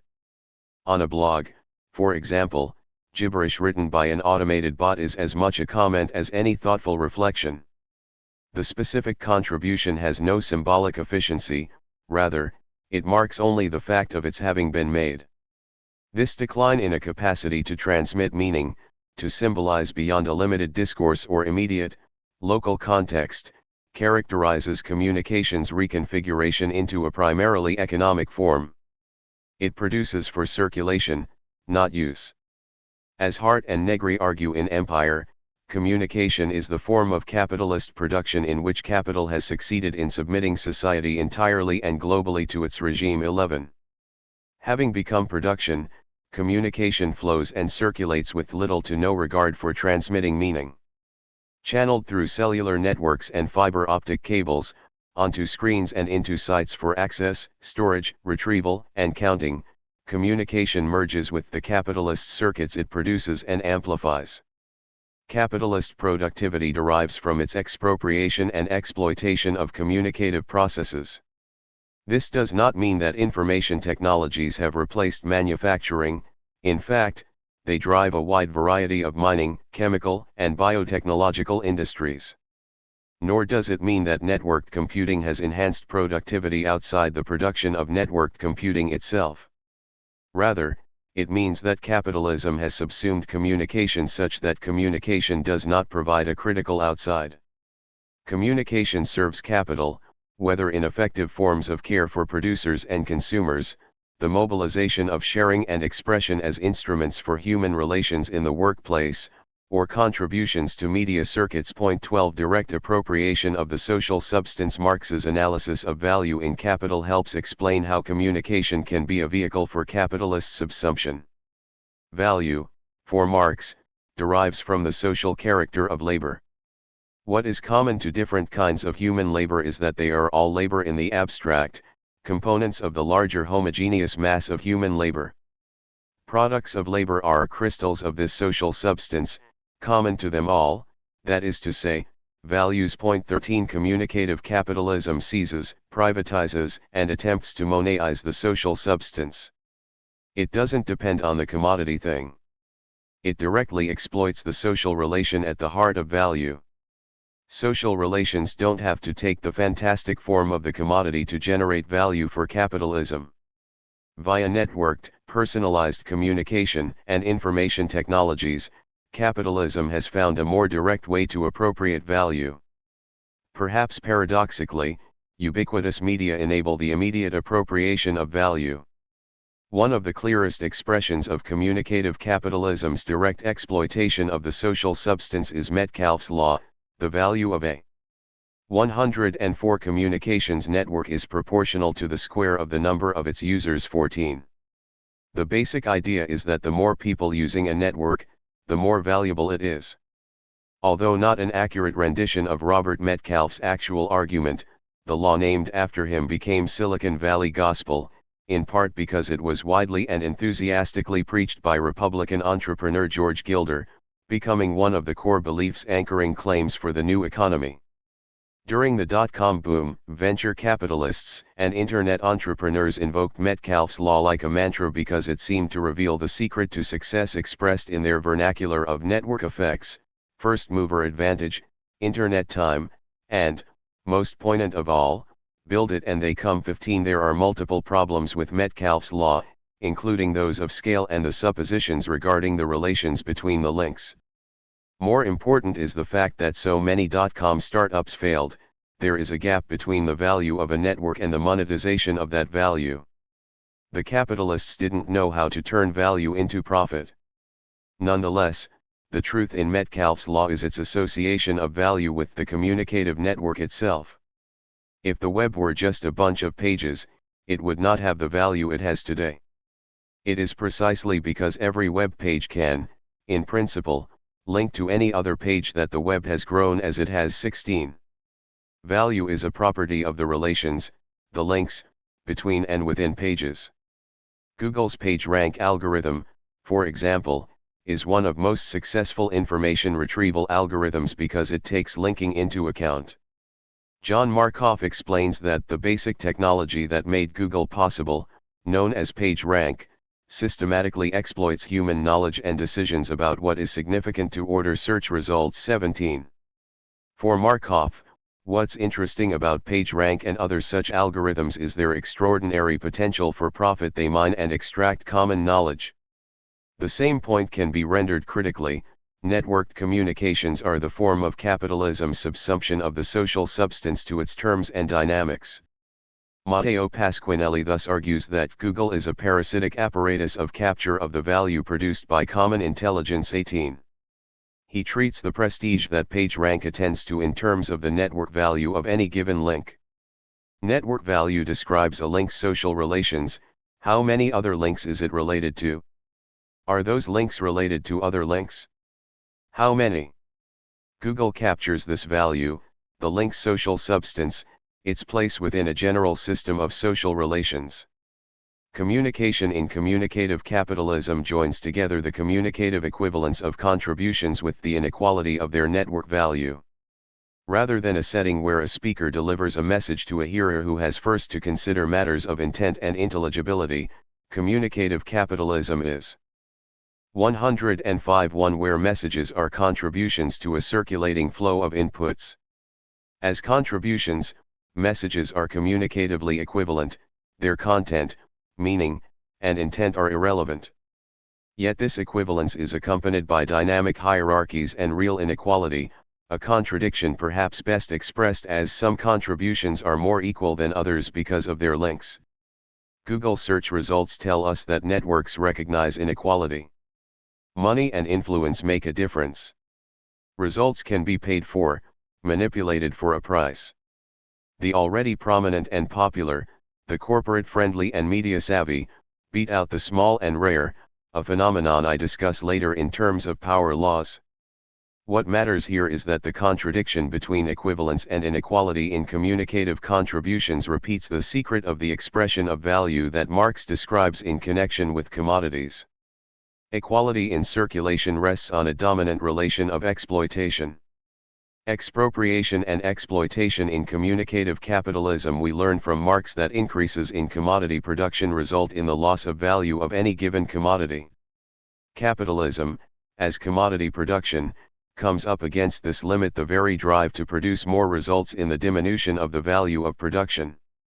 It's no surprise that a globally unleashed capitalism would encounter the loss of an incentive to make things, that is, a decline in the willingness of capital to invest in the production of goods.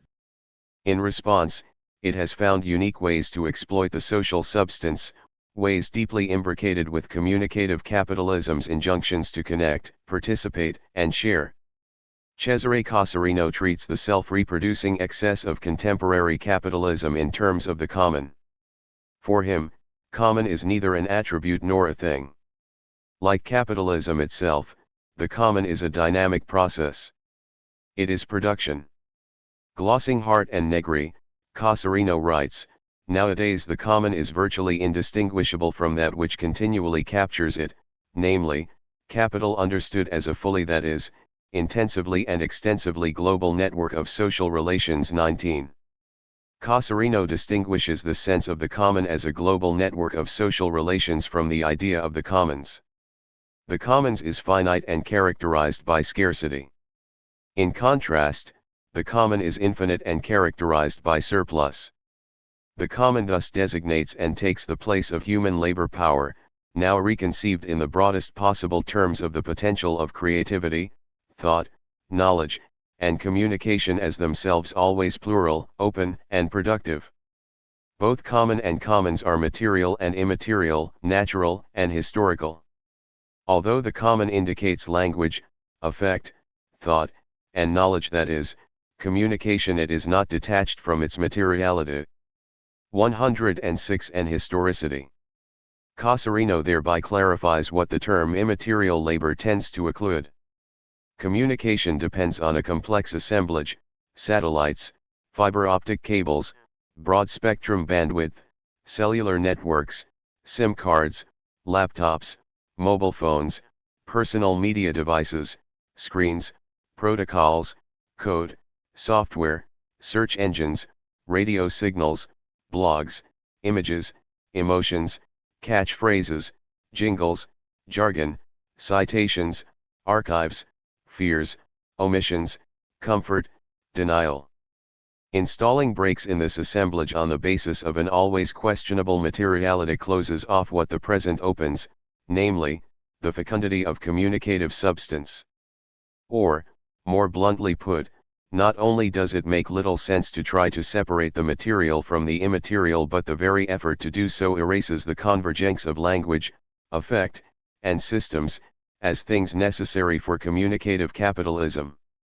The move from commons to common helps explain exploitation and expropriation in contemporary capitalism. As Marx made clear, at least one of the problems with the expropriation of the commons is that a few get a lot and some are left with nothing, having to sell their labor power. Privatization leaves them deprived of what they had. A contemporary version of this deprivation occurs through the widespread extension of credit, whether in the form of subprime mortgages, student loans, high-interest credit cards, or leverage in investment banking. Such forms of credit privatize the future as they deprive the indebted of what they will have. The common is different. There is expropriation, but an expropriation that does not appear to leave many with little. There is more than enough, perhaps even too much. A question for the capture of the common in capitalism, then, is the crime or harm.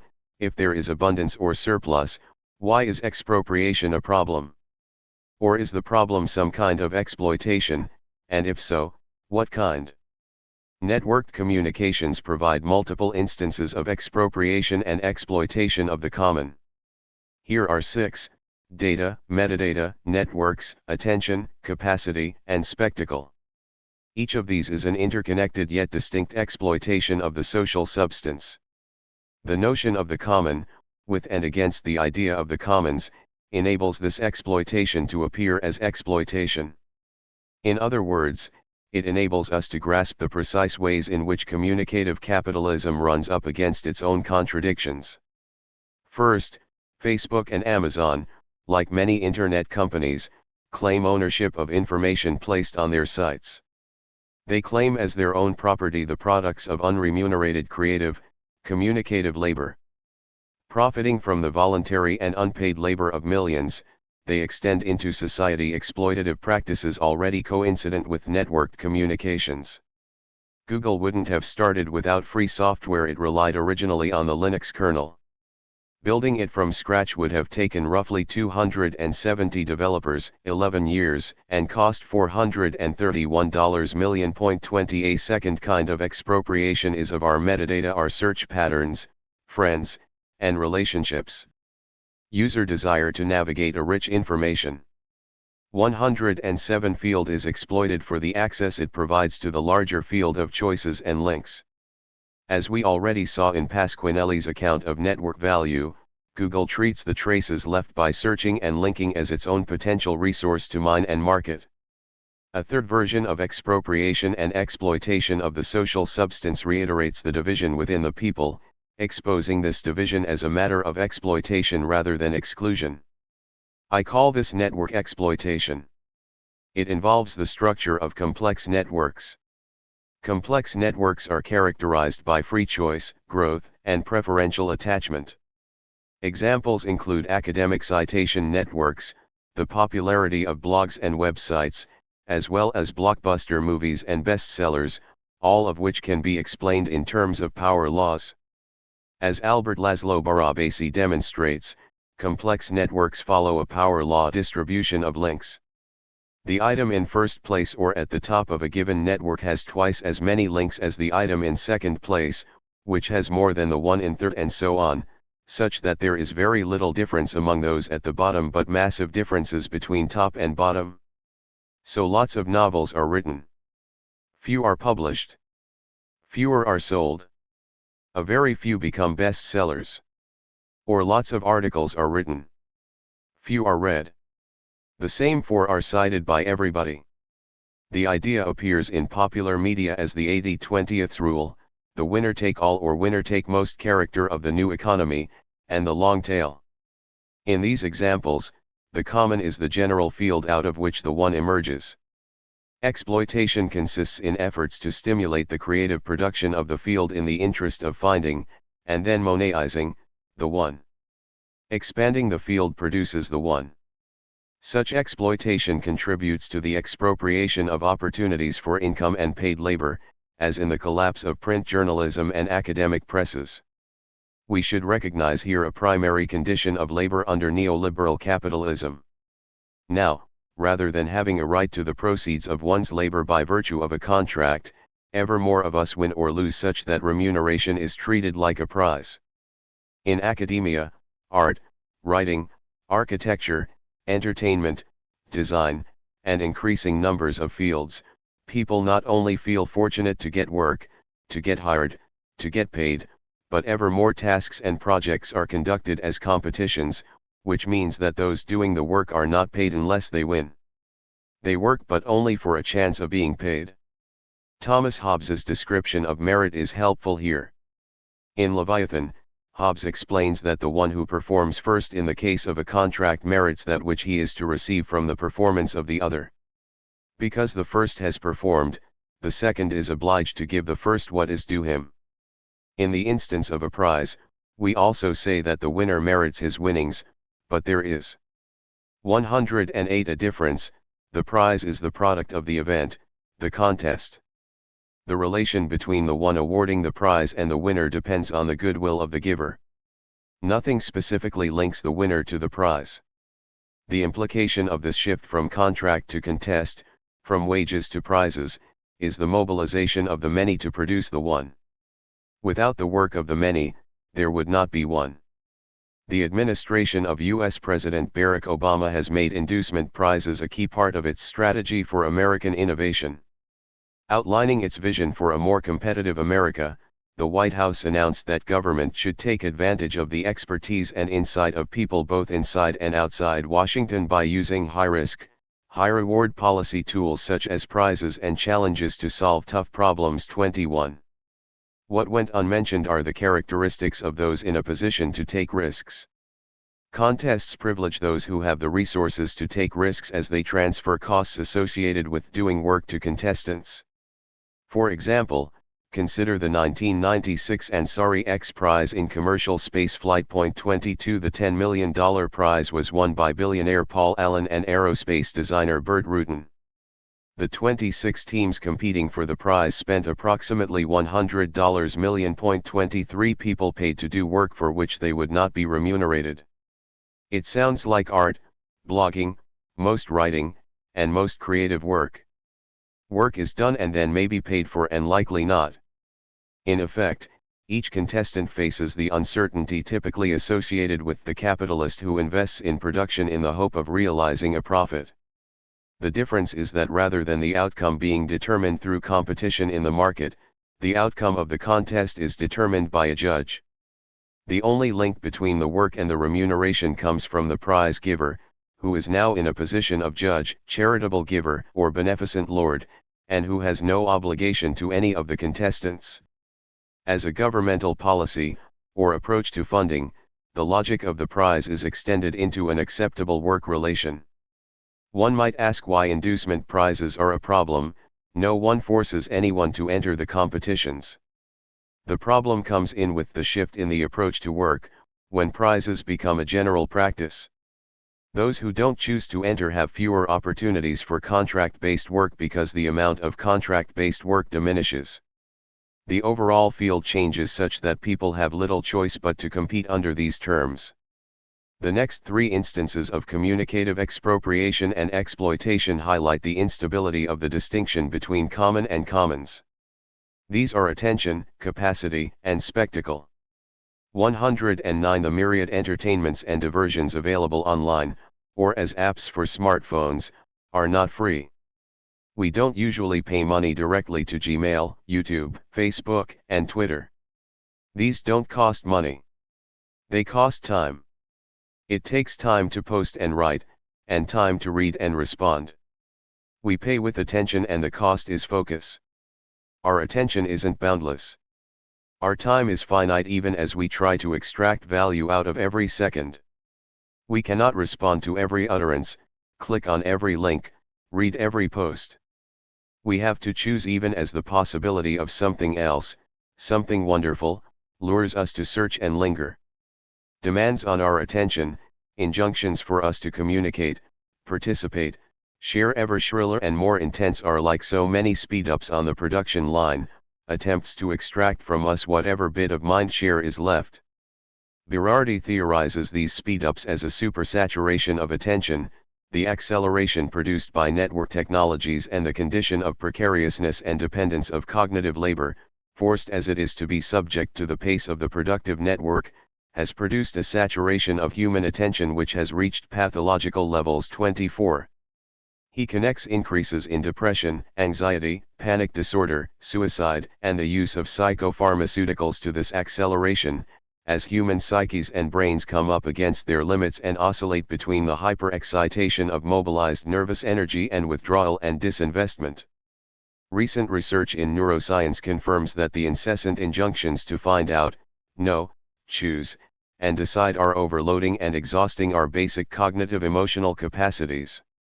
As a summary of this research explained, no matter how rational and high-minded you try to be, you can't make decision after decision without paying a biological price.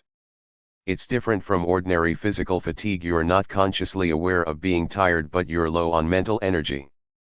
The more choices you make throughout the day, the harder each one becomes for your brain, and eventually it looks for shortcuts, usually in either of two very different ways. One shortcut is to become reckless, to act impulsively instead of expending the energy to first think through the consequences. The other shortcut is the ultimate energy saver: do nothing. Instead of agonizing over decisions, avoid any choice. 25 The communicative circuits of contemporary capitalism are loops of drive, impelling us forward and back through excitation and exhaustion. The more contributions we make, the more we expand the field in which others have to decide, respond or ignore. Either way, a choice has to be 110 made, and the more choices one is compelled to make, the more exhausted one becomes. When we respond to the invitations and incitements in our media feeds, whether as part of our work, our play, our activism, or our consumer practice, our contribution is an addition to an already infinite communicative field, a little demand on someone else's attention, a little incitement of an effective response, a digital trace that can be stored, and on and on and on. The cost of the exponentially expanding circuit of information and communication is particularly high for progressive and left political movements. Competition for attention. How do I get our message across? In a rich, tumultuous media environment, too often and easily means adapting to this environment and making its dynamic our own, which can result in a shift in focus from doing to appearing, that is to say, a shift toward thinking in terms of getting attention in the 24/7 media cycle and away from larger questions of building a political apparatus with duration. Infinite demands on our attention, demands we make on each other, and which communicative capitalism captures and amplifies, expropriate political energies of focus, organization, duration, and will, vital to communism as a movement and a struggle. It is no wonder that communicative capitalism is participationist. The more participation in networked media environments, the more traces to hoard and energies to capture or divert. The limits of attention are not only the limits of individuals. They are the limits that make communication as such possible, as in, for example, distinctions between signal and noise, as well as those characteristics of our habits, environments, and processes that direct our attention and thereby produce the circumstances of communication. The limits of attention are common. The common actualized in contemporary communication networks functions itself as a means of expropriation. Overproduction and overaccumulation of the common, then, are problems unique to communicative capitalism. As Christian Marazzi powerfully demonstrates, the disproportion between the supply of information and the demand for attention is a capitalistic contradiction, an internal contradiction of the value form. 26. The fact of attention's limits points to the division inseparable from communication. Ideas and affects are not infinitely transferable, accessible, communicable. Hart misses this when he argues that sharing ideas increases rather than decreases their utility. He argues that in order to realize their maximum productivity, ideas, images, and affects must be common and shared. When they are privatized, their productivity reduces dramatically. 27. If productivity means capacity to circulate or transmissibility into a variety of sectors, then increases in productivity entail declines in specificity, accuracy, meaning, and registration. Present in ever wider and more differentiated settings, to ever more 111 varied audiences, ideas change. This is part of the pleasure in mashing together video and audio clips. Sounds and images take on new meanings, becoming something different from what they were before. Brands, logos, images, and identities lose their unique signifying capacity when they extend too broadly, to too many different items with too many different valences, which is exactly why corporations fight to keep them private. If everything is Nike, then Nike doesn't mean anything. To be clear, I'm not defending property rights in ideas and images. Rather, I am pointing out that it is not their privatization that fetters capitalist production but the opposite, namely, their proliferation into a massive, circulating flow of increasingly valueless contributions insofar as each can command less and less attention. The contradiction is particular to communicative capitalism in that communication cannot be exponentially expanded as a form of capitalist production. It comes up against limits inherent to communication as such. Cassarino argues that potentiality is common. While potentiality is fully embedded within capitalism, it does not belong to capitalism. It doesn't belong to anybody. But Coserino moves too quickly to link potentiality to a common that exceeds capitalism's grasp. Communicative capitalism seizes excess, surplus, and abundance. Its drive impels us toward extra and more, new opportunities, unforeseen pleasures, chances and risks that if we don't take, someone else will, the very chances and risks that derivatives commodify and on which high finance speculates. Contemporary capitalism securitizes, moneizes, and privatives potential. It does so through the excessive generation of debt, through the amplified role of speculative finance in generating corporate profit, through the premediation of events such that massive amounts of energy and attention are focused on what could or might happen, and through the incitement of creative work toward producing the 1.28 potential is the gap in the actual, the difference worth exploiting and betting on, as illustrated by the arbitrage and high-speed trades on which so many hedge funds rely.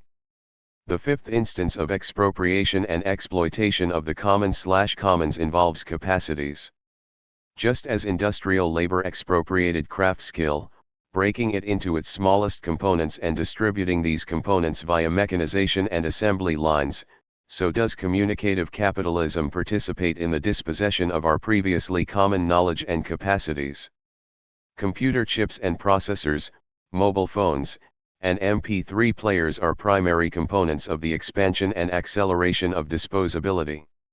Computers are antiquated in under 3 years, mobile phones become old-fashioned in about 18 months. We don't learn how to fix them, forgetting that this is something we once might have known. Capacities to repair items of daily use have also diminished. The supposition is that we can just buy a new one. Of 112 course, this was already the case with the rapid expansion of domestic goods after World War II. Middle-class households in the United States and United Kingdom became less likely to make the things they needed, clothes, furniture, and bought them instead. Pressures on households to earn income, even while raising kids and participating in the care of others, have meant increased reliance on takeaway, fast, and frozen food, with a corresponding decrease in capacities to prepare and cook fresh food. Contemporary popular culture highlights the expropriation of capacities that many in the middle and former middle class currently experience. Television experts provide guidance in household organization, basic cooking skills, and how to get along with others. Neoliberal trends in higher education extend these dynamics to the university, in a society without skills, who needs a degree? Capitalism no longer requires a skilled, educated middle class, so mass university education is no longer necessary. It doesn't take as many people as we have to service the top 1%, so most of us are not needed anymore. In a setting that reduces education to knowledge, knowledge to information, and information to data, we are told that we can find out anything we want to know by Googling it. In a nutshell, things do it for us so that we don't have to. 29 We don't need professors to tell us, or at least not very many. A couple of great universities can probably supply all the lawyers, scientists, bankers, and novelists a country needs. We've outsourced basic skills, or they've been expropriated from us. The sixth instance of exploitation and expropriation in communicative capitalism is spectacle. In The Coming Community, Giorgio Agamben presents the spectacle as the extreme form of the expropriation of the common. Through spectacle, we are dispossessed of the very possibility of a common good. We are audience for, witnesses to, some dramatic event happening somewhere else, to someone else. Yet insofar as the very appeal, the effective charge, of the spectacle is its mass quality, the way it makes us feel connected to a larger we to which we belong, the spectacle returns to us our linguistic nature in an inverted form. It exploits our aspirations for common being, uses them against us as a mode of communicative power through which we are held captive while a very few profit, and yet offers a glimpse of the possibility of a positivity that might be used against it. 30 Agamben works from a dilemma expressed by Guy Debord. In the society of the spectacle, the language of real communication has been lost and a new common language has yet to be found. Debord writes, Spectacular consumption preserves the old culture in congealed form, going so far as to recuperate and rediffuse even its negative manifestations.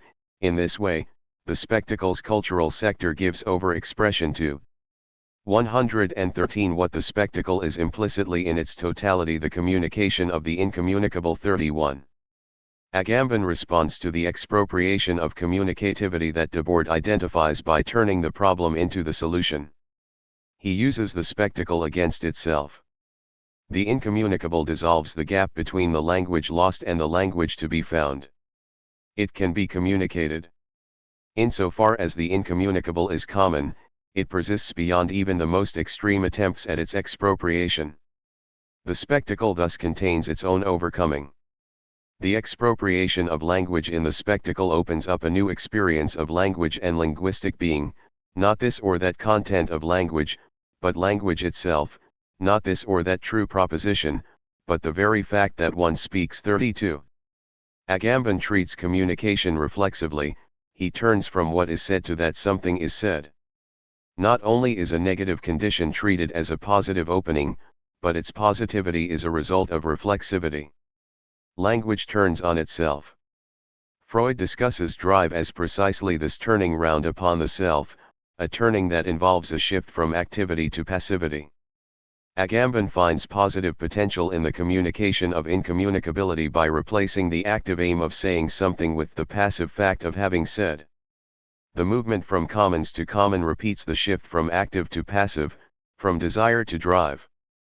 The force of scarcity that characterizes the commons pushes action, decision, a choice for this rather than that.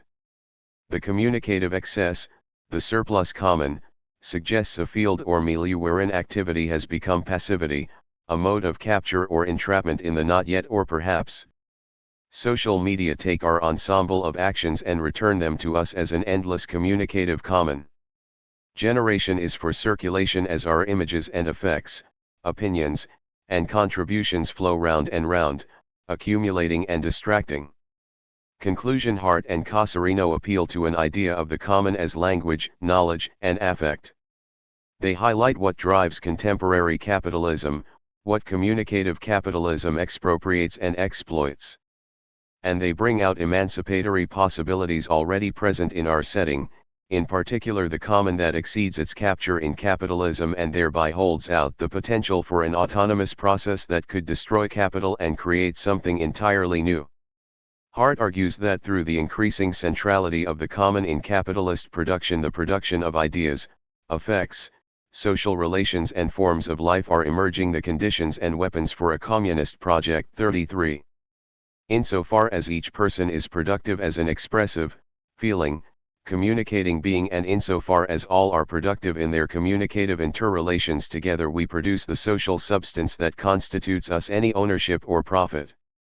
114 is clearly theft. Under communicative capitalism, such appropriation of the social substance is visible and undeniable and thus a ground for arguments on behalf of global, guaranteed income. There is no one who does not contribute. At the same time, however, the very communicative practices capitalism drives and exploits entrap us in circuits from which escape seems impossible. Participation is personalization. The more we communicate, the less is communicated. Expansions in expression and creativity produce the one rather than a collective of the many. The challenge, then, consists in breaking with current practices by insisting on and intensifying the division of, and in, the common. Continuing in the flow, persisting in the repetitions of drive, we over and over reconstitute capitalism's basic dynamic, perhaps generating the possibility of another organization of social life, but also and at the same time hindering that possibility from being realized. 34. Capitalism demands change, permanent revolution, crisis. Born out of opposition to planning, neoliberalism in particular thrives on shock and emergency, converging yet again with communicative capitalism in its mode of spectacle.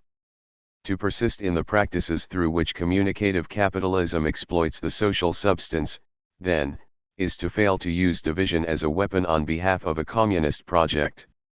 Division is common. We have to seize it. Chapter 6: Marxism and Feminism, Beyond the unhappy marriage Nina Power, how best to understand the often vexed history, present, and future of Marxism-feminism? Is it a fundamental unity, a relation, a hierarchical pairing, or one fragment of a larger whole? The metaphorical placing of the two has often revealed much about the perceived relation in theory and in practice. Clara Zetkin's 1896 speech, "Only in conjunction with the proletarian woman will socialism be victorious," sees the relation as, first and foremost, a practical question how best to incorporate proletarian women into the socialist struggle, and, at the same time, avoid understanding women's interests as separate concerns. Our guiding thought must be, we must not conduct special women's propaganda, but socialist agitation among women. The petty, momentary interests of the female world must not be allowed to take up the stage. Our task must be to incorporate the modern proletarian woman in our class battle. We have no special tasks for the agitation among women.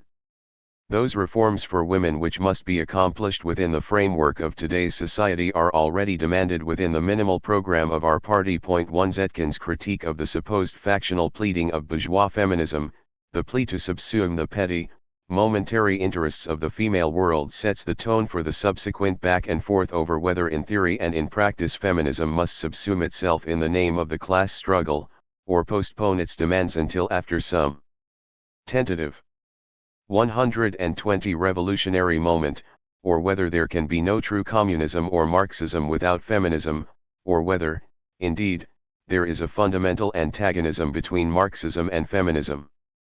On the latter point, one thinks of Shelley Rowbotham's experiences of the revolutionary movement in the 1960s and 1970s. The language which makes us invisible to history is not coincidence, but part of our real situation in a society and in a movement which we do not control. Our subordination is so deeply internalized that it has taken women's liberation to reveal it.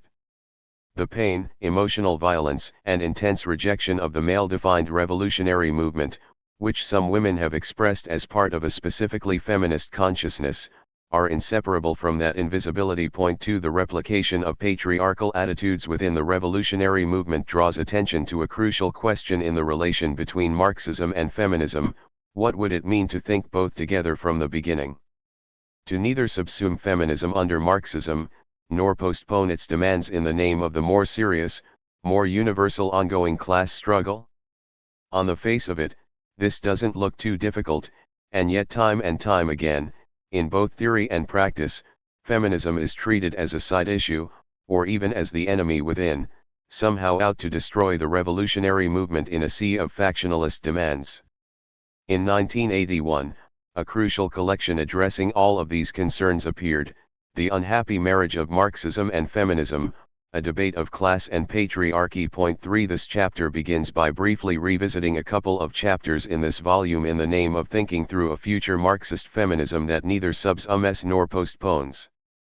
The marriage metaphor of the 1981 collection could itself be updated and made more optimistic, the complicated civil partnership of Marxism and feminism, perhaps. The chapter then turns to look at important theoretical attempts in the work of Shulamith Firestone and Sylvia Federici to bring Marxism and feminism together in important and relevant ways for today.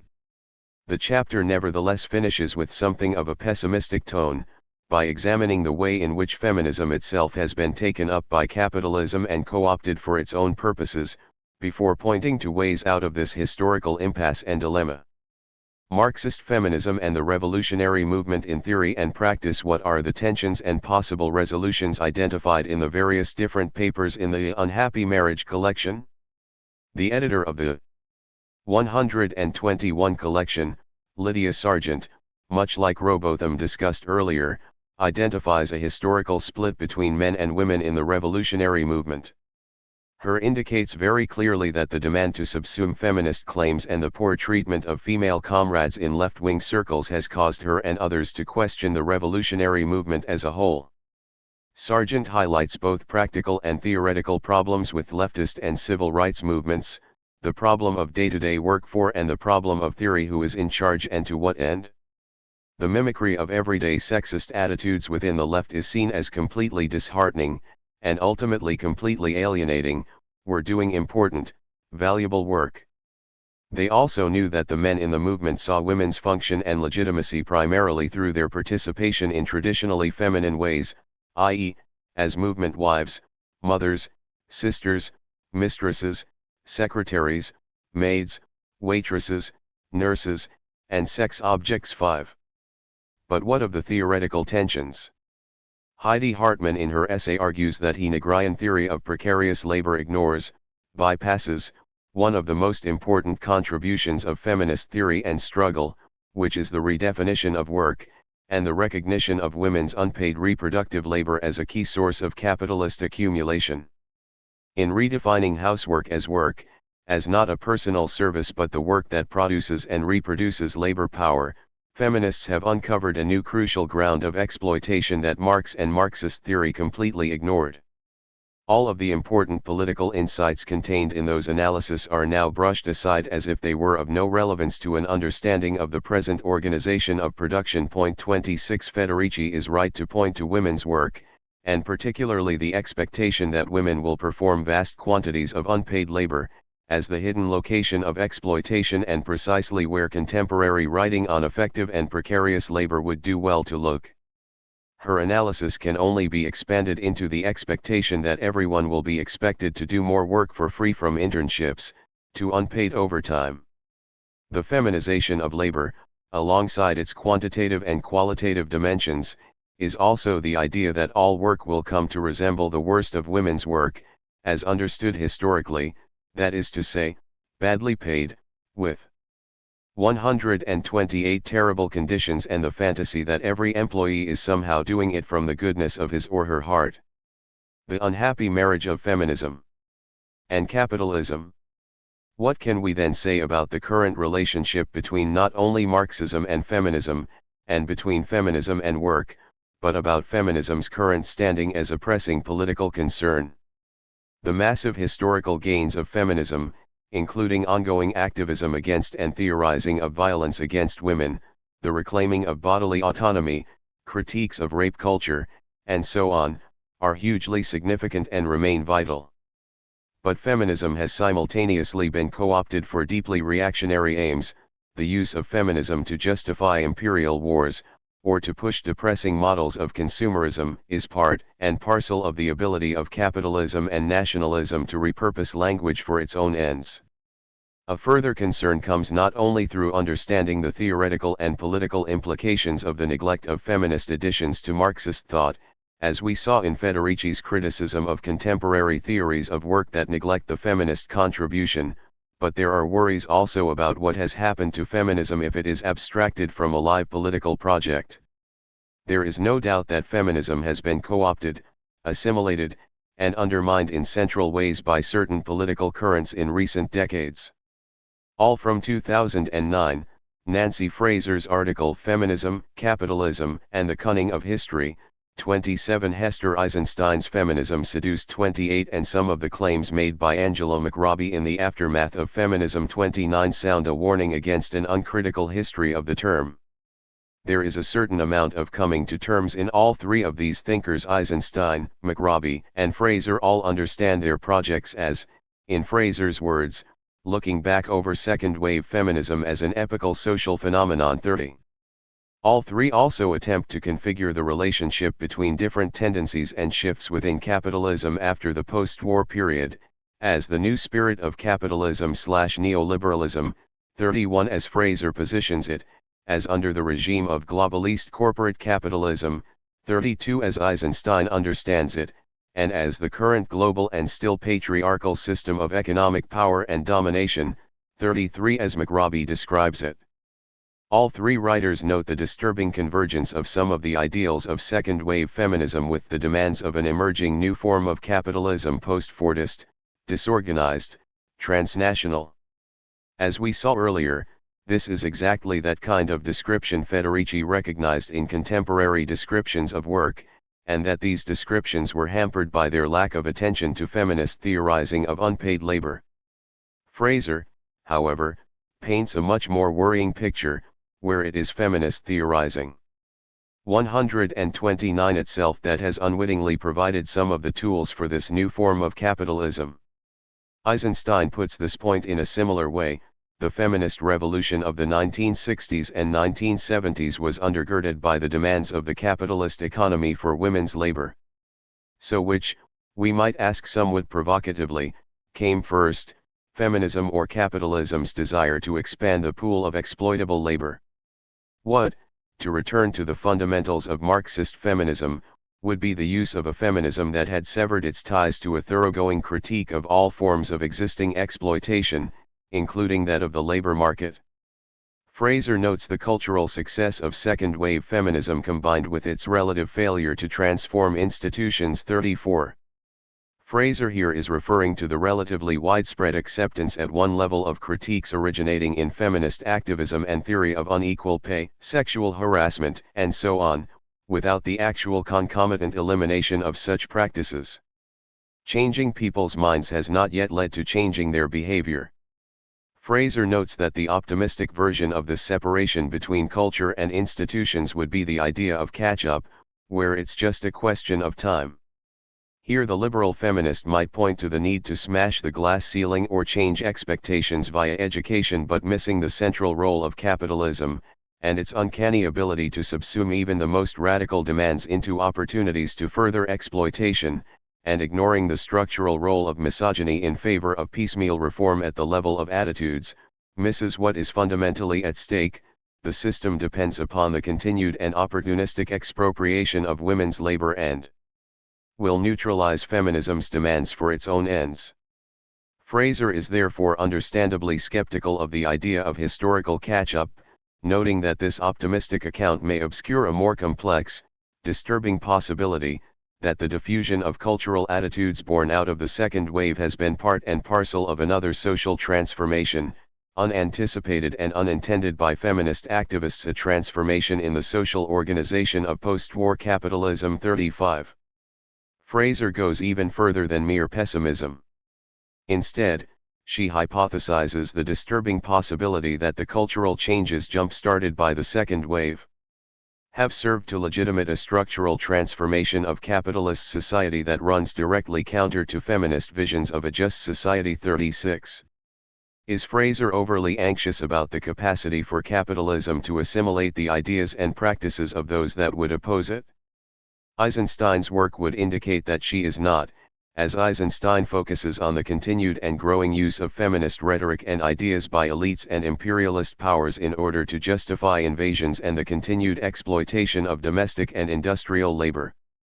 Eisenstein too points to the opportunistic 130 bending of older structural claims regarding gender, no matter how begrudgingly, state, academic, and corporate structures have been able to make way for the demands of gender. Gender has been a more malleable feature of public life than either race or class. 38. Feminism and its conceptual apparatuses have proved useful sources of rhetoric. All of this would be just another story about the ability of capitalism to co-opt all it surveys, but the language and rhetoric of feminism and the opportunistic abuse of these dimensions of the political project frequently have a sinister dimension. As Eisenstein puts it, the freedom experienced by women in the developed world becomes a selling point across the globe. 39. The freedom allegedly enjoyed by women in the West is presented as a universalist desire, even when equality is an unfinished project in the countries so keen to export it elsewhere. McRobbie offers a similar argument, that feminism is instrumentalized, it is brought forward and claimed by Western governments, as a signal to the rest of the world that this is a key part of what freedom now means. 40. Ultimately, neither women in the developed world nor those elsewhere benefit from the invocation of a phony freedom delivered at the end of a gun.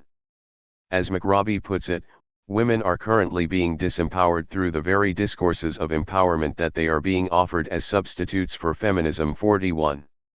This goes for state-sponsored military freedom as it does for a consumerist culture that positions women as somehow empowered through hair products.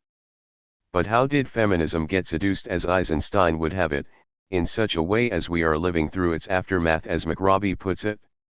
For Fraser, the historical strength of the second-wave feminist movement was the way in which it combined three analytically distinct dimensions of gender injustice under a critique of androcentric state-organized capitalism, these three dimensions being economic, cultural, and political. These three interlinked dimensions, argues Fraser, have become fragmented, no longer part of a coherent feminist project against gender injustice understood as the combined and inseparable desire for redistribution, recognition, and representation. 42. At the same time, a process of selective incorporation and partial recuperation of some of these strands has taken place so that this utopian set of desires unwittingly found itself, in a complicated way, legitimizing a new form of capitalism. 43. Second, women feminism originally unified a set of critiques operating on different levels, but now finds itself torn apart and recombined with elements of social and political life that would have originally left it appalled.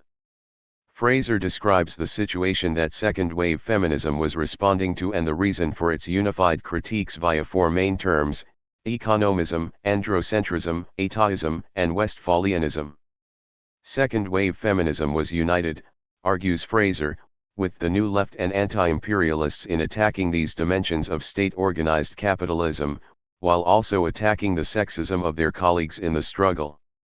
Second-wave feminism did this by politicizing the personal, thus blowing apart the economistic and narrow understanding of injustice, and understanding injustice in an intersectionist and deep structural way, crossing gender injustice with injustices involving class, race, sexuality, and nationality. That which was seen as private in a liberal statist framework, sex, domestic labor, domestic violence, and reproduction, became public, crossing economic, cultural, and political lines. Second-wave feminism further developed, against a perceived bureaucratic managerialism, a horizontal counterethos of sisterly connection. 44. Grassroots against those who would declare themselves to be experts, but also an attempt to transform state institutions that would promote and express gender justice. It also attempted to globalize sisterhood, although Fraser argues that this idea functioned as more of an abstract gesture than anything else. 45. So how exactly did new forms of capitalism come to cut short, undermine, and assimilate elements of this project? Soon after the insights of second-wave feminism came the era that we know so well: privatization, deregulation, the destruction of the public sphere, welfare, the ideological promotion of individualism and competition, unevenly executed across Eastern and Western Europe and at the gunpoint of debt in the developing world. The most contentious part of Fraser's argument is her suggestion that second-wave feminism thrived in these new conditions, that its ideas and critiques reached across class, ethnicity, political ideology to ultimately reshape common-sense views of family, work, and dignity. 46.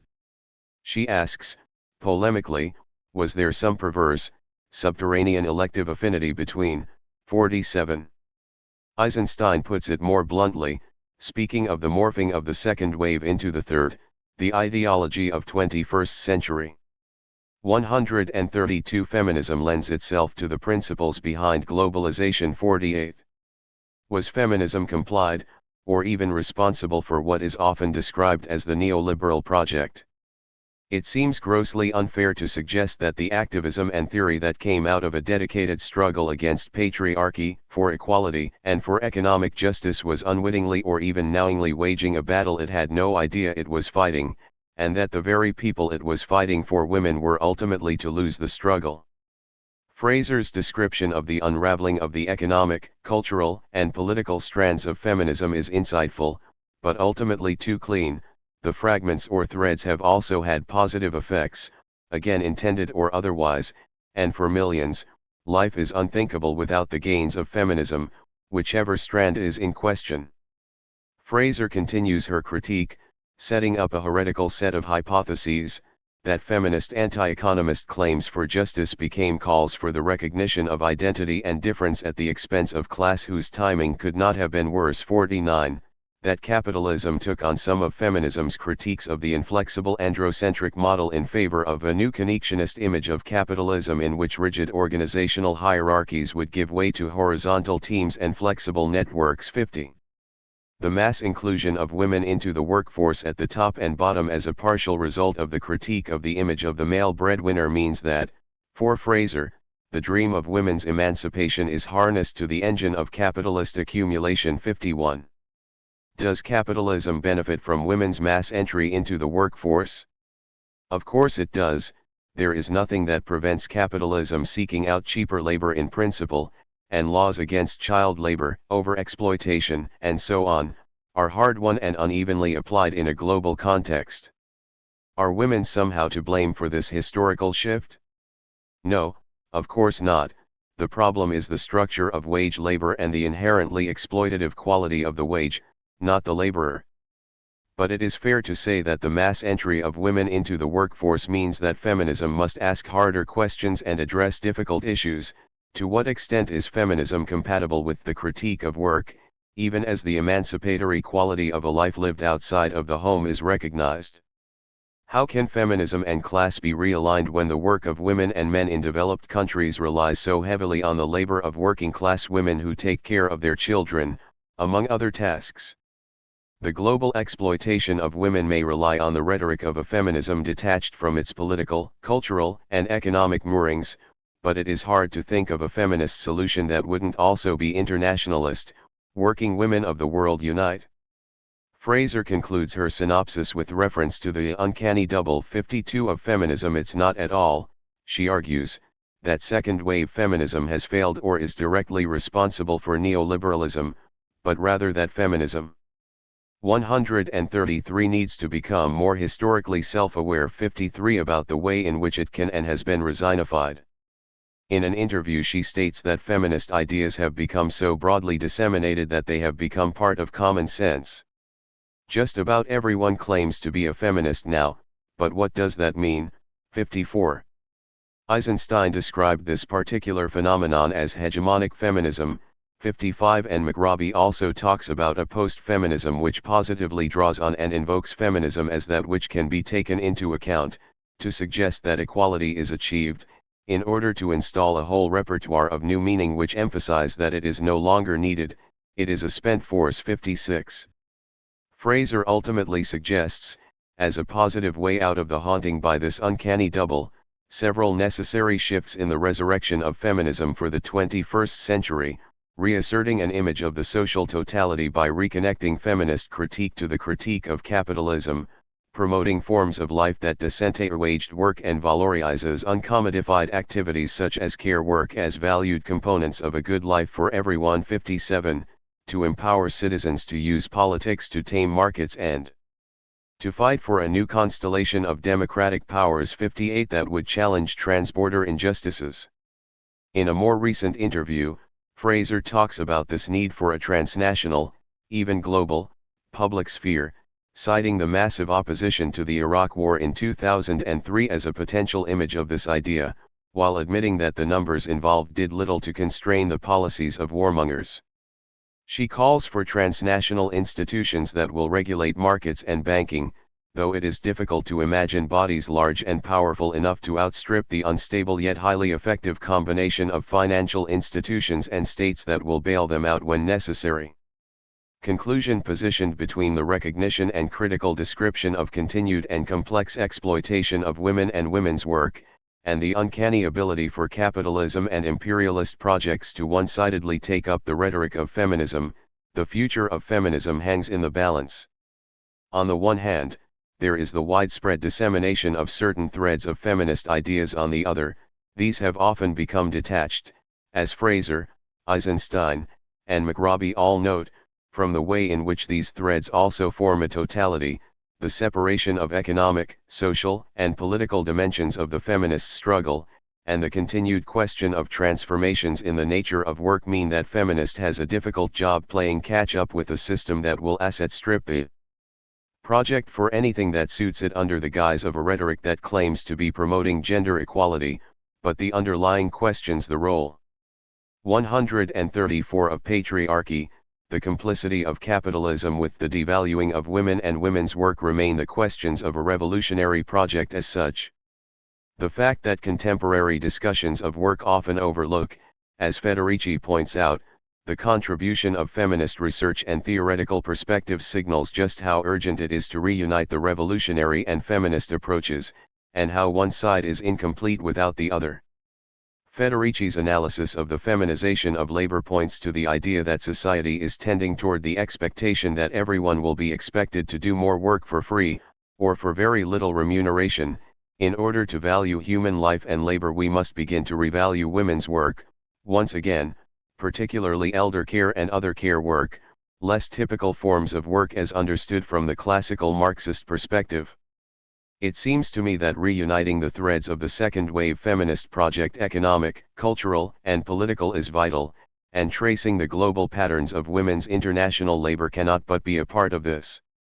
Ultimately, the unhappy marriage may be less between Marxism and feminism, as the original collection had it, than between feminism and the cynical take-up of the very same term by those who would ultimately oppose feminism's original ambitions.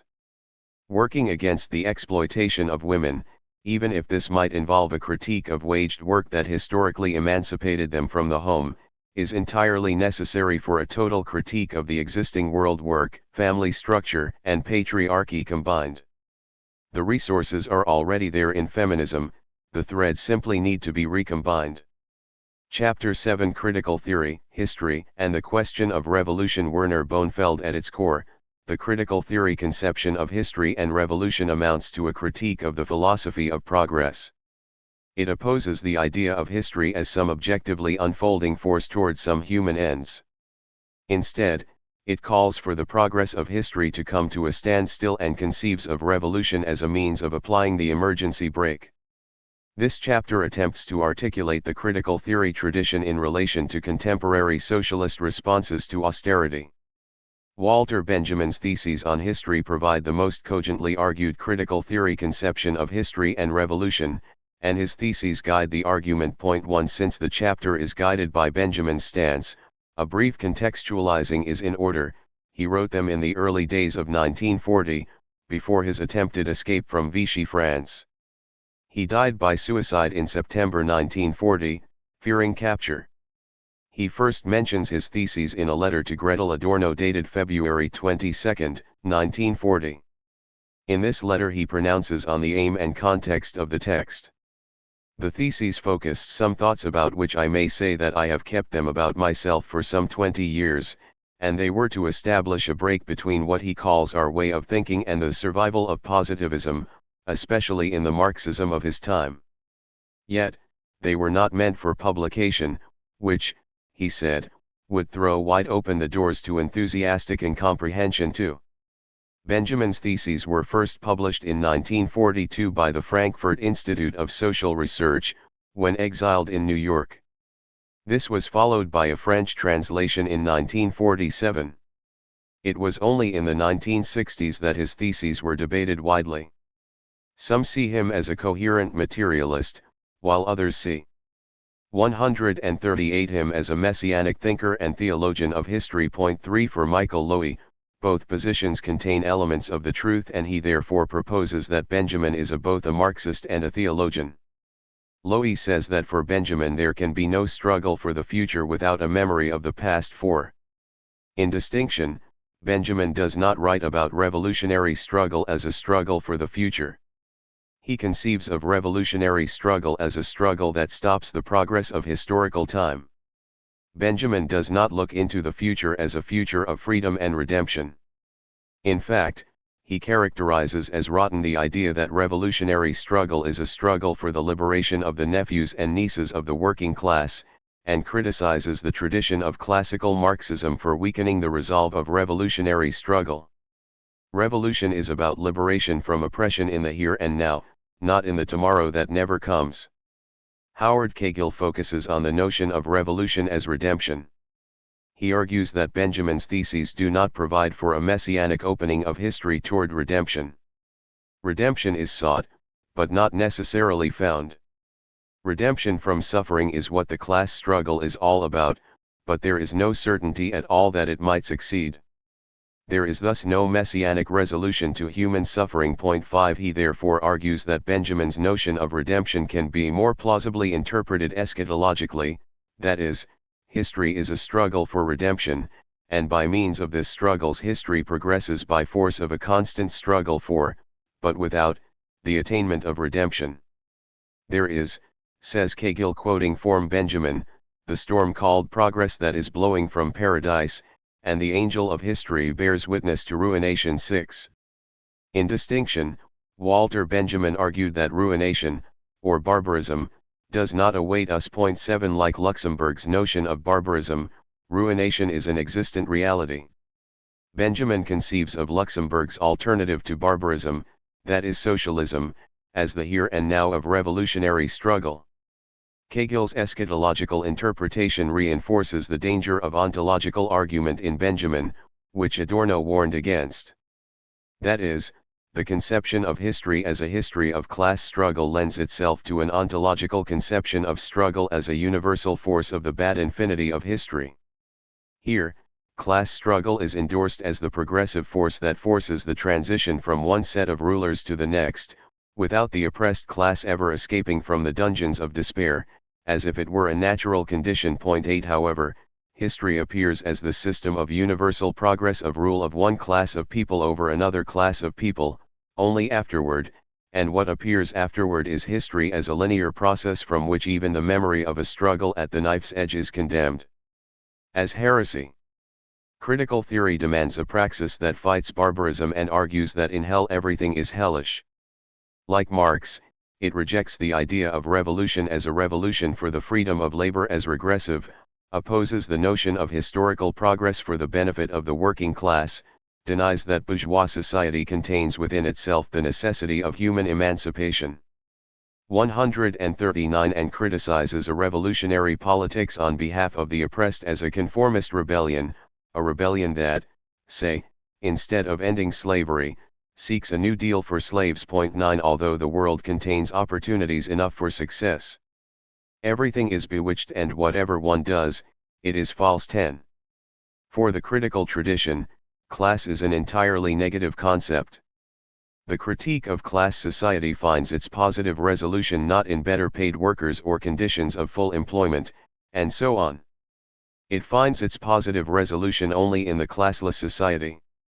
Critical theory holds on to the idea of communism as universal human emancipation, which according to Marx and Engels entails revolution as a means of ridding the world of all the muck of ages and found it anew. 11 As a commune of communist individuals. 12. Its intransigence toward existing society in which everything is the same invites the riposte that it amounts to little more than a self-indulgent posture of negativity. 13 In the face of abject misery, a constructive critique of capitalism is said to be required to secure the interests of the workers. For critical theory, constructive critique does not amount to a critical practice. It amounts, argue Horkheimer and Adorno, to ticket thinking. 14. Such thinking is one-dimensional. It argues in interests of the wage laborer with a claim to power. That is, rather than understanding capital as a social relationship, it takes capital to be an economic thing that, given the right balance of class forces, can be made to work for the benefit of workers. Ticket thinking proclaims falseness as if the hell of a class-ridden society can be reformed for the sake of labor just like that. 15 Critical theory therefore rejects the optimism of the left that puts forth a program of capitalist transformation, which does not talk about the devil but looks on the bright side. 16. The following theses explore these insights against the background of contemporary socialist anti-austerity proposals. The critique of capitalism finds the positive only in communism. The difficulty in conceiving of communism has to do with its very idea. In distinction to the pursuit of abstract wealth, of value in process, money in process and as such capital, and in distinction to seizure of the state, pursuit and preservation of political power, economic value and factor efficiency, and in distinction to the idea of labor as the means of social wealth and conception of economic as an economy of labor, it follows a completely different entelechery of human development. Communism seeks the communis of human purposes, that is, universal human emancipation. To communist wealth and the wealth pumped out of labor belong to two different realities. For communism time is not money, the economy is not an economy of labor, and the laborer is not time's carcass. Instead, time is 140 lifetime. The communist metabolism with nature is not a means toward the accumulation of abstract wealth. Instead, it comprises the satisfaction of individual human needs. In communism, humanity is a purpose, not a means. This commune of the free and equal comprises a new form of human wealth, free time, that is, time for enjoyment. 17. Communist wealth is freely disposable time. 18 Marx associated this time with the realm of freedom. 19 The time of economic necessity, in which labor exists as the means of wealth, and the time of human emancipation belong to different worlds. The time of human emancipation is the time of the democratic organization of the means of human existence by the community of the communist individuals themselves. 3 Instead of counterposing society as an abstraction to the individual, communist individuals recognize and organize society as their own social product. 20 The society of the free and equal is not governed by some abstract equality before the law. Communist equality is the equality of individual human needs. The difficulty of conceiving of communism has thus not only to do with its distinct conception of human development. It has also to do with its conception of history that stands in complete opposition to the idea of history as an unfolding force of human progress. Communism entails that the progress of history comes to a standstill so that society can be found anew. 21 For the notion that communism is the real movement of the working class and the conception of history as a history of class struggle recognizes that history has been a history of rulers and ruled, and this is the only history that has been a bad universality of transition from ruler to ruler. 22 The universality of history is, however, both real and false. As a history of the victors, it renders the victims of history invisible, and it is their invisibility that makes history appear as a universal history that, akin to a sequence of events, records the times of glorious rule, from which the memory of struggle and insubordination is necessarily expunged. The courage, cunning, and suffering of the dead disappears twice, once in a defeat in which even the dead will not be safe from an enemy that has not ceased to be victorious, and then again in the present, which either denies that the dead ever existed or ritualizes their struggles as an heroic act that culminated in the present as the unrivaled manifestation of their bravery. 23 The struggles of the past transform into a monument of history, erected in celebration of the present state of rule, for which the dead perform the role of legitimizing fodder. It is true, says Benjamin, that all the 141 rulers are the heirs of those who conquered before them. There is thus no document of civilization that is not at the same time a document of barbarism. 24. History, though universal in its appearance, is not some automatic thing that unfolds on behalf of the masters of the world by force of its own objectively unfolding victorious logic. There is, however, no such automaticity, and the future has not already been written. This conception of history belongs to bourgeois society, which appears to itself as the culmination of historical processes.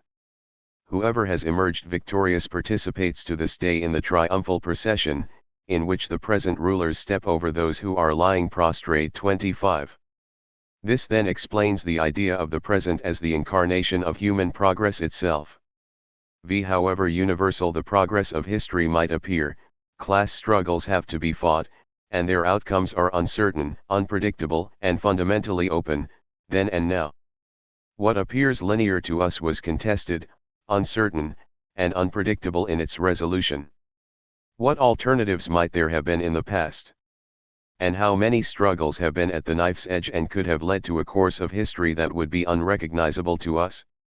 There is no inevitability in history, nor is history an irresistible force. It is made by the acting subjects themselves, and what is made by man can be changed by man. History appears inevitable and irresistible only afterward, which gives history the appearance of some objective force and directional dynamic, a telos of becoming and achievement, toward which it strives, ostensibly. For the proponents of present society, history has been concluded. Others say that it is still continuing toward some assumed socialist or communist destiny, at which point it will conclude. History does, however, not make history. That is to say, history does nothing, does not possess vast wealth, does not fight battles. It is man, rather, the real, living man who does all that, who does possess and fight, it is not history that uses man as a means to pursue its ends, as if it were a person apart. History is nothing but the activity of man pursuing its ends. 26. Historical materialism is not the dogma indicated by clever opponents and unthinking proponents alike, but a critique of things understood dogmatically. That is to say, the human anatomy contains a key to the anatomy of the ape, but not conversely. The anatomy of the ape does not explain the anatomy of man. 27. If the anatomy of the ape would really explain the anatomy of man, then the ape would already possess man as the innate necessity of its evolution and natural teleology, or an already written future. 28. The future, however, has not already been written. Nor will it be the result of some abstractly conceived objective logic of historical development.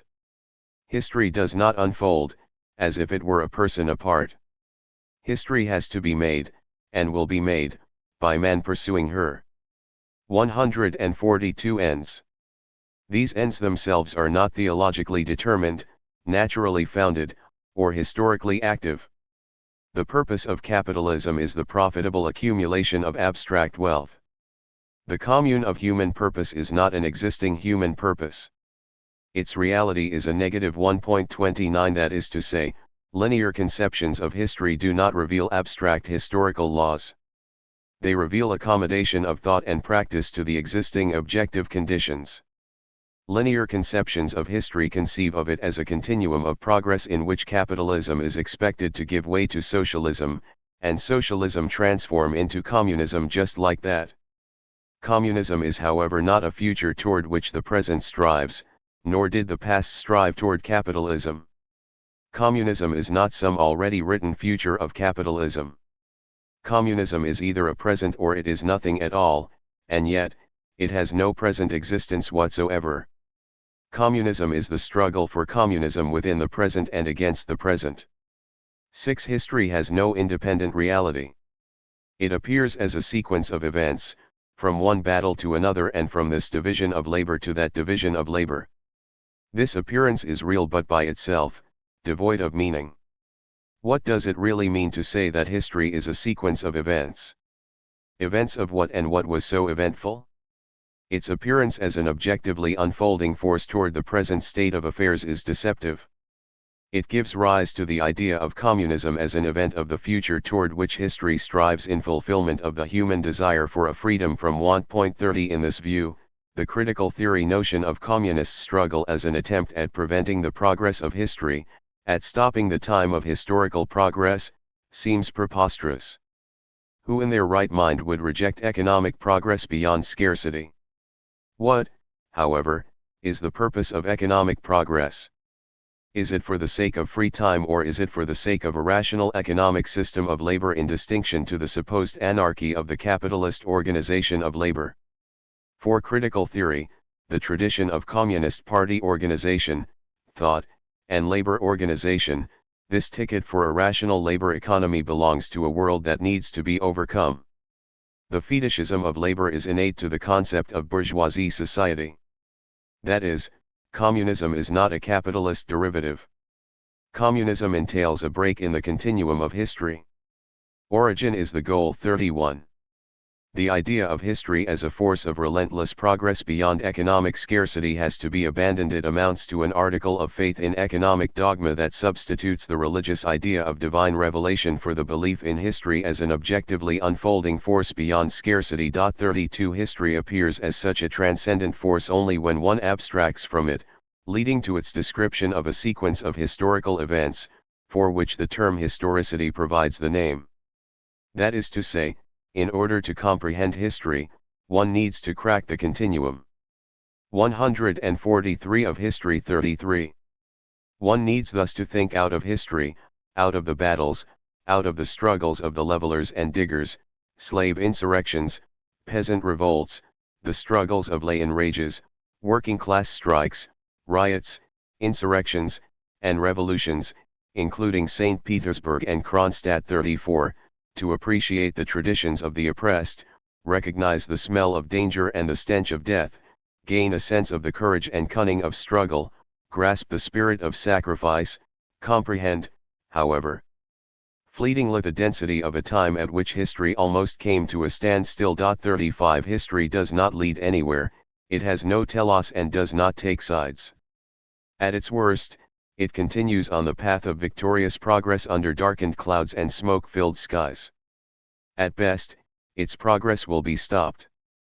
Such history has not been made yet, though it has often been attempted. In our time, this attempt is called communism, this attempt at negation that seeks to rid the world of all the muck of ages. For Marx, the struggle against oppression is the struggle of the last oppressed class, time and time again.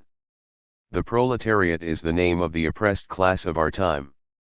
Marx says that it is the last class. It might not be the last class, though, and if it is not, then the continuum of history will not have been broken. This continuum of history has to come to a standstill. History at a standstill belongs to a praxis that fights barbarism and found it anew. 36. 7. The true picture of the past, says Walter Benjamin, flits by. 37. When? How?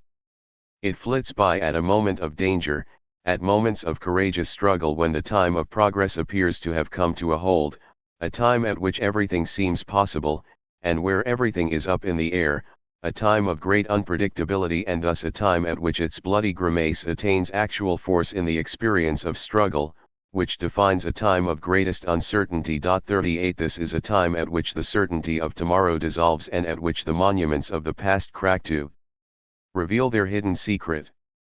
This is the time of historical comprehension, in which the mass-produced view of a glorious history transforms from a historicity of events into an experienced history of death and destruction, pillage and rape, enslavement and dispossession. This, then, is the time that reveals the bloody grimace of the past struggles, which up to now had hidden in the seemingly civilized forms of rule and power. This, then, is the time at which the dead victims of history step off the monument built by the state in its role as memory entrepreneur. 39. There is no redemption. There is only the realization that history was not what it seemed, and there is a sudden understanding of the earlier sacrifice and deadly struggle. The experience of a time at a standstill is intoxicating, and full of danger. It is this experience that allows a glimpse of the past to take hold. 144. In the present, revealing a deadly certainty. That is, redemption is a matter of staying alive, for even the dead will not be safe if the enemy wins. 48. The time of communist struggle is akin to pulling the emergency brake on a runaway train here and now so that the continuum of history come to a stop. Another way of putting this is to say, the future present is both a present in transition toward its own future and a now time that explodes this continuum of history.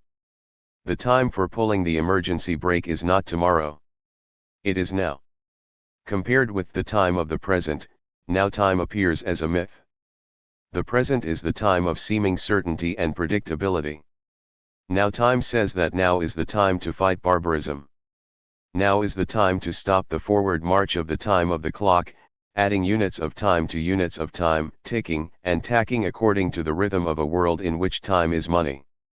Now time appears as a myth because its acuity is a time that does not add to itself. It does not move forward in relentless pursuit of abstract wealth, accumulating living labor on the pyramids of abstract wealth, appropriating additional atoms of unpaid labor time for the sake of an accumulation of abstract wealth alone. In now time, time is courage and cunning. Now is the time for taking aim at the clocks so that their ticking and tacking stops. Now time is not the time of the present. It is a time against the present, seeking to stop it in its tracks. Conceived as a present time, now time ceases as a time that fights barbarism. Instead it converts the no of now time into an affirmative critique of existing conditions, rendering it doctrinaire in its unbending faith that all will be well in the future once the communist beat of the rosary of history has slipped through our hands. 41.9 For Benjamin, the notion that history is on the side of the oppressed and that their struggle is therefore moving with the current as if, for the oppressed, progress is just around the corner, is most corrosive. It deludes the oppressed that redemption from suffering is really just a matter of choice between, say, the party of austerity and the party of anti-austerity. This claim of imminent progress makes dogmatic claims about a future of freed proletarians. How might one conceive of a liberated future that is not also a future present? Benjamin calls the conception of history that conceives of existing reality as something that can be fixed for the benefit of future proletarians, the bordello of historical thought. 42 It criticizes capitalism with a claim to power, envisages progress as a matter of party political success, advertises itself as the agent of progress, organizes struggle ostensibly in the interest of labor, but in reality in support of a history 145 that runs its course according to its own dialectic. 43. In distinction, historical materialism is not a theology of history. At its best it is the critique of history unaware of itself. We live at a time that resounds with misery. The headlines have changed from war and terror to what seems like a never-ending global economic crisis. Against the background of debt, default, and sluggish rates of economic growth, accumulation by dispossession is back en vogue, a whole generation of workers appear redundant, and a whole mass of people have been cut off from the means of subsistence, struggling to survive, and despite appearances to the contrary, war and terror continue unabated. Discussing the social consequences of the economic crisis, Alex Kalinikas has argued that an extreme situation promotes extreme responses, and in this context he speaks about the need for a socialist fiscal policy to secure conditions. 44 Abject conditions require immediate and direct responses to alleviate suffering.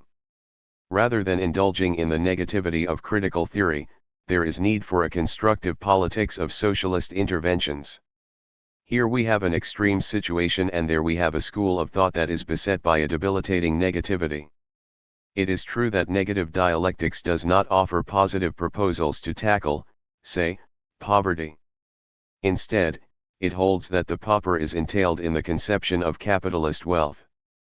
For critical theory, capitalism comprises a mode of production that destroys the two sources of social wealth, that is, nature and labor. 45 In this context, the notion that capitalism produces deplorable situations is a most optimistic point of view.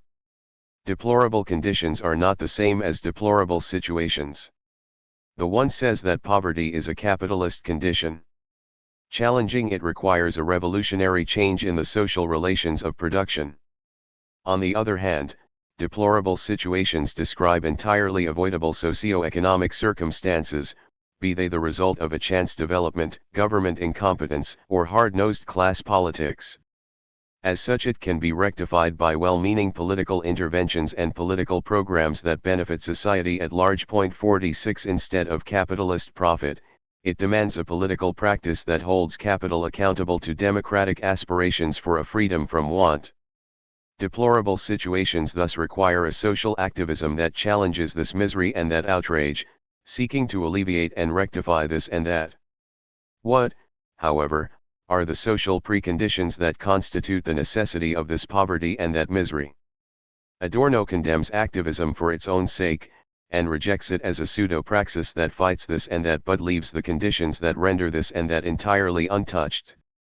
In this way, activism is not only affirmative of existing society but also regressive. It deludes itself that however bad the situation, 146 it can be rectified by this or that policy, by this or that technical means. Whatever misery it encounters, it laments, say, unemployment as an entirely avoidable situation and demands a change in policy to put workers back to work. Its sadness about the plight of the world is thus relative. The transformation of labor power into a commodity does not describe a deplorable condition. Rather, it describes a situation that can be made good for the laborer. It feels the pain of the world and offers itself as the means of salvation. Action against this or that is delusional in its conception of society. 47 Such action deceives those whose interests it pretends to represent by making them believe that a resolution to their plight is really just a matter of proper government by means of a state that governs in their interest. In its essence, action for this cause or that cause is a political advertisement for some alternative party of order. It transforms the protest against a really existing misery that blights the life of a whole class of individuals into a selling point for political gain. 11. Critical theory does not share the optimism of a left that demands state action to compensate workers for a hostile capitalist society. It is conscious of the fact that the pauper belongs to the concept of capitalist wealth, and poverty is thus more than a deplorable situation. It is a capitalist condition. Nevertheless, the promise of mitigating poverty within capitalism appears to offer a more realistic perspective than the demand for a practice that overcomes the existing society. Herbert Marcuse focuses the conundrum of the critical theory conception of communist liberation most succinctly when he argues that the workers have to be free for their liberation so that they are able to become free. 48. In his view, workers can free themselves only insofar as they are not workers, on the basis of their non-identity. Marcuse's argument is to the point: to stop the progress of capitalism requires a non-capitalist identity, and its difficulty is a simple one. Such an identity does not belong to the present, which is a capitalist present. Capitalist society exists through the individuals and prevails in them. That is to say, what really does it mean to say no to a capitalistically organized mode of human subsistence? To say no to capitalism is simple. But to say what the no is difficult. For one, the no is not external to, but operates within that same society which it opposes. Like Marx's summons of class struggle as the motor of history, the no drives the negative world forward. It is its dynamic force. Furthermore, to say what the no is compromises the no, insofar as it becomes positive in its affirmative yes to something that has no valid content except the very society that it opposes. The no is immanent to bourgeois society and gives it its dynamic. 147. 12. Austerity is the name that many use to define the deplorable situation of contemporary capitalism. As a political practice, anti-austerity is, in itself, neither communistic nor social democratic, nor is it necessarily critical of capitalism. Indeed, the extreme right, including neo-fascist parties, are as vocal as the political left in its opposition to austerity. There is thus more to the politics of anti-austerity than it seems at first sight. 49. Leaving aside the repugnant idea of anti-austerity as a progressive movement from market liberty to economic nationalism and from economic nationalism to national bestiality, the political left has argued most strongly for a socialist anti-austerity policy as an alternative to capitalist crisis resolution. According to Alex Kallinikis, the socialist alternative to austerity has to overcome the entrenchment of neoliberal dogma in the regulative institutions of the capitalist economy. Fay urges the left to remember the original response to the crisis of 2008, which, for him, revealed the possibility of a program that combined financial nationalization with a socialist fiscal stimulus. In order to secure the reality of this original and then hastily abandoned response to the crisis of 2008, he calls upon the left to struggle for institutional reform, putting banking and credit into public ownership and operating the system of finance under democratic control. Among other things, he proposes the devaluation of weaker currencies, reintroduction of capital controls, and concentration of investment resources on strategic industries. However, the viability of this program requires, he argues, anchorage in transnational institutions to secure progressive objectives in the face of global market challenges. Nevertheless, the national state is key. 50. Saad Philo therefore argues that the national program of economic planning is potentially more advantageous for the working class because the state is the only social institution that is at least potentially democratically accountable and that can influence the pattern of employment, production, and distribution of goods and services, at the level of society as whole. 51. This is the background to Panich, Albo, and Schibber, who demand a program of central planning as an alternative to capitalist austerity. They argue that the protests against austerity, the Greek rebellion in particular, only served to reveal the continuing impasse of the left. The anti-austerity movements thus exhibit a sorry lack of ambition. In their view, the movement lacks the ambition to formulate a socialist political program of manifest change. As they put it in dramatic pose, we cannot even begin to think about solving the ecological crisis that coincides with this economic crisis without the left returning to an ambitious notion of economic planning. Anti-austerity requires a political decision in favor of economic planning to secure those rational. 148 investment decisions for the allocation of credit that benefit the working class. 52 For Alfredo Saad-Philo, the socialism of investing in the working class requires a left that is able to imagine an alternative future. 53. There is thus the need for a large-scale mobilization of society to alter the balance of class forces in favor of labor, to overcome wage restraints, gain control of the financial system, rebalance core economies, nationalize banks, recapture command over monetary policy, facilitate workers' participation in confronting the problem of debt, impose capital controls, regain control over monetary policy, pursue an industrial policy to restore productive capacity, etc. The economies are thus to be restructured in the interest of labor, for the sake of employment, and in the interest of better conditions for workers, including the distribution of wealth, the achievement of economic growth, and employment in the longer term. 54. Clearly, the more the laborer gets, the better. After all, it is her social labor that produces the wealth of nations, and the proposed socialism of anti-austerity recognizes this in its programmatic stance and political outlook. It rightly contests the manner in which the economic surplus is distributed, and is strenuous in its demand that capitalist wealth should not be sustained by taking money out of the pockets of workers. They demand that wealth is redistributed from capital to labor, and, one might add, this redistribution is good for capital. 2 Commodity markets depend on sustained consumer demand. Money, they say, has to be made to employ workers, create employment, pay good wages, and improve conditions. Struggle is the means of shifting the balance of the class forces in favor of workers to secure the institutional transformation that will make money the servant of the working class, securing its interests. 55 The struggle against austerity is thus a struggle for the working class.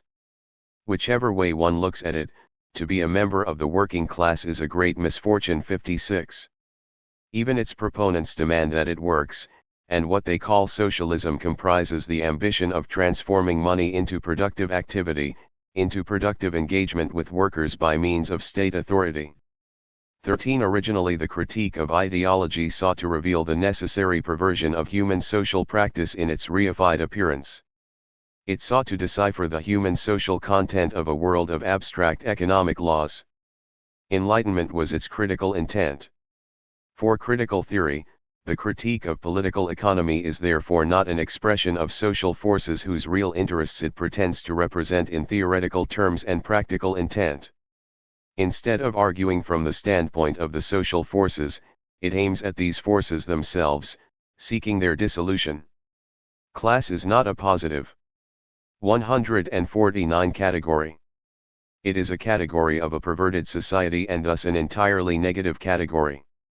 Affirmative conceptions of class, however well-meaning and benevolent in their intentions, presuppose the working class as a productive social force that deserves a better deal.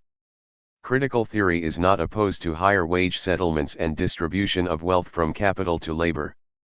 However, it rejects as regressive the idea that the transformation of money into productive activity is in any way critical of capitalist economy. For critical theory, communism is not a labor economy, nor is it meant to secure the capitalist economy of labor. 57 Communism does neither compete nor derive from capitalism. Communism is not a capitalist derivative.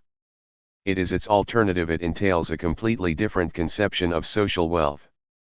In distinction to the idea of an economy of labor, it encapsulates the idea of the society of the free and equal. 58 Instead of being governed by the products of his own hands, communism entails the autonomy of the social individual in her own social world. 59 14 Only a reified consciousness can declare that it is in possession of the requisite knowledge, political capacity, and technical expertise for resolving capitalist crises in the interests of workers. Its worldview describes capitalist economy as an irrationally organized practice of labor, and proposes socialism as a rationally organized practice of labor by means of conscious planning by public authority. In this context, the role of the theorist is that of the analyst, not of the unconscious, but of the conscious organization of economic necessity. However, only a vulgar conception of the nature of labor can pretend that communism is really just another labor economy, without even asking how the workers might benefit from a production process that is not at the disposal of the direct producers. 60 That is to say, the anti-capitalism of central economic planning is abstract in its negation of the capitalistically organized mode of social reproduction. Abstract negativity barks in perpetuity and without bite. Instead, it sniffs out the miserable world, from the outside as it were, and puts itself forward as having the capacity, ability, insight, and means for resolving the crisis of capitalist economy for the workers. 61. Abstract negativity describes the theology of anti-capitalism. Theologically conceived, anti-capitalism is devoid of now-time. Instead of rupturing the continuum of history, it promises deliverance from misery as a matter of public policy. In the meantime, it soothes the downtrodden and, akin to Marx's conception of religion, delivers its message of hope where there is none. Benjamin's critique of social democracy as the reigning Marxist orthodoxy of his time denounces it for promising the world amid a pile of debris that grows skyward. Its anti-capitalism offers a ticket to paradise. 150 That cuts the sinews of its greatest strength by making it forget both its hatred and its spirit of sacrifice.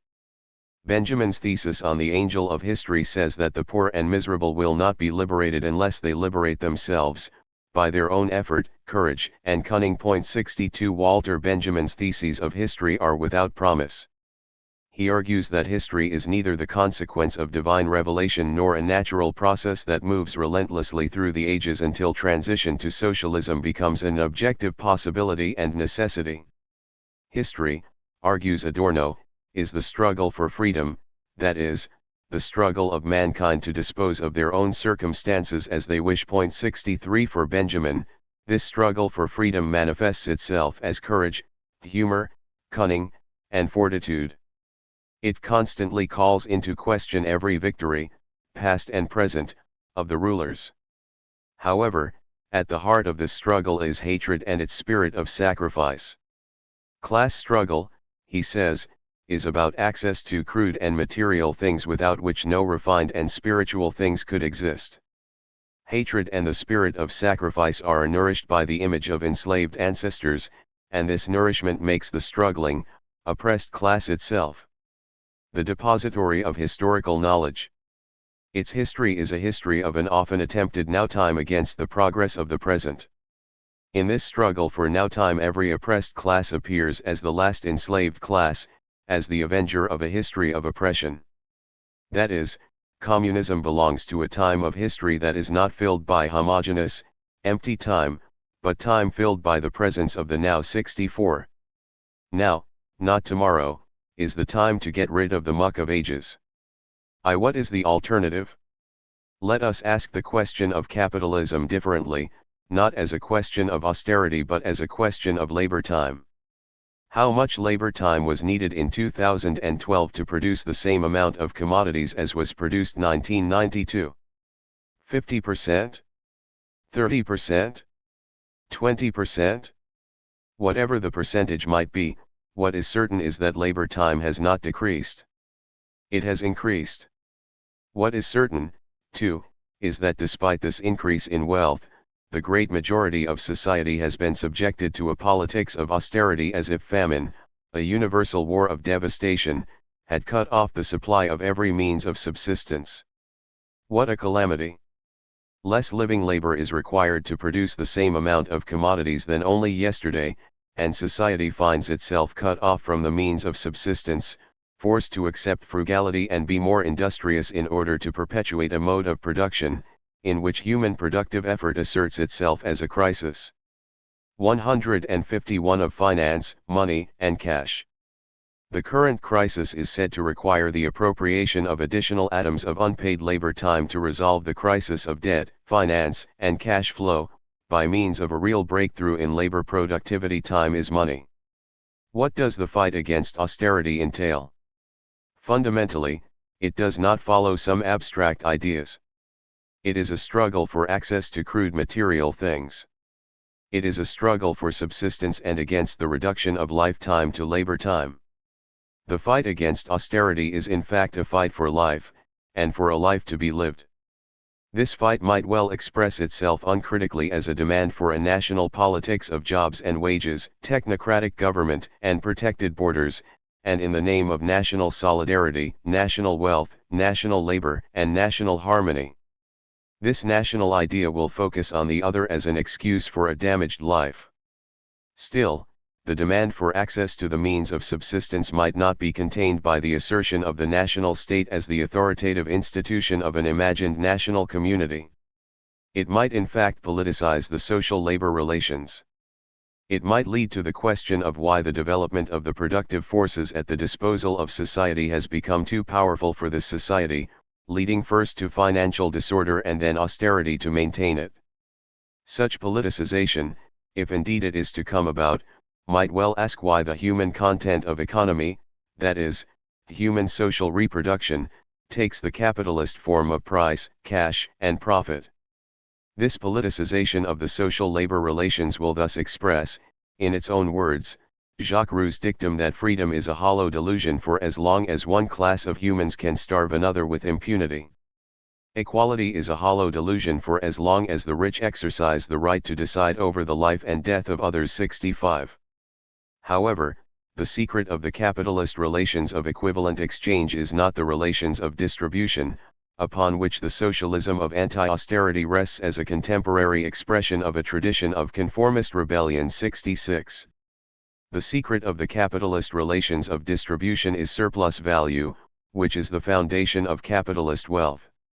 Its conception led Marx to argue that to be a productive laborer is, therefore, not a piece of luck but a misfortune. 67. That is, the social individuals who possess no other property than their labor power must by necessity become the slave of other individuals who have made themselves the owners of the means of human existence. 68.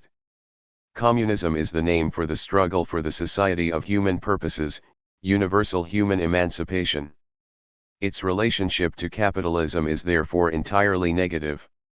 2. In itself, the working class does not struggle for institutional transformations, capture of monetary policy, or ambitious programs of economic planning. It does indeed struggle for better wages and conditions, and 152 defends wage levels and conditions. It struggles against the werewolf's hunger for surplus labor. 69 and its destructive conquest for additional atoms of labor time, and thus against the reduction of the working class to time's carcass. It struggles against a life constituting solely of labor time and thus against a reduction of human life to a mere economic resource. It struggles for respect, education, and recognition of human significance, and above all, it struggles for food, shelter, clothing, warmth, love, affection, knowledge, and dignity. Its struggle as a class in itself is really a struggle for itself, for life, human distinction, lifetime, and above all, satisfaction of basic human needs. It does all of this in conditions in which the increase in material wealth that it has produced pushes beyond the limits of the capitalist form of wealth. Every so-called trickle-down effect that capitalist accumulation might bring forth presupposes a prior and sustained trickle-up in the capitalist accumulation of wealth. And then society suddenly finds itself put back into a state of momentary barbarism. It appears as if famine, a universal war of devastation, had cut off the supply of every means of subsistence. Industry and commerce seem to be destroyed, and why? Because there is too much civilization, too much means of subsistence, too much industry, too much commerce. The productive forces at the disposal of society no longer tend to further the development of the conditions of bourgeois property. On the contrary, they have become too powerful for these conditions, by which they are fettered, and so soon as they overcome these fetters, they bring disorder into the whole of bourgeois society, endanger the existence of bourgeois property. The conditions of bourgeois society are too narrow to comprise the wealth created by them. And how does bourgeois society get over these crises? On the one hand, by enforced destruction of a mass of productive forces, on the other, by the conquest of new markets, and by the more thorough exploitation of the old ones. 70 For the oppressed class it really is the case that the state of emergency is the rule. For Benjamin, the experience of being cut off from the means of subsistence makes the oppressed class the depository of historical knowledge. Class struggle supplies a unique experience with the past and the present. 71 Whether this experience turns concrete in the changing forms of repression as resistance to repression or whether it turns concrete in forms of repression is a matter of experienced history. 72 For critical theory, there is thus a need to brush history against the grain so that the critical reason of human emancipation does not become a piece of the politics it was supposed to lead out of. 73. 153 Postscript Those to whom human emancipation has meaning should not dread to be called idealists. They really are idealists. Idealism is the true reality of the specter of communism. Where is the positive? The society of the free and equal can be defined in negation only. Humanization of social relations is the purpose and end of human emancipation. However, the effort of humanizing inhuman conditions is confronted by the paradox that it presupposes as eternal those same inhuman conditions that provoke the effort of humanization in the first place.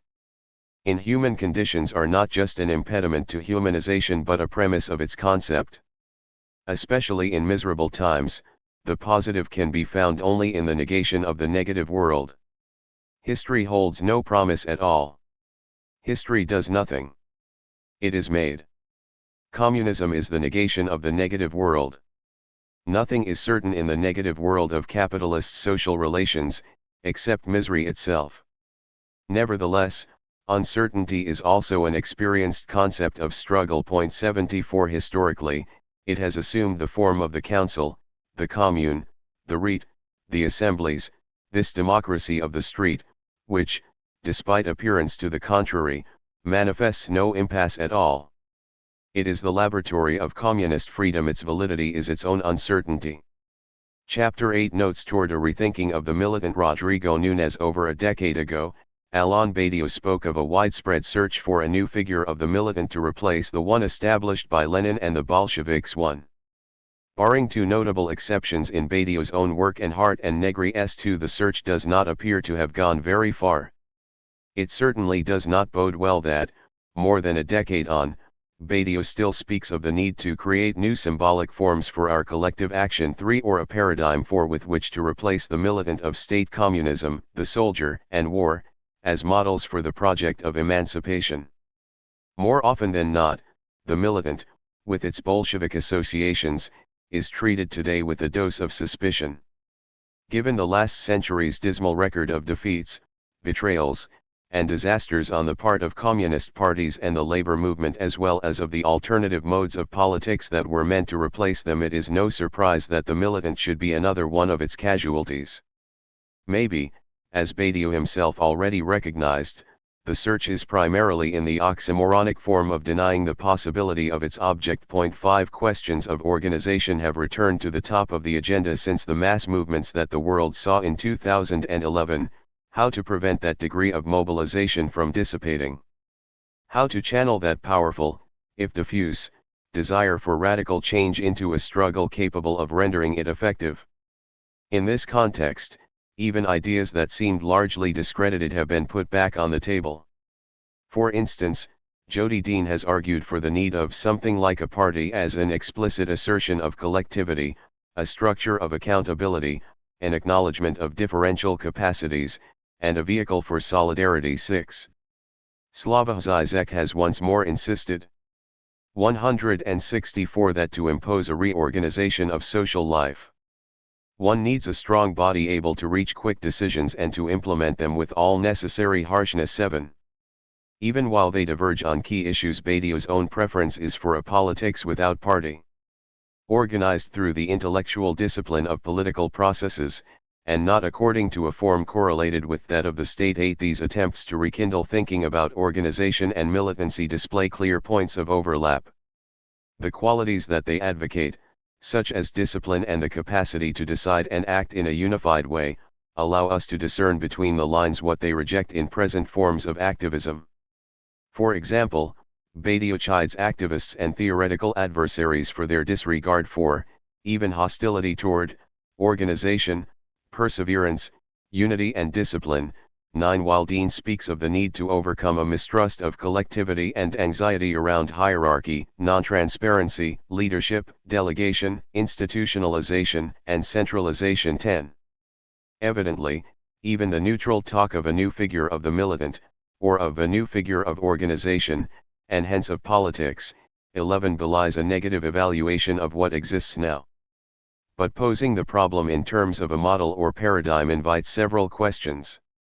Firstly, it is clear that the wane of the Leninist figure has not entailed the disappearance of political activism altogether. For instance, only 2 years after Badiou declared the search open, a cycle of global struggles arose comparable in intensity to the one begun in 2011.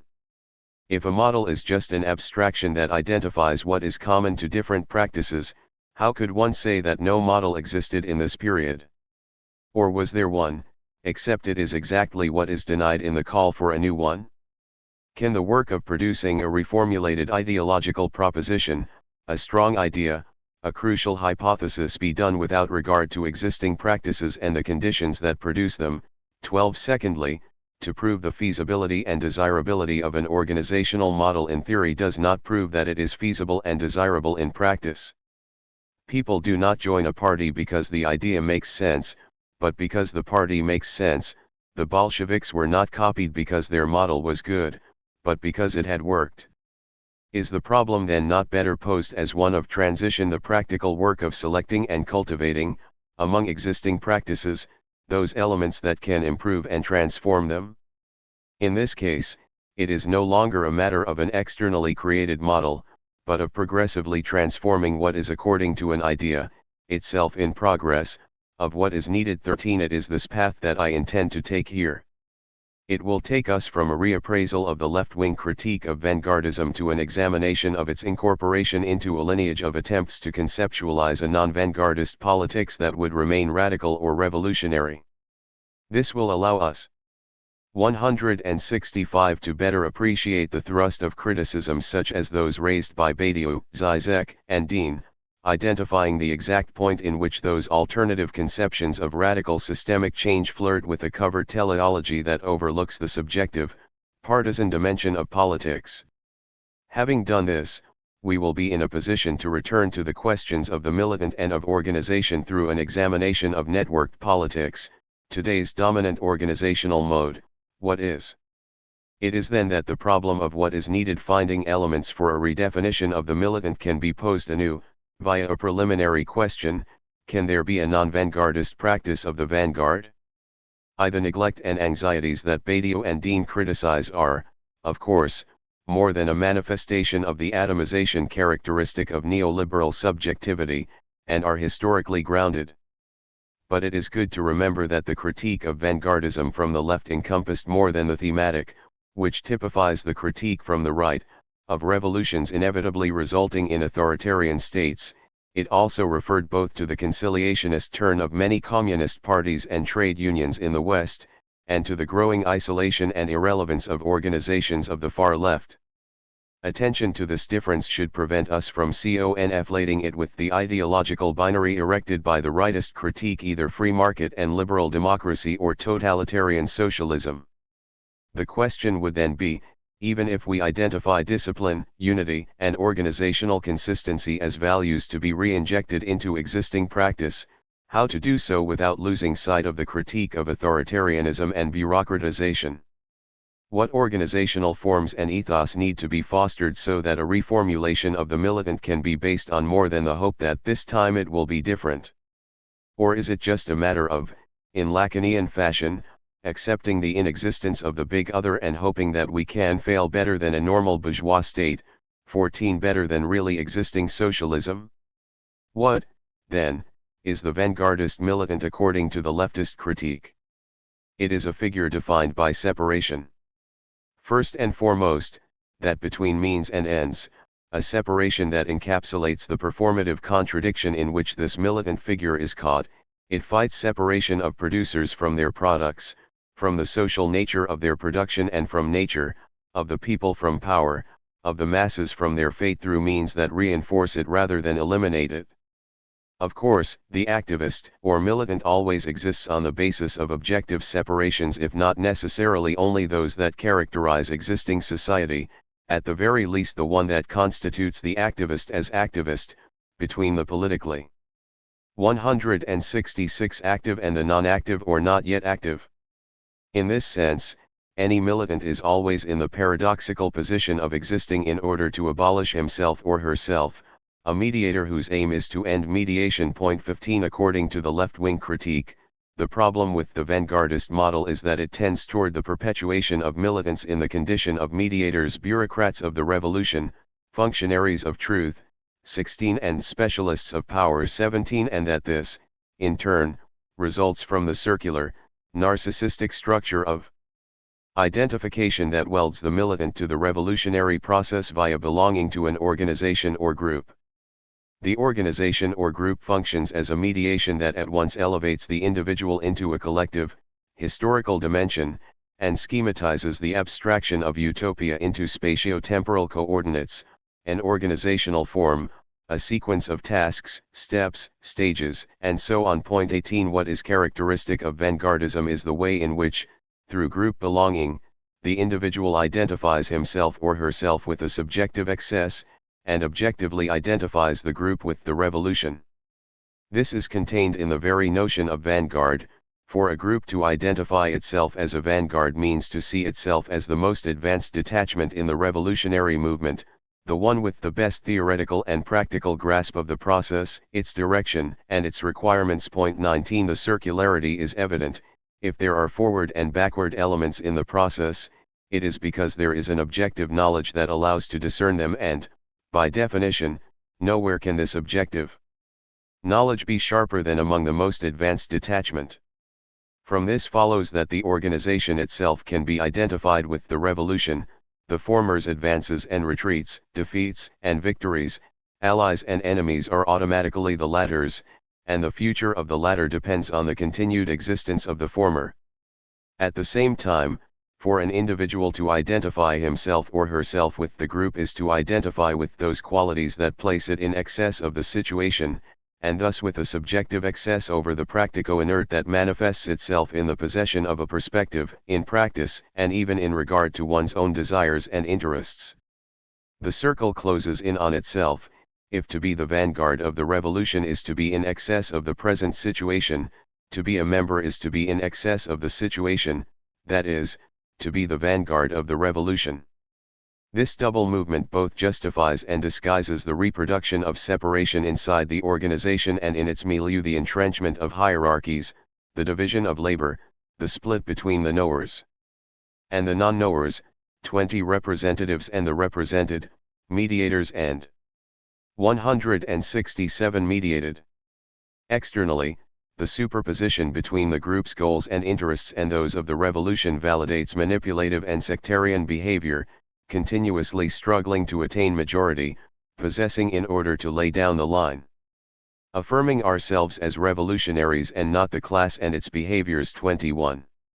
Internally, the fact that one is fighting the good fight at once legitimizes the contradictions between ends and means in the organization's internal life. 22 And fosters a culture of sacrifice and self-denial with which militants steel themselves in the face of failure and the cost to ourselves of what we are trying to do. 23. This confirms their subjective excess over existing society even while they engage in its reproduction. Self-instrumentalization cements the separations within the group and legitimates the persecution of those who speak out, and serving as a tool to persecute those who speak out. 24 In our times, whose terms of debate are still largely set by the failed experiences of the 20th century and the critique of vanguardism of the 1960s and 1970s, this is what the words political discipline probably suggests to most. Not quite simply the discipline of processes themselves, but an internalization of the superego of the organization. 25 Which is the flip side of the vanguard militants and the vanguard group's narcissistic investment in themselves as the real revolutionaries, the ones who make the revolution. 26 It must be remembered, however, that the left-wing critique of vanguardism was not just a mockery of the left's joyless ascetics, 27, or an expose of revolutionary organizations as a microcosm of the totalitarian societies they were predestined to create.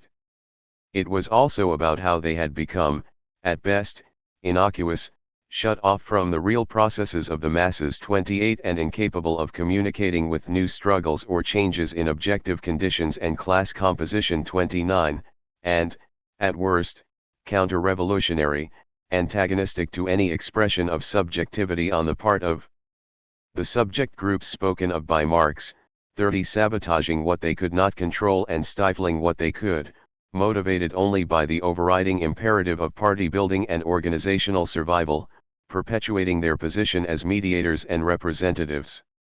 It was as an overcoming of the sad, ascetic agent of the Third International whose soul was deeply permeated by Soviet state reason 31 and the activist who acts on the basis of duty and discipline, who pretends his or her actions are deduced from an ideal plan, 32 that Hart and Negri proposed their own version of a communist militant for the postmodern era 33.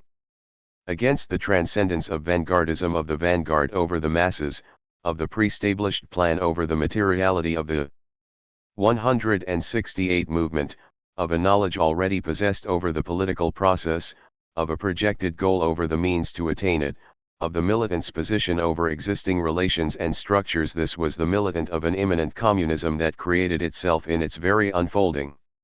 Rather than a specialist in charge of directing workers in political struggle, this militant was to be positive, constructive, and innovative, immediately connecting insurrectional action and the formation of cooperative apparatuses of production and community. 34. Importantly, however, Hart and Negri's was not a paradigm thrown out into the world, but a figure brought forth by the very neoliberal capitalist restructuring, which had, since the late 1970s, decimated the working class organizations of the previous period. This shift represented the passage into a new, biopolitical age of capitalist production, in which capitalism had become productive of social life itself. 35 Directly exploiting living labor's collaborative, communicative, affective, and creative capacities, which could now fully appear for what they always were, not only the foundation of production, but also its product and means. This new situation erased the distance between strategy and tactic and economic and political struggles. 36 Central to Lenin's conception of the party's role, and ultimately also that between communism as the real movement which abolishes the present state of things. 37 And living labor in the absolute movement of becoming. 38. Now, adequate to the determinate level of the Leninist project, replicating the technico-political composition of the working class of its time, the network was today's answer to the question of what is the organizational need arising from the determinate composition of the class. 40 If networks are the form of organization of the cooperative and communicative relationships dictated by the immaterial paradigm of production, 41 And in each era, the model of resistance that proves to be most effective turns out to have the same form as the dominant models of economic and social production, 42 They were not only the default organizational form in the present technical composition of labor, but also the most adequate to the struggles of the multitude. In the same way that biopolitical production rests directly on the multitude's self-activity, meaning that the latter's autonomy from capital is tendentially complete, networks both directly produce new subjectivities and new forms of life. 43 And provide the model for an absolutely democratic organization. 44 Capable of materializing the profound desire for the rule of all by all based on relationships of equality and freedom that the great revolutions of modernity had created but never yet realized. 45. One must note that, as with the critique of vanguardism, the focus here was not only democracy and autonomy but political effectiveness. The communicative possibilities created by the spread of the Internet and the circulation of struggles then taking place around the globe evoked the promise of a global political process that was both centerless and sufficiently strong to fight global capitalism. The enthusiasm was boosted by a dialogue with the sciences of complexity which pointed both to networks' ubiquity in the natural and social worlds, and their capacity to give rise to effects greater than the sum of their parts. Local movements networked on a global scale could exhibit complex adaptive and emergent behavior of their own, and would promote it for society as a whole out of their own local work. 46. If it is true that global capitalism and information society are attempting a restructuring towards the network form, movements could be better off by building on this logic and getting ahead in the game. Movements have the advantage since, unable to really pursue a strategy of collective intelligence, capitalism will progressively lose out to an anti-globalization movement which will have learned to think like a swarm. 47. Amid the techno-political optimism of the times, however, many questions were overlooked, that movements of resistance do not constitute a system in exterior competition with capital, but are internal to it, and are not simply trying to adapt, but to change the system that is their environment. That systemic equilibrium does not necessarily overlap with our human notions of justice, that if networks and self-organized behavior are ubiquitous, it is just as possible to describe capitalism as both networked and possessing admirable adaptive capacities, that even if it is possible that the emergent behavior of networked movements could progressively transform their surrounding system, it would quite possibly be in a longer time scale than the one needed by capitalism to collapse by undermining its own conditions of existence. Of several possible outcomes that capitalism neutralizes, instrumentalizes, or destroys its anti-systemic subsystem, that the latter dissipates, that capitalism collapses before it changes, it was often only the most positive that was picked for consideration. A selectiveness that, in the end, amounted to a covert reliance on teleology, even if not in an assertoric but only conditional mode. It may well be that, by doing what we are doing, we will attain what we want. Our attempt to rethink the militant can be situated in the context of the criticisms raised by the likes of Zizek and Badiou against the politics and theory that they identified with the alter globalist movement. 48. In 170 Essence, they bear on three questions: effectiveness, continuity, and the one that ties the two together, the place of the political subject. To put it in shorthand, unless it is based on a subjective break, opposition to capitalism is similarly to how the critique 1970s saw vanguardism at best innocuous, and at worst continuous with it. For the most part, the charges of ineffectiveness and continuity intermingle. While Zizek acknowledges that there are situations in which a minimal measure of social reform can have much stronger large-scale consequences than self-professed radical changes, 49 today he would probably lump even the more radical strains of alter globalist activism in with the frenetic humanitarian, politically correct etc. activity that he calls interpassivity, scattershot, knee-jerk responses to the injunction to act that ultimately amount to doing things not to achieve something, but to prevent something from really happening. 50. Against the belief that creative power will be expressed in the free unfolding of the multitudes. 51. Which generates a neglect of questions of discipline and organization. Their point is to remind us that the task of emancipatory politics, rather than elaborating a proliferation of strategies of resisting the dominant dispositif from marginal subjective positions, should be thinking about the modalities of a possible radical rupture in the dominant dispositif itself. 52. And hence, also considering how to amass and concentrate the forces needed for that rupture. 53. Against the proliferation of local resistances, we have here an affirmation of the rarity of politics, which stems, precisely, from the rarity of subjective breaks encapsulated in an event or act that creates its own conditions and draws legitimacy from nothing but itself. Politics, in this sense, is the opposite of what usually goes by that name in its parliamentary form, or in most activist expressions, it is the interruption and redefinition of politics as usual through the eruption of the political, in the form of an act or an event. The subject's relation to the existing order is thus one of subtraction, a distance from the hegemonic ideological coordinates. 54. In which the subject is formed in the very process of transforming what is, the political, when it exists, founds its own principle concerning the real, and it does not have any need for anything except for itself. 55.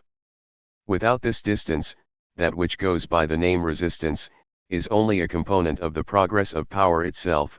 To miss the importance of separation is to espouse a metaphysical politics, a politics of the one, in the precise sense that it excludes negativity, and thus, in the end, the domain of the subject. 56.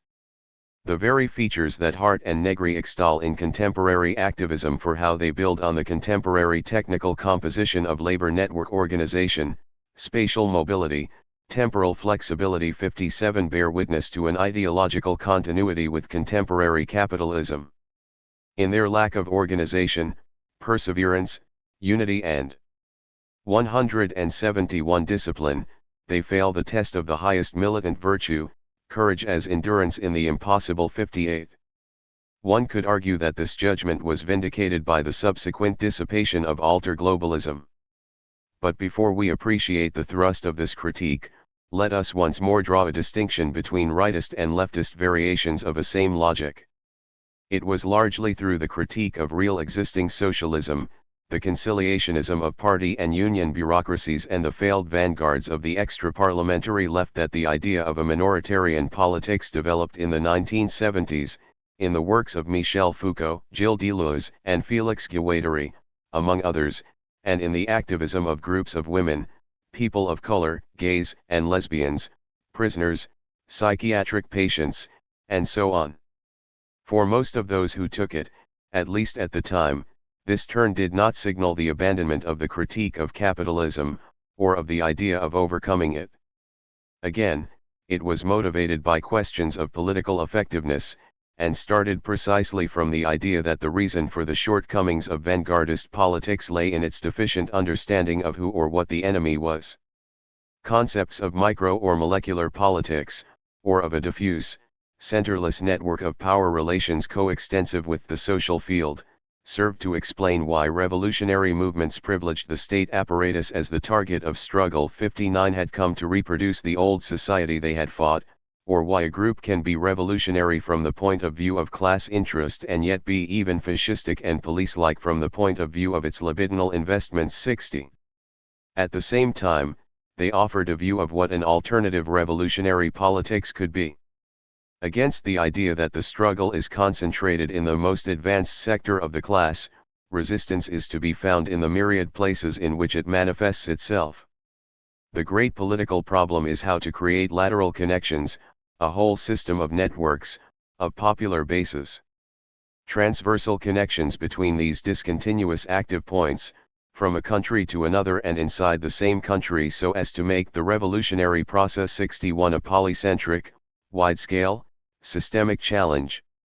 It is true that this line of thinking was instrumentalized in the 1980s in order to rationalize the end of class politics and an acceptance of capitalism as the only game in town. It is also true that this was done at times by some of the social subjects at the margin of traditional class politics who had been standard bearers for a minoritarian politics. Morphing into minority politics, the latter was largely assimilated into the market and governance mechanisms of the neoliberal regime, which successfully forged the libertarian artistic critique of capitalism from the 1960s and 1970s into a new spirit of capitalism 62. The celebration of easily 172 accommodated molecular transgressions often became no more than the flip side of resignation to moderate reformism.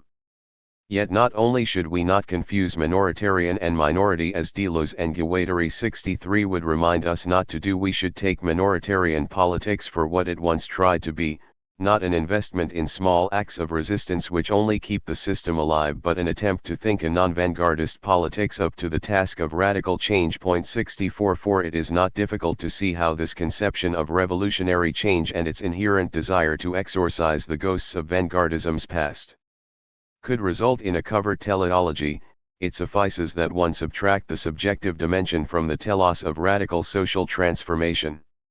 In other words, one makes what is a question asked from a subjective perspective into an objective process behind the backs of agents. There is an obvious appeal in this, to the extent that transferring the problem of strategy from a subjective to an objective dimension by definition eliminates the need for vanguards, and thus all the problems associated with vanguardism. A process that is absolutely, immediately spontaneous has no need for mediations, or mediators. And this is because the hidden hand of teleology intervenes at the precise point that would require subjective intervention, the passage from a quantitative proliferation to a qualitative change. Even if this idea is not explicitly held anywhere 65, it is secretly operative behind different positions. In John Holloway, when the spillover of non-capitalistic doings or cracks becomes a qualitatively different arrangement that can recover or, better, create the conscious and confident sociality of the flow of doing. 66, in Escobar, when he imagines the realization of utopia as a phased transition, perhaps promoted by some sort of nonlinear dynamics in the mechanisms of the world economy, ecology, ideology, etc. 67. In the materialist teleology. 68, subtending the movement of the multitude as ever greater autonomy from capital, in Hart and Negri, and even in much earlier left communists Gilles Dauvé and François Martin, the Communist Party is the spontaneous organization of the revolutionary movement created by capitalism. The party is a spontaneous offspring, foot does not need to be created or not created, it is a mere historical product. Therefore, revolutionaries have no need either to build it or fear to build it. 69. 173. Because this is a conditional teleology, all of the above offer elements that compensate for it. 70. It is not that it is wrong, given that teleological judgments cannot in any case be disproven, as something not happening cannot prove that it might not. The problem does not lie either in the idea that radical change can only emerge through the interaction of struggles and their environment, nor in the emphasis on uncertainty as a corrective to old revolutionary certainty. 71, both of which are unavoidable. The issue is how this wager can function repressively, by replacing the uncertainty proper to every situated, subjective decision with the certainty of the process itself, which, left to its own devices, will spontaneously show the way. In this case, the affirmation of the process' immanent capacities, and of the uncertainty of political action and the impossibility of its totalization by any single agent, reverts into its opposite. Not only is the process ascribed teleological certainty, it is made into something external to the agents that constitute it. Action is deemed immanent only to the extent that it goes with the flow, but is transcendent, tainted with the suspicion of harboring aspirations to certainty, leadership, and so on every time it attempts to seize a moment to consciously influence the flow's direction. 72. No objective knowledge could lay claim in advance to the effects of political decisions, and only the process itself can produce its solutions. But how can solutions emerge if not by trial and error, that is, through concrete attempts at producing them? Is it not necessary that they exist as and are taken for the only thing they can be? Partial, partisan, perspectival extrapolations on limited information, to be judged on the merits of what they include and leave out, what their biases are, how well or badly they appraise objective conditions, how realistic the tasks they set are, what their negative side effects could be, how well or badly executed they are. It is true that one only acts one step at a time, but this does not mean that one should only think one step at a time. Otherwise, the tendency will always be to do what comes naturally, when the obvious or easiest path is not necessarily the best. While it is important to bear in mind the Zapatista motto of Caminar Preguntando, it is good to remember that it is in the interest of finding answers that one asks questions. Perhaps we can start to work on a non-vanguardist way of posing the question of subjective intervention in a process by looking at this passage, experiencing the eventfulness and uniqueness of every situation. Not necessarily about commanding movement, it's about navigating movement. It's about being immersed in an experience that is already underway. Going with the flow. It's more like surfing the situation, or tweaking it, than commanding or programming it. The 174 command paradigm approaches experience as if we were somehow outside it, looking in, like disembodied subjects handling an object. But we are our situations, we are our moving through them. We are our participation, not some abstract entity that is somehow outside looking in at it all. 73. The crucial issue here is the difference between surfing and tweaking. For a surfer, a wave is an external body of much greater mass and momentum. He or she does not control its direction or movement, and so can only navigate it, coordinating his or her own trajectory with that of the force that hauls them. Tweaking is a much more appropriate metaphor for being inside a process. The process still possesses much greater mass and momentum than any individual agents, but these agents are its constituent parts, thus having some, if only partial, control over it. It corrects the command paradigm idea of the party as an external agent bestowing form upon matter from the outside, but it does not go too far in the opposite direction, treating the process as if it were a whole existing apart from those who constitute it, and as an agent in its own right rather than the contingent, emergent result of their action.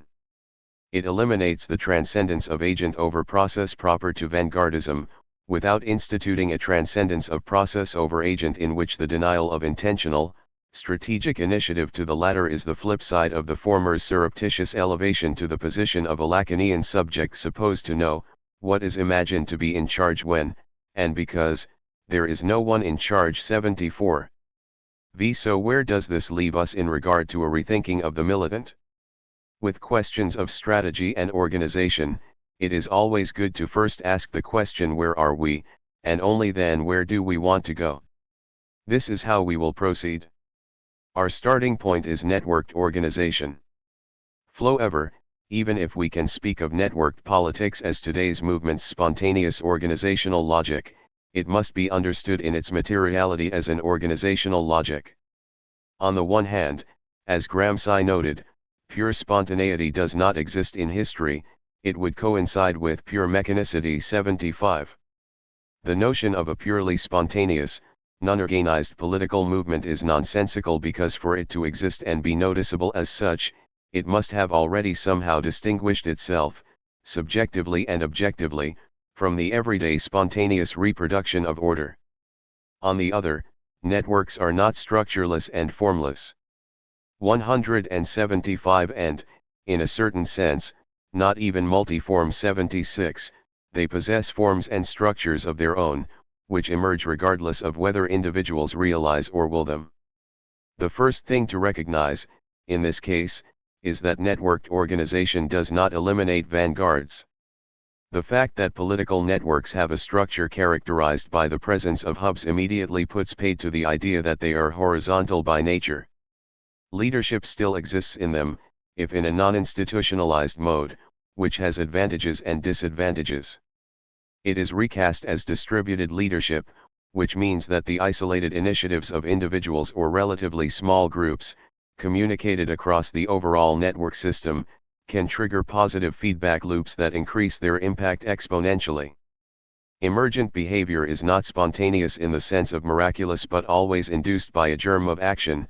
When one such germ spreads to nodes and hubs that respond to it and amplify its reach, large-scale effects such as the Arab Spring, 15M, and Occupy mass movements without mass organizations can happen. And once they do, even if the nodes that originated them are drowned out in the now enlarged, activated network system, these movements themselves can still be described as vanguards, while they may be attempting to reach out to and speak on behalf of society at large. They differentiate themselves from it precisely to the extent that, whoever the participants may be, they are the ones taking part at that precise moment. Politics always inevitably involves synecdoche, that is, a part standing for the whole. In this sense, vanguards are ineliminable. 77 Yet it is important to draw the distinction between the objective and teleological understanding of vanguard, whose sway over the Marxist tradition helped engender vanguardism, and what we could call the vanguard function. The latter is best understood as what Deleuze and Guattari would call the cutting edge of deterritorialization of a situation. In this case, those people who, having started to function in a different way, open a new direction, which, communicated along different networks, progressively becomes something that can be followed, tweaked, opposed, and so on.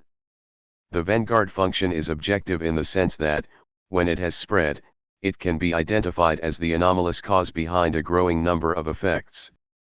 Because it is objective, it need not be subjectively sensed at first as being in opposition to anything. It is what people do when they start doing something other than what people do. Yet it is not objective in the old Marxist sense, rightly criticized by Badiou, of a 176 determinism or transitive determination between an objectively defined position and the occurrence of a political, subjectivizing process. Where a process starts, which direction it takes, who steers or tweaks it, what is its course, these are objectively determinable retrospectively, but never in advance. Point 78 To speak of a vanguard function is to say that something leads to the extent that it is followed, it works when it works, and when it does not, it does not, in ways that may even, as in the case of a group whose mistakes in steering a mass action have negative results, damage its power to work in the future. Point 79 This entails that, while networks are not the oft-fantasized medium of frictionless interaction and absolute horizontally distributed leadership does not make them undemocratic either. While they are governed by preferential attachment, the degree of validation of a hub, and therefore its capacity to initiate successful actions, oscillates according to how much successful traffic it routes or starts. Like a self-regulating, but evidently far from perfect, accountability mechanism. Point 80 The question then is, what makes an initiative more successful than another? Clearly, the large-scale effects seen in 2011 could happen because some initiatives struck the right informational, affective, and organizational notes to tap into a widely spread social malaise and give it form. How?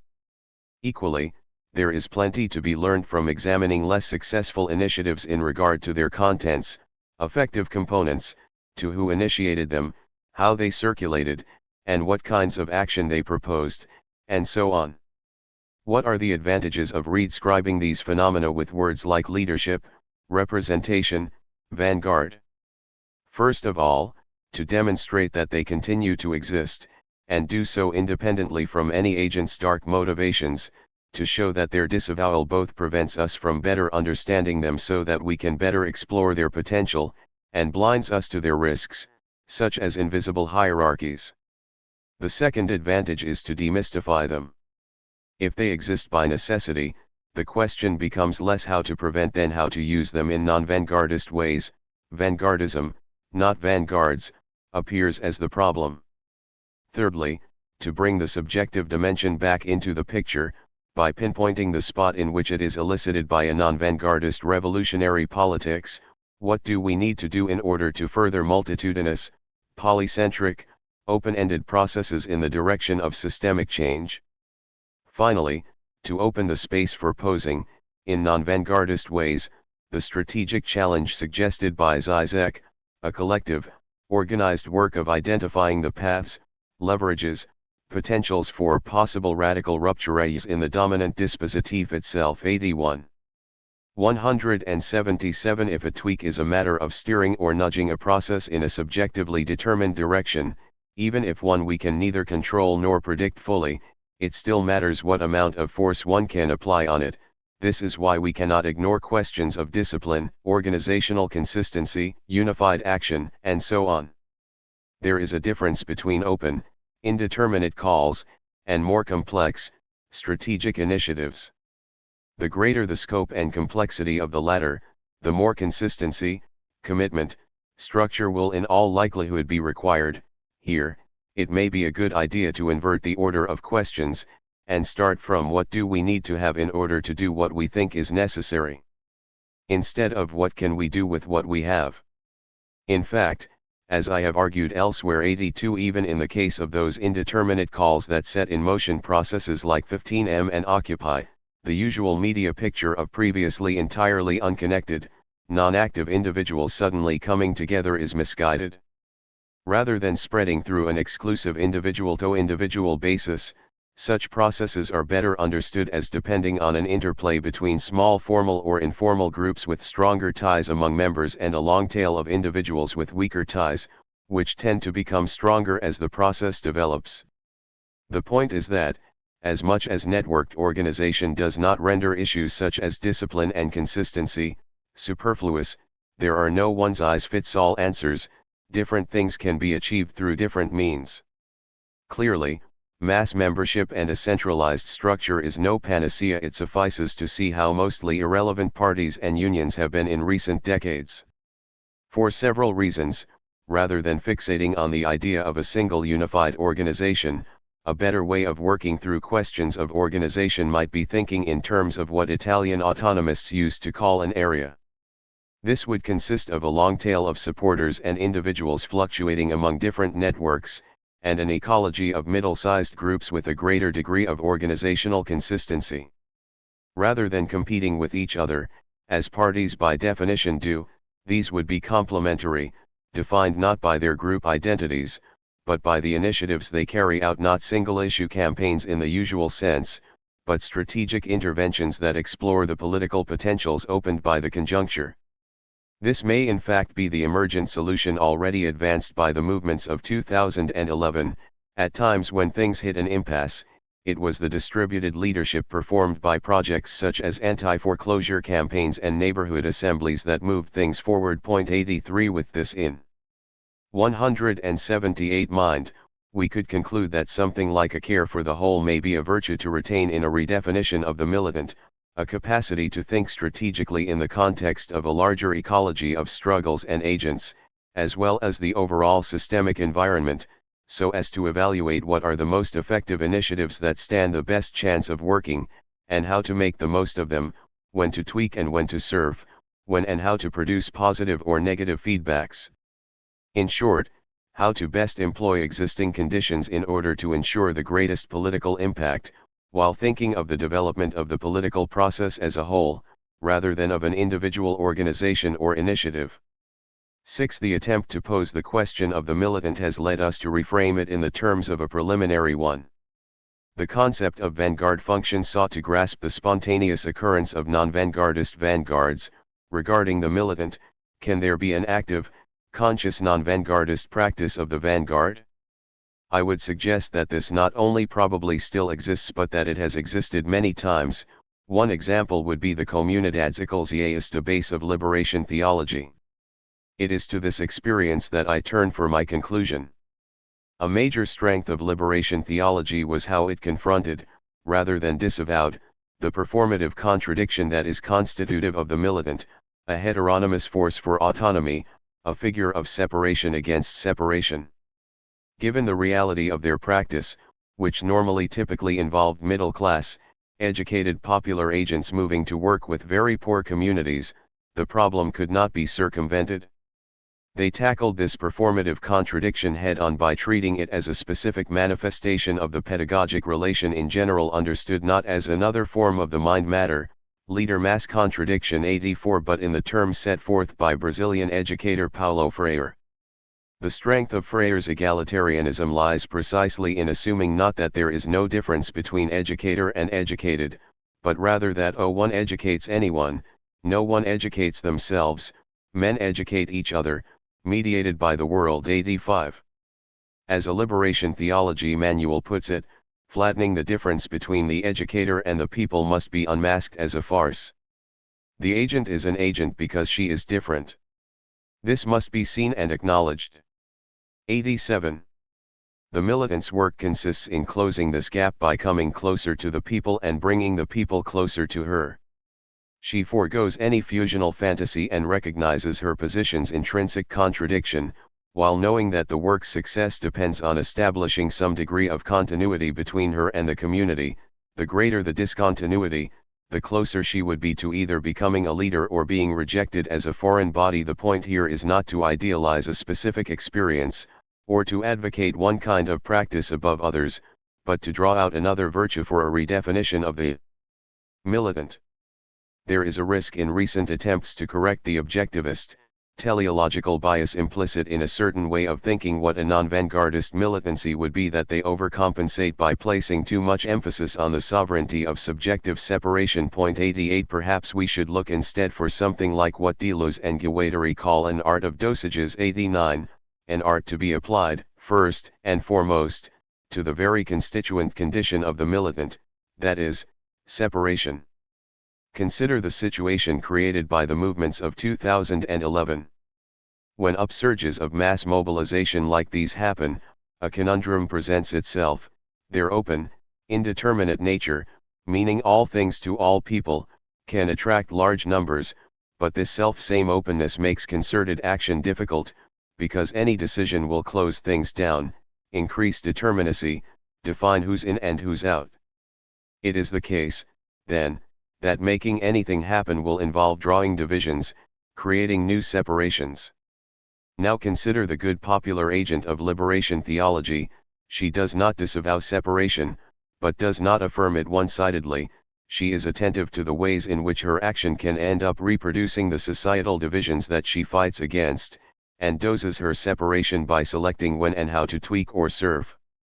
She knows that the thresholds that define the best action vary according to the situation and is sensitive to how much separation must go into each moment. Taking it too far would simply sever her from the shared situation.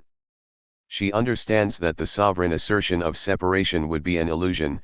She is always working with the material at hand, whatever it is. What defines her quality as a popular agent is the capacity to create divisions, but in such a way that she can meet people where they are, and take them with her. Would this gift for immanence without immediacy, mediation without transcendence, not be a virtue worth learning?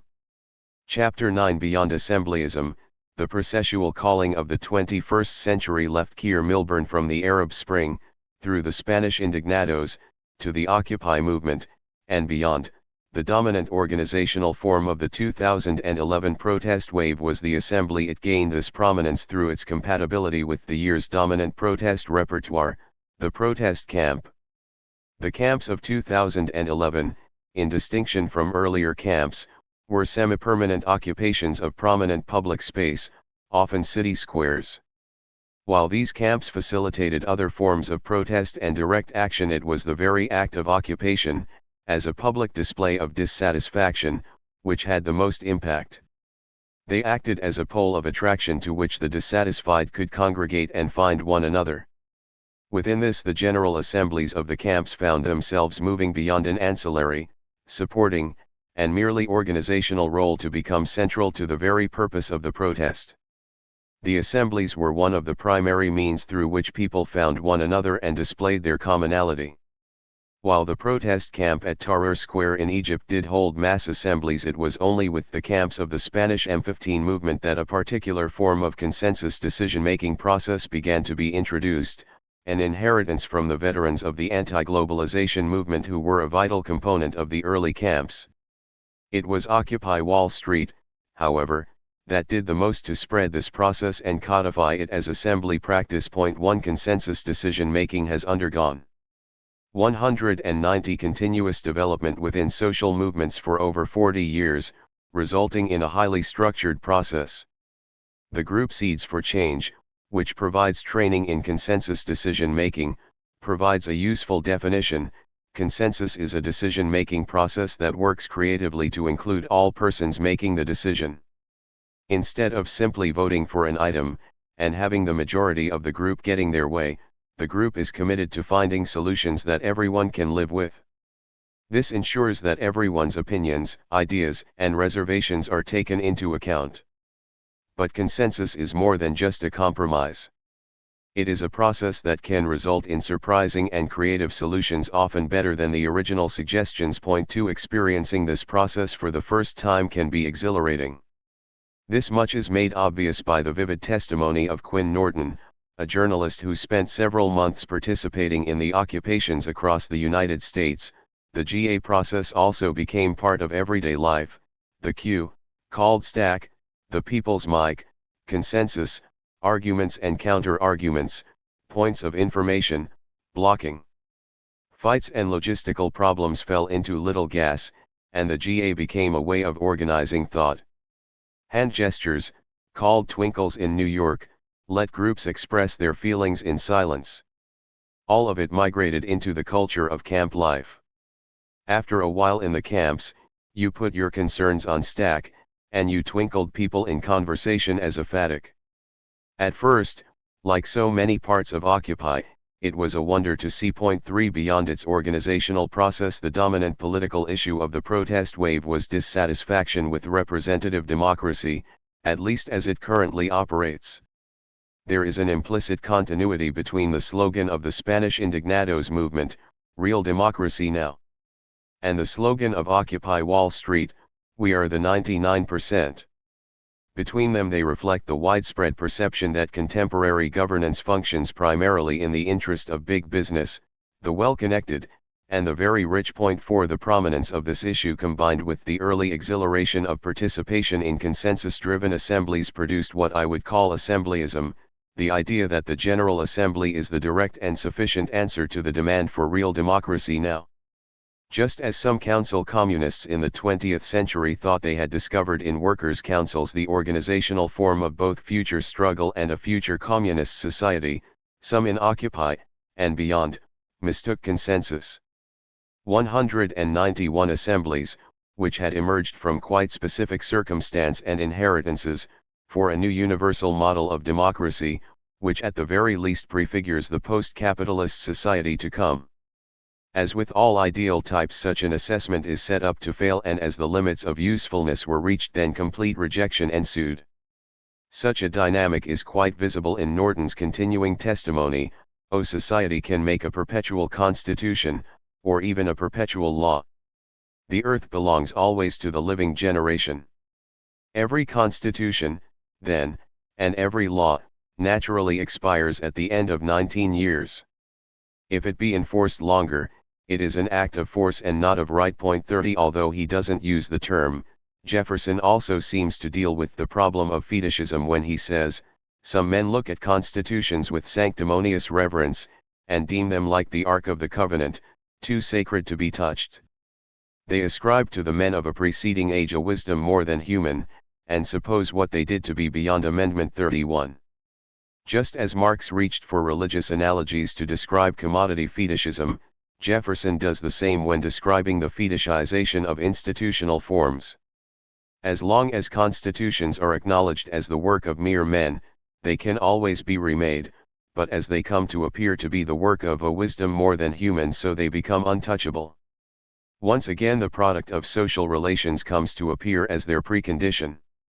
We can, of course, see a similar fetishism of institutional forms at play in the transformation of consensus decision-making process into assemblyism.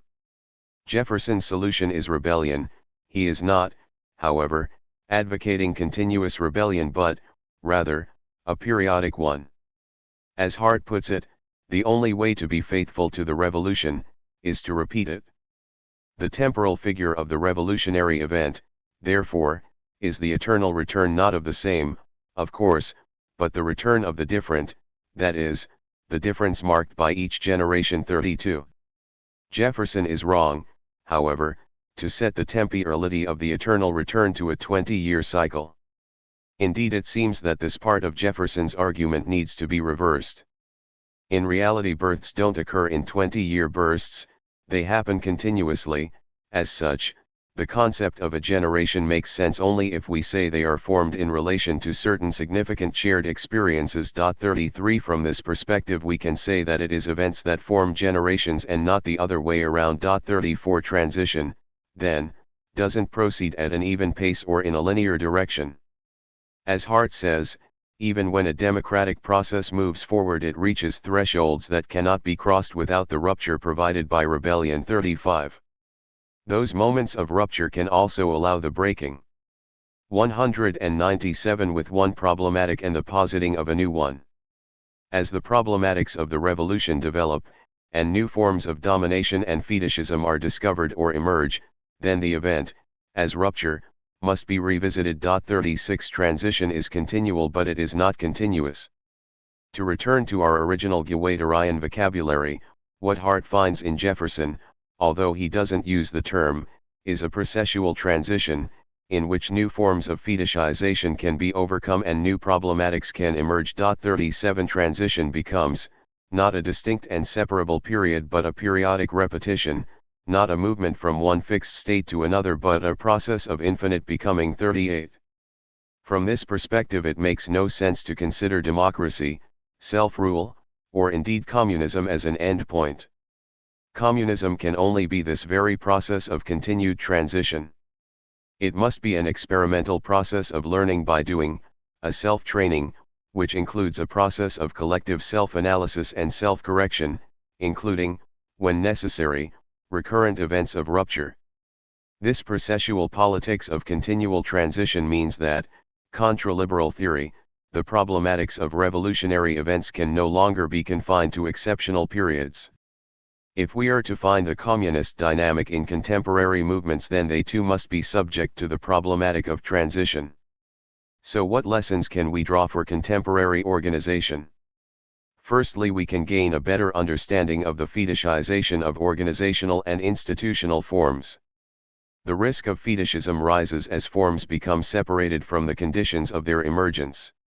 If conditions in wider society change, if class composition changes, then the organizational forms, which were adequate to the original conditions, might have to change as well.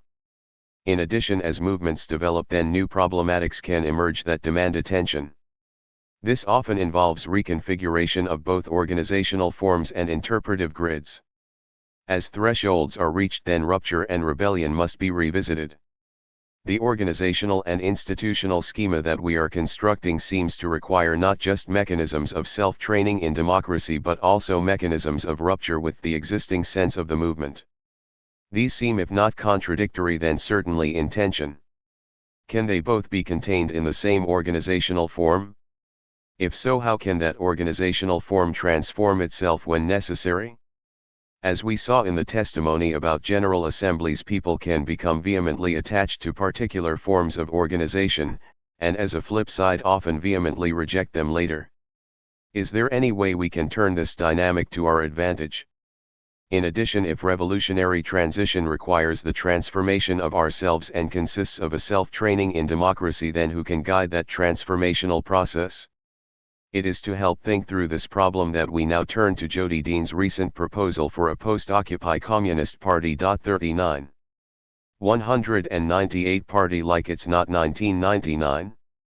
Occupy, with its organizational inheritance from the anti-globalization movement, sparked by the 1999 Seattle protests, has not been a welcoming environment for political parties.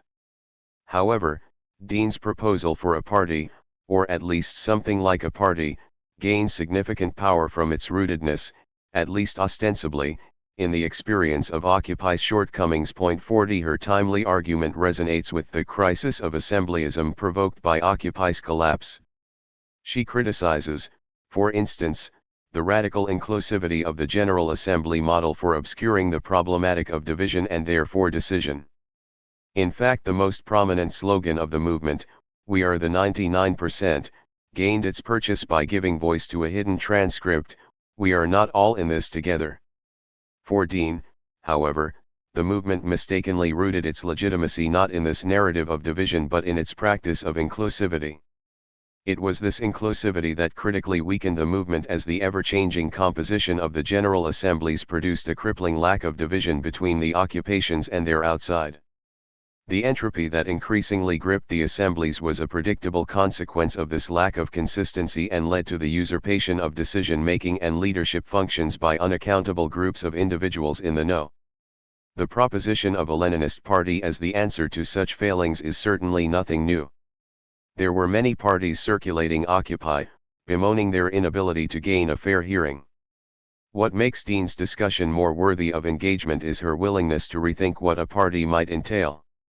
Rather than promote an off-the-shelf party, Dean seeks to build one from within the practice of Occupy. 41 She describes, for example, how Occupy does work that Lenin associates with the Revolutionary Party, establishing and maintaining a continuity of oppositional struggle that enables broader numbers of people to join in the movement. 42. As she criticizes Occupy for elevating organizational process above content, it's not surprising that Dean offers little detail on the organizational structures that will enact her vision of a party. She comes closest to doing so when she says, "He party is an organization situated at the overlap of two lacks, the openness of history as well as its own non-knowledge." 50. This concept of a party that doesn't know is in many ways an attractive prospect. It would presumably need to transform itself as class composition changes and engage in current struggle while keeping open expanded field of possibilities contained in the communist horizon. It does, however, beg a number of questions. Firstly, by what mechanism does 200 the party maintain its knowledge of its own non-knowledge? Secondly, who gets to know that the party doesn't know? We can engage the first question via a passage by Zizek that exercises a strong influence over Dean. He, external agent, is not one who understands us better than we do ourselves / who can provide the true interpretation of what acts and statements mean, rather, It stands for the form of our activity. 51. For Dean, then, the communist form of our activity is its collectivity, and it is the gap between the desires this experience of collectivity produces and their fulfillment within capitalism that reinscribes the party's tasks. This perhaps too neat answer is complicated by Dean's indications that the party must also be treated as a transferential object. She says, for instance, that, as it learns from the struggling masses, the party provides a vehicle through which they can understand their actions and express their collective will, much as the psychoanalyst provides a means for the analysand to become conscious of her desire. 52. This consideration of the effect of transference seems crucial, yet the operation of transference upon a party that professes not to know sets up a complicated schema. It complicates, not least, any answer to the second question posed earlier: who gets to know that the party doesn't know? We can understand transference in the psychoanalytical context as the libidinal tie between the analysand and the analyst, in which, for Freud, the patient sees in the return, the reincarnation, of some important figure out of his childhood or past, and consequently transfers onto him feelings and reactions which undoubtedly apply to this prototype. 53. Transference can bring advantages for analysis if, for example, it increases the patient's openness to the influence of the analyst. If the patient puts the analyst in the place of his father, he is also giving him the power which his superego exercises over his ego, since his parents were, as we know, the origin of his superego. 54. The authority that this gives the analyst allows the analysand the confidence to enter into a disruptive period of transformation with the expectation that it will work out well in the end. So far only part of this fits with Dean's description of the party. We can see how erecting an image of a party that doesn't know might help undo some of the transferential attachments underlying the sectarian, my party right or wrong, attitudes that plague the left. The problem, of course, is that the transferential authority described seems to rely on the perception that the analyst is a subject that knows and can therefore guide them safely through transformation. Wouldn't transferential authority be much diminished by the revelation of non-knowledge? Of course, this is not all there is to say about transference. It can also be a strong source of resistance to analysis in the form of displaced Oedipal. 201 Feelings of resentment toward the father. For Freud, however, the analyst can also turn this resistance to their advantage. The transference is made conscious to the patient by the analyst, and it is resolved by convincing him that in his transference attitude he is re-experiencing emotional relations which had their origin in his earliest object attachments during the repressed period of his childhood. In this way the transference is changed from the strongest weapon of the resistance into the best instrument of the analytic treatment. 55 This transferential effect turns the analyst into a mirror upon which original traumas can be restaged, recognized by the analysand, and ultimately resolved. It is in this register that Dean, and Zizek's, conception of the party as transferential object makes most sense. The party is the object upon which the fantasy of the big other, the subject supposed to know, can be traversed, the revelation of non-knowledge achieved and communist desire established. Such a move is implied in Dean's declaration of the need for new shifted desire, one that recognizes the impossibility of reaching or achieving its object and holds on, refusing to cede it. Such a desire is collective, sustaining a community even as it has moved past the need for some kind of phantasmic support. 56. This is an important point for Dean, and as she links it to a passage from Zizek on the Lacanian notion of the desire of the analyst, it is worth quoting from the original. The desire of the analyst is supposed to sustain the analytic community in the absence of any phantasmic support. It is supposed to make possible a communal big other that avoids the transferential effect of the subject supposed to. In other words, the desire of the analyst is Lacan's tentative answer to the question, after we have traversed the fantasy, and accepted the non-existence of the big other, how do we nonetheless return to some form of big other that again makes a collective coexistence possible? 57 The desire of the analyst animates those who have knowledge of their non-knowledge, those who have traversed the fantasy. Yet this schema appears to re-erect an uncomfortable separation between a party of the initiated, sustained by the desire of the analyst, and the naive mass that are still subject to the transferential effects of the subject supposed to know. One solution would have the party retain a public face of certainty to allow the masses to gain the transferential confidence that the disruptive 202 process of transforming both society and their own subjectivities will end well. Presumably the party would then consist of those who have worked through their transferential disappointment toward acceptance of the constitutive uncertainty that faces them. Given the unevenness of class struggle, doesn't this sound a little like a party of higher-level communist thetans? 58. I don't mean to trivialize the problem. If we accept, as I do, that communist organizations must include the collective analysis and transformation of the desires that animate them, then problems such as these are not easily escaped. We might, however, clarify the problem in light of our previous discussion of revolutionary transition. If the task of transition is to institute a collective self-training in democracy, or, depending on the terminology used, in communism, then surely in analytical terms the task is for the mass itself to become its own analyst. This may of course be what Dean has in mind, yet I'm not sure the insistence on calling this process a party is necessary or useful. The party carries with it a heavy identity as monolithic, monopolistic, and continuous. How can this be resolved with the need for moments of recomposition and rupture? Can a party include this in its constitution?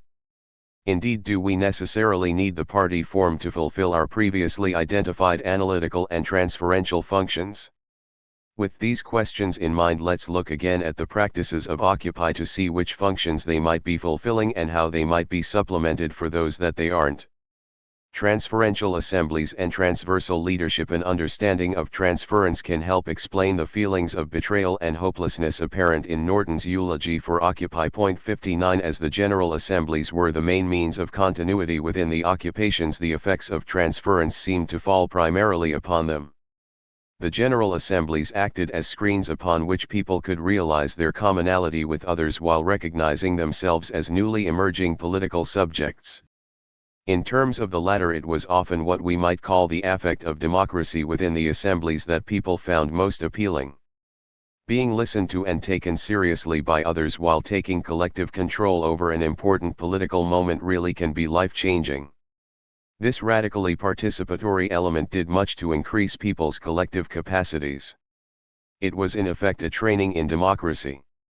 Yet the emphasis in the General Assemblies was to allow people to express themselves even at the expense of efficient decision-making. 60 We might call this an emphasis on testimony, and it is a good indication of the actual function that the assemblies were really fulfilling. Think about the popular We Are the 99% website, in 203, which people post photographs of themselves holding pieces of cardboard upon which they tell their stories of financial hardship. 61 It's the sheer aggregation of these stories and the common themes within them that produces not only a sense of commonality but also a shared understanding of the structural nature of our hardships. If the same problems are suffered by so many others, then they cannot be, as the right-wing press asserts, the result of individual personal failings. This recognition is powerful, but tackling structural causes takes more than mere aggregation. It requires collective analysis and action, and it involves us changing our pre-existing selves. Consensus process, as practiced in the General Assemblies, is well suited to facilitating the expressive moment, but it's less suited to some of these other tasks.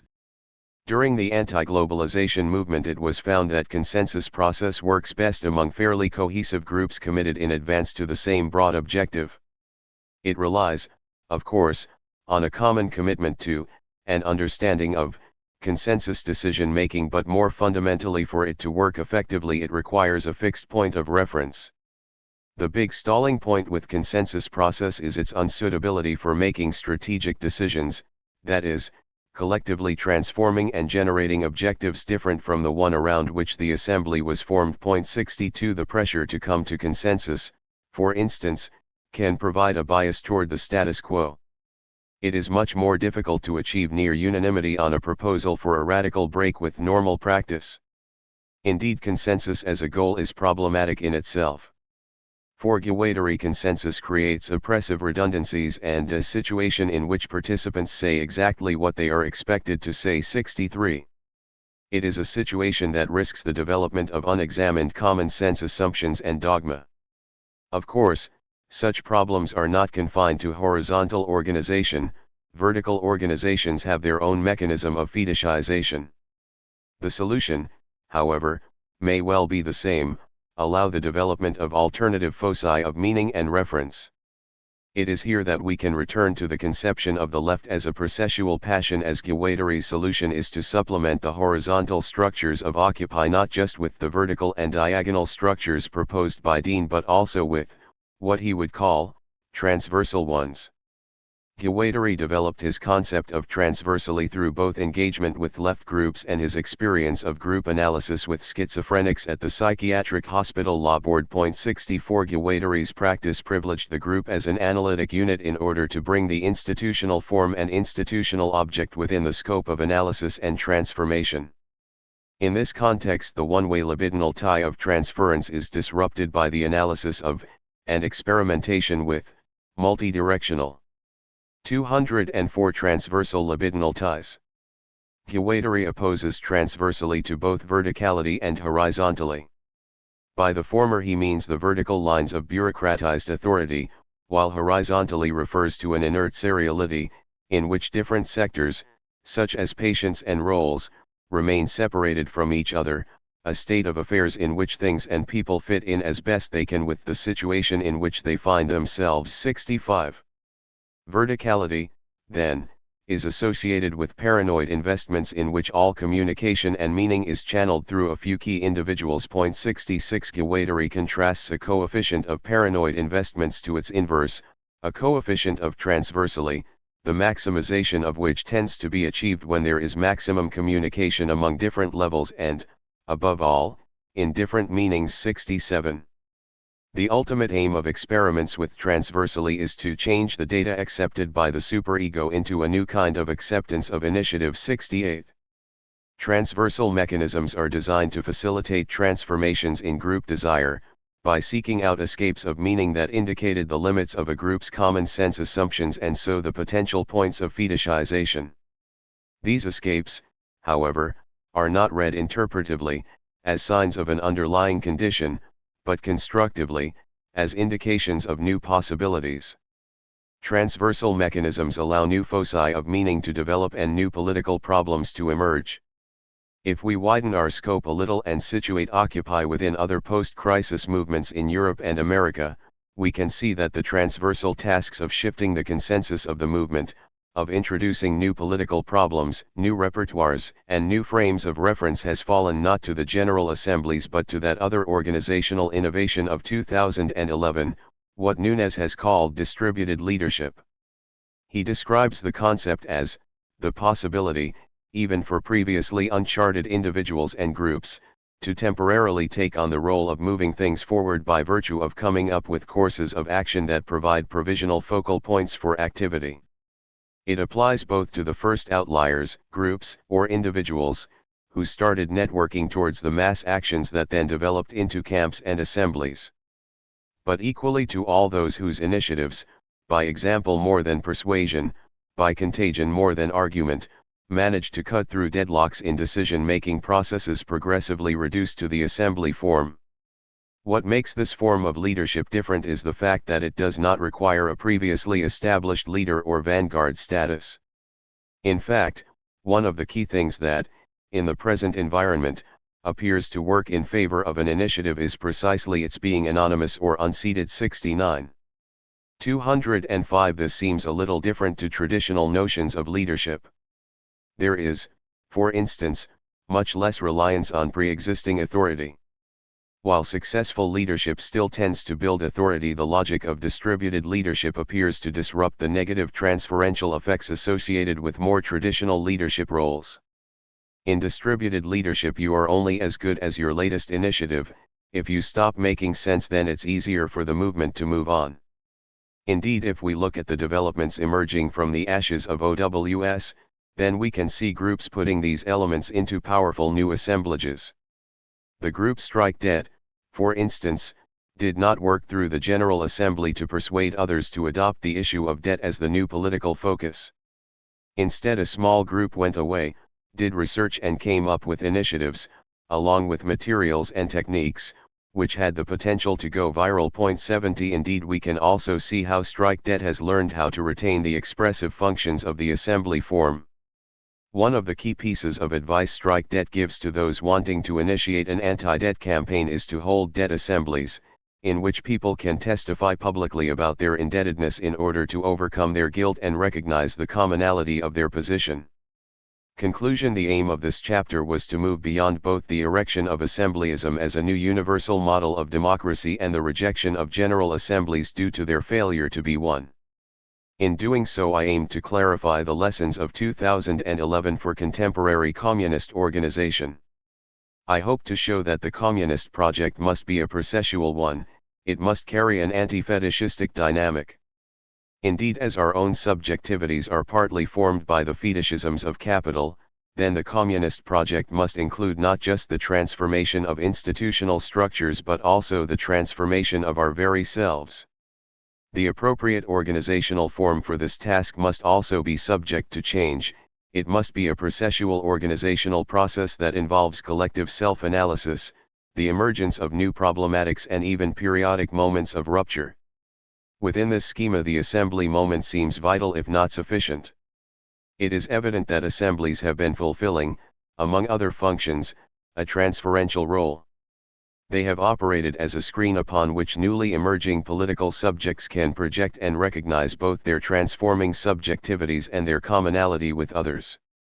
Assemblies, however, have not been the only organizational innovation of 2011.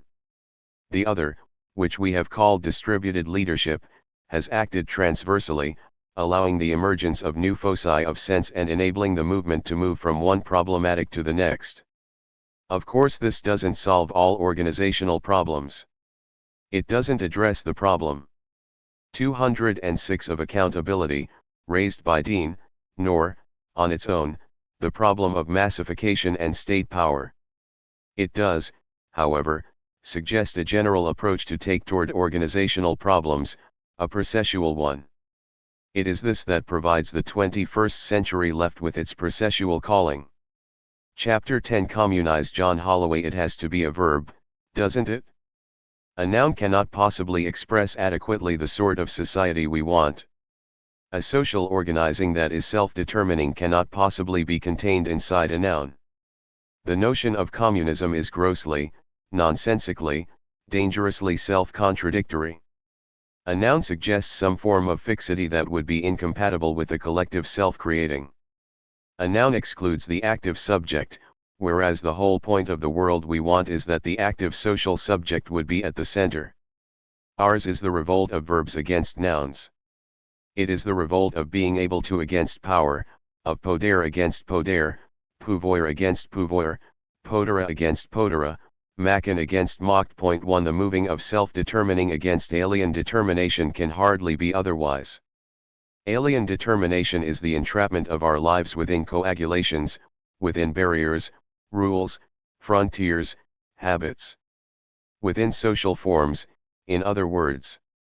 Social forms are the molds or jellies into which human action rigidities. Marx devoted his work to the critique of these forms. The challenge is posed in the first sentence of Capital, which tells us that under capitalism the immense richness of human creation appears as an immense accumulation of commodities. 3 It appears as such because that is the social form in which it exists.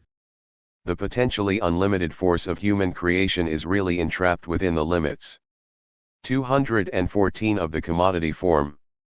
An absolute horror, a total nightmare, a present catastrophe that threatens to lead us to complete self-annihilation. How did it happen? What does it mean? How can we break these social forms? What is at issue is not just the forms that Marx criticizes in Capital but the very rigidification of human interacting that constitutes these forms. It is not just a question of criticizing capitalist social forms but of understanding social forms as such as being capitalist a vertiginous, exhilarating thought. Or, to return to our opening formulation, the problem is not particular nouns but nouns as such, the very enclosure of verbs within fixities. The noun is closely tied to the closure of identity, whereas a verb suggests non-identity, an overflowing of identity, a bursting beyond, a moving of anti-identity, an anti-identifying that can be understood only as a constant moving against the identity within which it is entrapped, a subverting. Let the noun, then, stand for identity, the verb for the moving of anti-identity. Identity is the real but mendacious separation of constitution and existence, whereas it is clear that communizing can only mean the overcoming of this separation.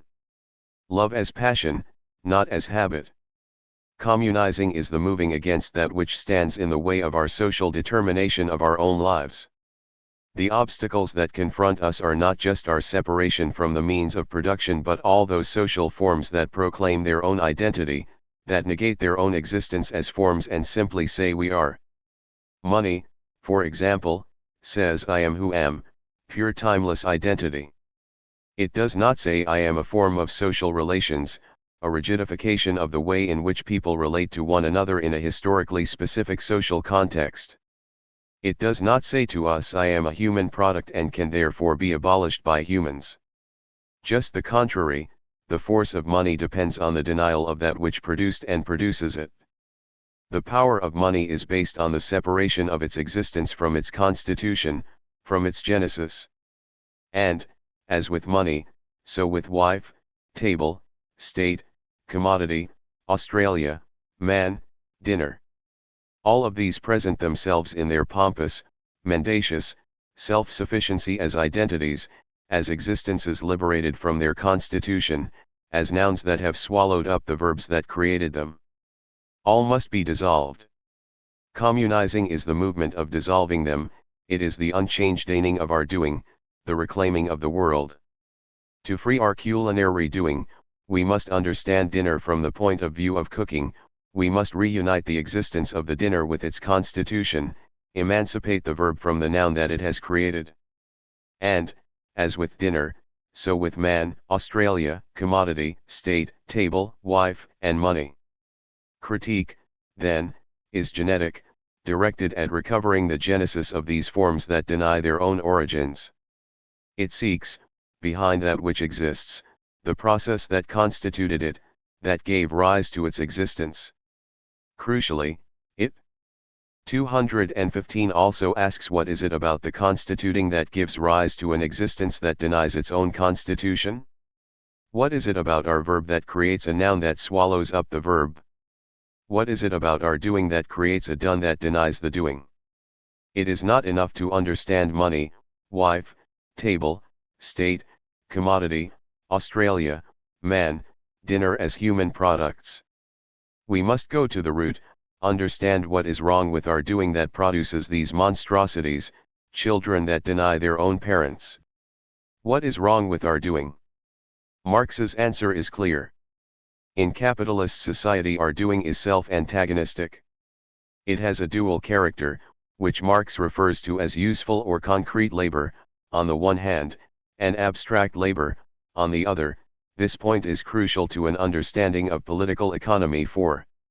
If we wish to understand why our activity produces a society that denies our activity, then we must look to the twofold nature of that activity. Concrete labor is simply labor that produces wealth in all its manifold varieties. It is making a car, writing an article, cooking a meal, cleaning the street. Here there is nothing that leads to a separation between constitution and existence. I make a table, I use it or give it to someone else to enjoy, its existence as a table speaks directly of my act of making it. There is a making and a thing made, but no separation between them. Abstract labor is the same activity, but seen now from the perspective of producing commodities. I make a table, but what matters is not the individual characteristics of the table or my relation to it, but its value or the price that it will receive on the market. The table, as a commodity, is a thing outside me, totally indifferent to me.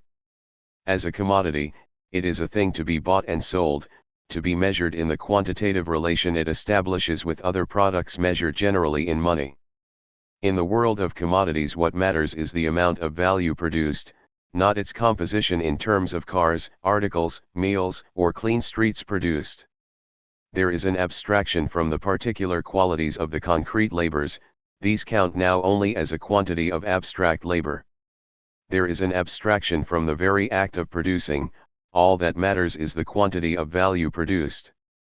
Abstract labor creates a world of things, a world of existences that separate themselves from their constitution, a world of identities that proclaim we are, a world of nouns indifferent to the verbs that brought them into existence, a world of fetishes, as Marx calls it.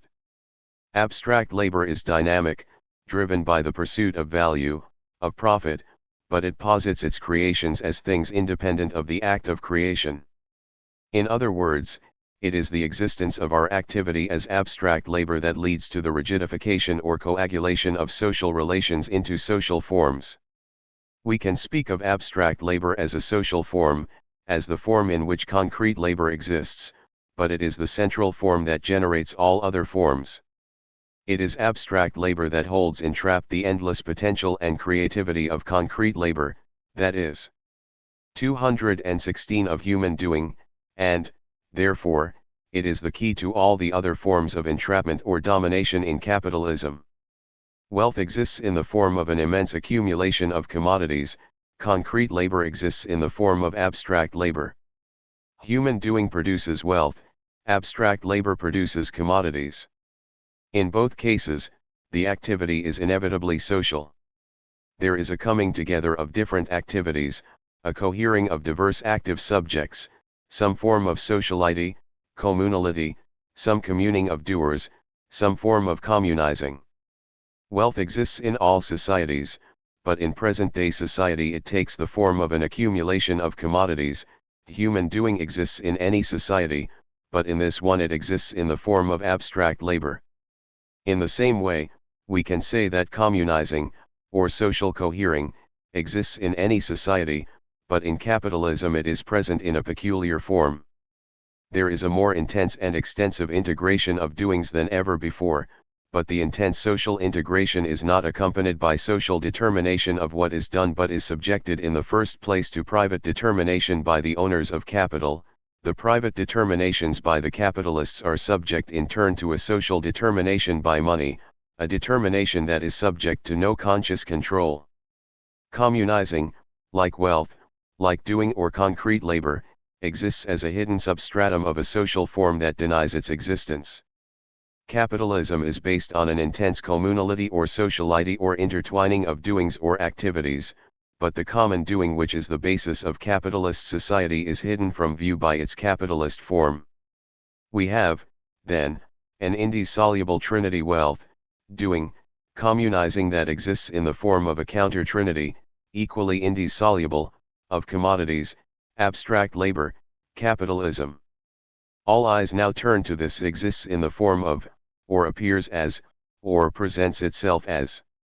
When we say that in present-day society wealth appears as an immense accumulation of commodities, it is clear that this is not mere illusion, it is not a false appearance. If wealth appears in this way, it is because it really exists in this form. It is equally clear that the expression does not indicate a simple identity. We are not saying that in capitalist society, wealth is an immense accumulation of commodities, concrete labor is abstract labor, communizing is capitalism. We are clearly talking of two things that are non-identical but appear to be identical.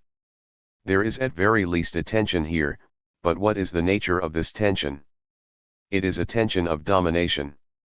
If something exists in the form of something else, then clearly it is subject to that form. If wealth exists in the form of commodities, it is the commodity that dominates, just as abstract labor dominates concrete labor and capitalism dominates the communal. This domination is a negation. If wealth exists in the form of an accumulation of commodities, then in effect the commodity is proclaiming. 217 I am the only wealth, a wealth usually measured in the money form of the commodity. This we know from constant experience. Wealth is measured in money. The lists of the 500 richest people in the world, for example, assume that richness is identical to the accumulation of money. they do not try to measure richness in terms of people's wisdom or effective relations or enthusiasm for what they do. Wealth richness disappears from view and money wealth takes its place. That which exists in the form of something else, exists, to borrow Richard Gunn's classic phrase, in the mode of being denied. 5. The fact that something exists in the mode of being denied does not mean that it ceases to exist. On the contrary, inevitably, it struggles against its own denial. Domination without resistance and revolt is inconceivable. The very fact that we think of revolt means that subordination is not total. The tension is an antagonism between content and form, between that which is denied and that which denies it. This is an antagonism of verbs, not of nouns, an active struggle. Domination, if it meets resistance, is an active dominating. Dominating is always a struggle, it can never be taken for granted. Moreover, it is characteristic of domination under capitalism that it cannot stay still. The fact that value is determined by the socially necessary labor time required to produce a commodity means that the enriching of human capacity to produce is metamorphosed into an intensification of abstract labor, faster, faster, faster. Domination cannot afford the luxury of the stillness of a noun, it can only be a dominating that constantly struggles to find ways of achieving an ever deeper subordination of life to its aim of self-expansion. And if dominating is a verb, then clearly resisting and rebelling are too. The forms of social relations must be understood as form processes, processes of forming, not as established fact. So money as moneizing, state as statifying, commodity as commodifying, man as manning, Australia as Australiaing, commodity as commodifying, and so on, all fierce struggles, daily and often bloody fightings. This is the key issue in Marxist theory and practice. It can be seen in the debates around primitive accumulation. In the traditional mainstream interpretation, primitive accumulation refers to the violent period of struggle that led to the establishment of capitalist social relations, a historical phase followed by a routine capitalist normality. There is in this interpretation a clear separation between constitution and existence.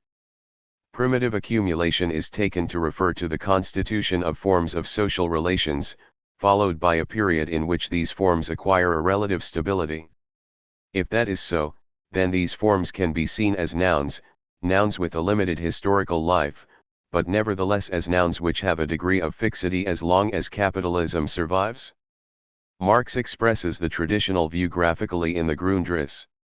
218. The conditions which preceded the creation of surplus capital, or which express the becoming of capital, do not fall into the sphere of that mode of production for which capital serves as the presupposition, as the historic process of its becoming, they lie behind it, just as the processes by means of which the earth made the transition from a liquid sea of fire and vapor to its present form now lie behind its life as finished earth. 6. Constitution is clearly separated from existence. However, those of us who live just beside smoking volcanoes know that the geological transition from a liquid sea of fire to solid earth is not as clear-cut as Marx suggests, and we strongly suspect that this is even more so in the case of social relations.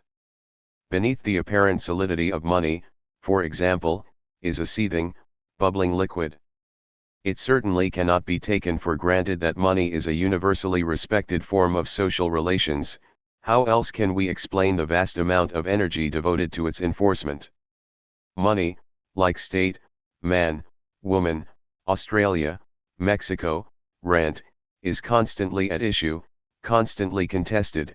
The existence of all these social relations depends on their constant reconstitution. Although there may well be significant differences according to time and place, Marx was wrong to suggest such a radical separation between constitution and existence. The capitalist form of social relations, this rigidification of social interactions into established patterns, is, then, a process, a verb, a rigidifying or forming of social doings that always meets with opposition. Genesis refers not just to the past but to a constant process of generating and regenerating the social forms. Genetic criticism is not just the uncovering of the past but also of the present generating. If wealth exists in the form of an accumulation of commodities, This means that there is a constant commodifying of the richness of human creation, and that this commodifying meets a resistance, a constant pushing by human creativity against the commodifying and a constant overflowing from commodification. In other words, if wealth exists in the form of an accumulation of commodities, this inevitably means that it exists not just in, but also against and beyond the accumulation of commodities. It does not exist outside the accumulation of commodities, untouched by it. This would lead us to an ahistorical essentialism that would not be helpful. It does not float in the air, it is alive, daily struggle. The richness of our activity is constrained within the commodity form but also pushes against it and, at least sporadically, eruptively, it breaks through the commodity form, establishing other ways of interacting. Indeed, both sides of the antagonism are constituted through the antagonism.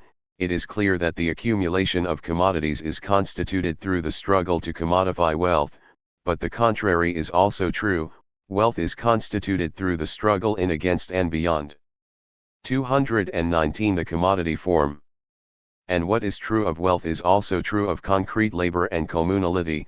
They are not only trapped within their capitalist forms but also push against and beyond them. We can go a step further.